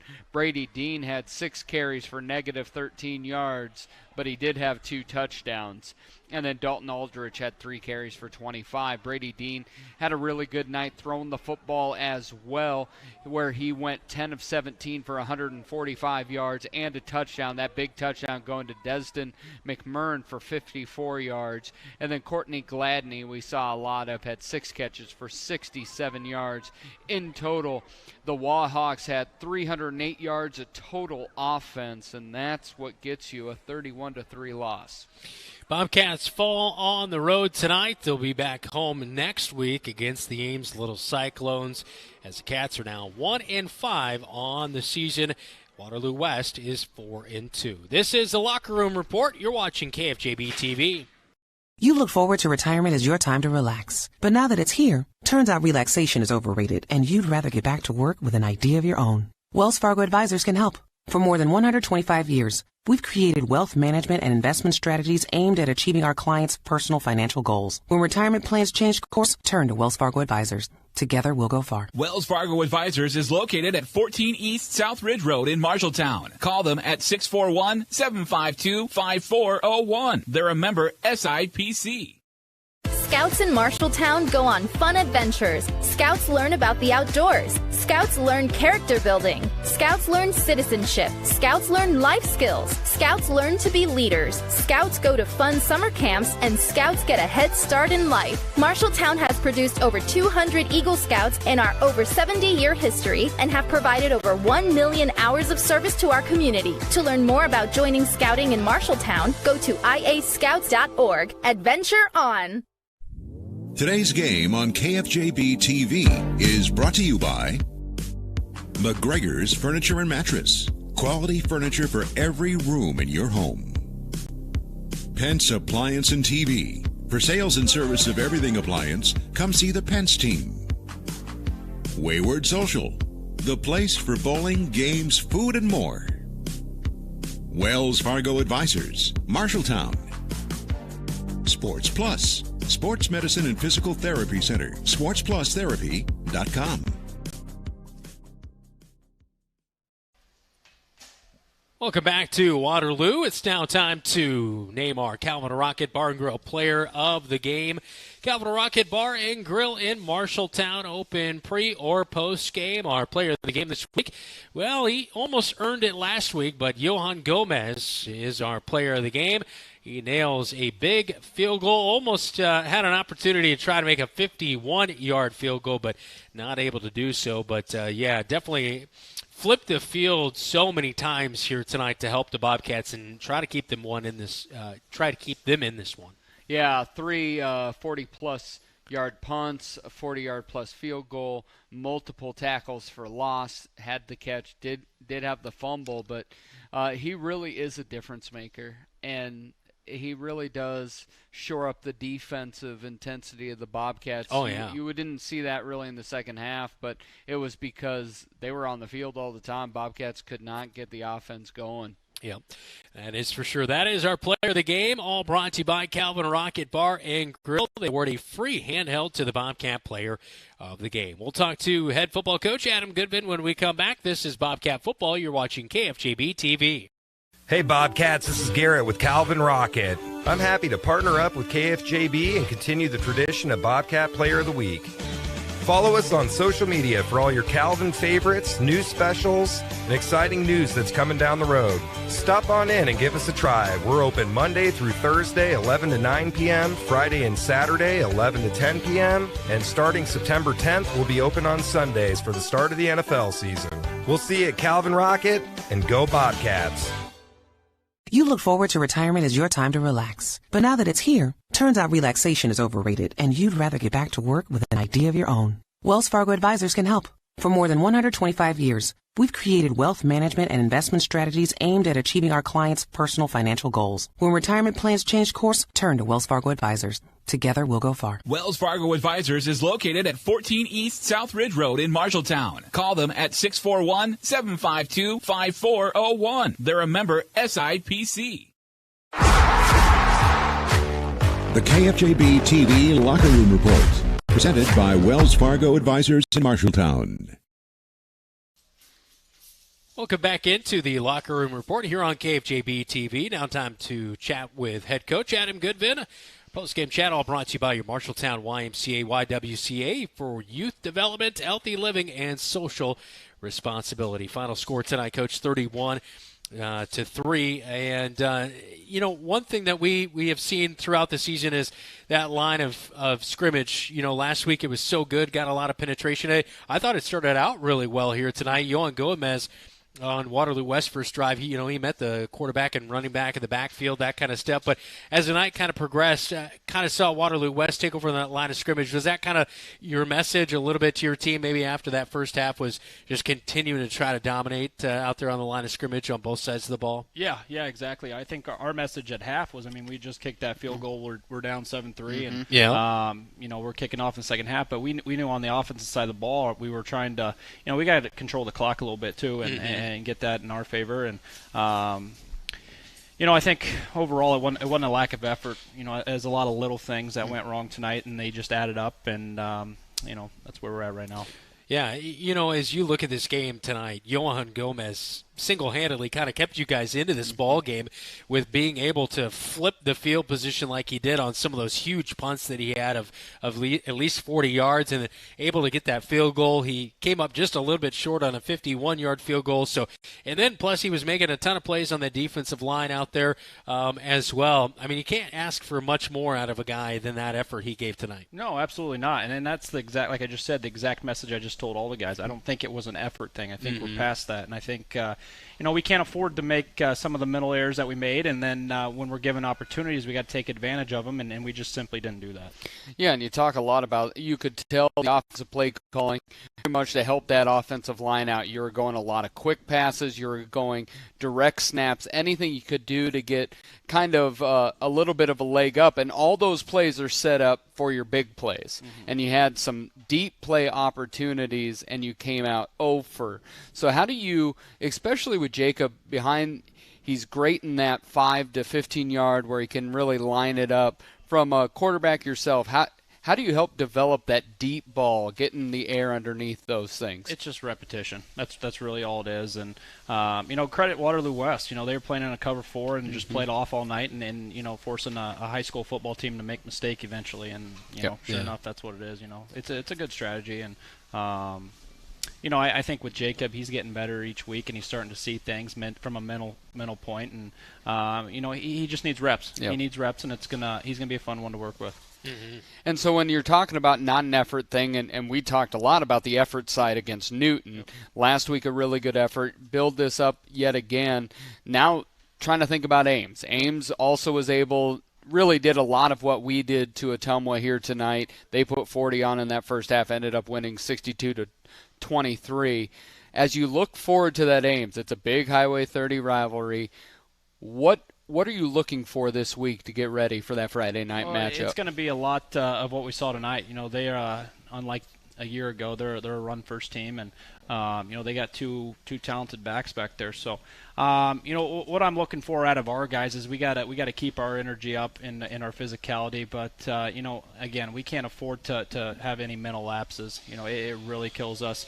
It kills a lot of high school football teams. We're just simply not good enough and not where we need to be yet to do that, and we just can't afford it.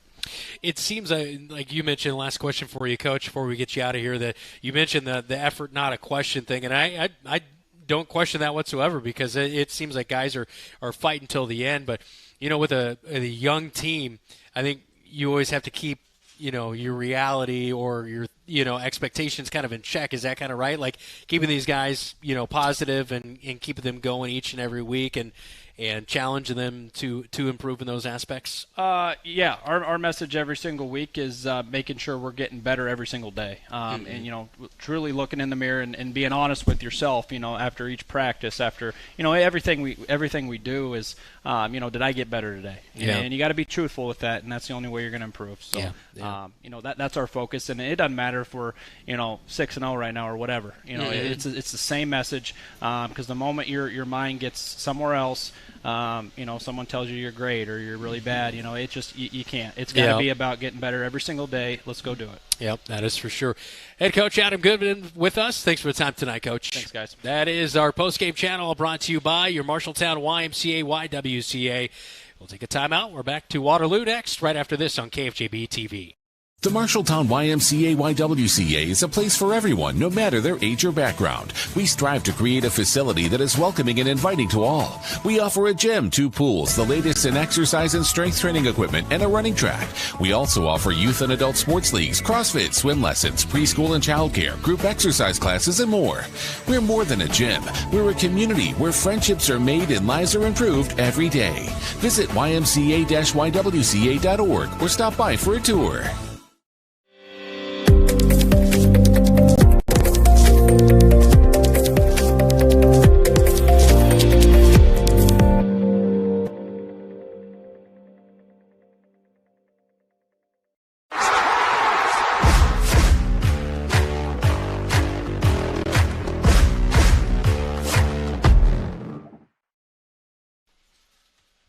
Welcome back to Waterloo West as we are at Memorial Stadium in Waterloo. I'm Brandon Lewis, Dylan Doze alongside me. It's now time for our Lily Mae sweet play of the game tonight. Of course, Lily Mae, hand-dipped, handmade since 1939. Always open at lilymaechocolate.com. Here it was, Johan Gomez with the long field goal. It was up and good, 45-yard out. And just at halftime, the Bobcats able to get on the scoreboard, and that was the only score of the night. But definitely a sweet one right there, Dylan. Yeah, it's such a wonderful asset, especially when games are close, and it was in that first half. Yeah. We needed to get points on the board.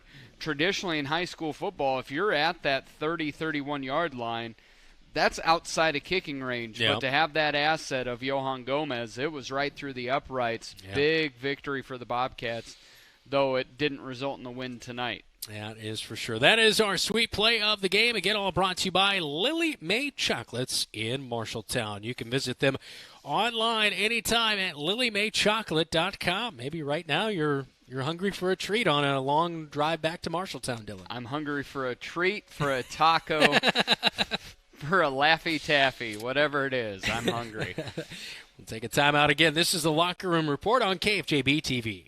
The right insurance agent can make all the difference. Assured Partners agents represent multiple insurance companies. They can pick and choose from a larger variety of outstanding insurance options. Assured Partners also handles life and health insurance and Medicare supplement coverage. With access to local, regional, and national insurance companies, Assured Partners will create policies tailored to the coverage you need. For more information, go online to assuredpartners.com/Marshalltown. Power through partnership with Assured Partners in Marshalltown, Toledo, and West Des Moines.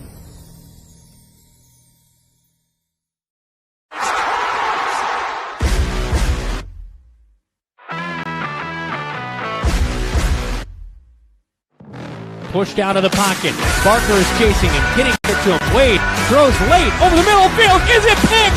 Do the Bobcats have it? Yeah, they do!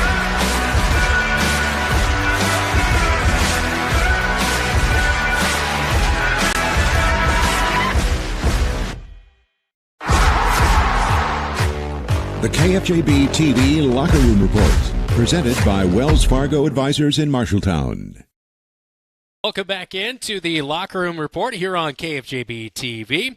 31-3, again, the final. Bobcats drop to 1-5 on the season. They'll take on a 2-win Ames team, right? Yeah, Ames will come in at 2-4. All right, we'll talk about that in just a moment. Time for a scoreboard update, which is all brought to you by Central State Bank. I know we've got a lot of finals now, Dylan.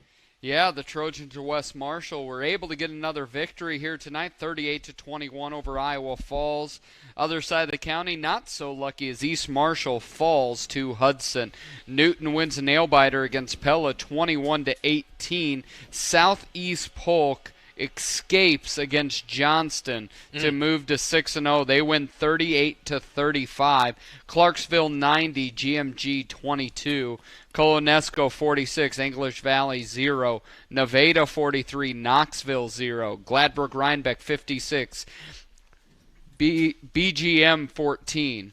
Waukee Northwest came back to defeat Valley 31-28. Martinsdale St. Mary 41. BCLUW 0. Wow. Waukee hung a 0 on Lincoln, beating them 58-0. Ames 62. Ottumwa 23. Grundy Center continues to dominate 42-14 over South Hardin, and that will wrap it up for the scoreboard. Thanks to Brooksy, as always, for feeding us the scores back from the KFJB studios. Yes, thanks so much, Jeff. All right, so next week it is the Highway 30 rivalry coming up on October 6th already. Marshalltown takes on Ames at home at Litter-Cole Field. Pregame at 6:30. Kickoff is at 7:30.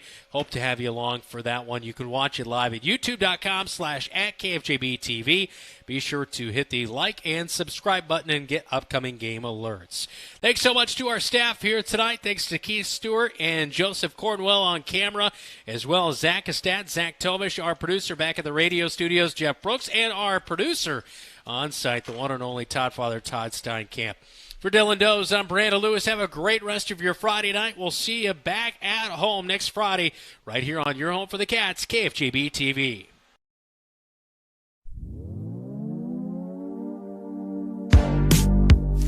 Today's game on KFJB-TV was brought to you by Assured Partners, Boy Scouts of America, Edward Jones, Agent Zach Wall, Embers Retirement Community, Honest Heating and Cooling, Jensen Ford, Legends American Grill, Lenox Employees Credit Union, Marshalltown Area Chamber, Marshalltown Community College, McGregors Furniture and Mattress, Pence Appliance and TV, Wayward Social, Zeno's, Wandering Creek, Wells Fargo Advisors, Farm Bureau, Agent Austin Illum, Rainbow Car Wash, Laurel Diesel Services, Ken's Transmission, 5-Star Real Estate Group, Brown's Shoe Fit, Calvin Rocket, Ethington Heating and Cooling, Lily Mae Chocolate, Marshalltown YMCA YWCA. Wow.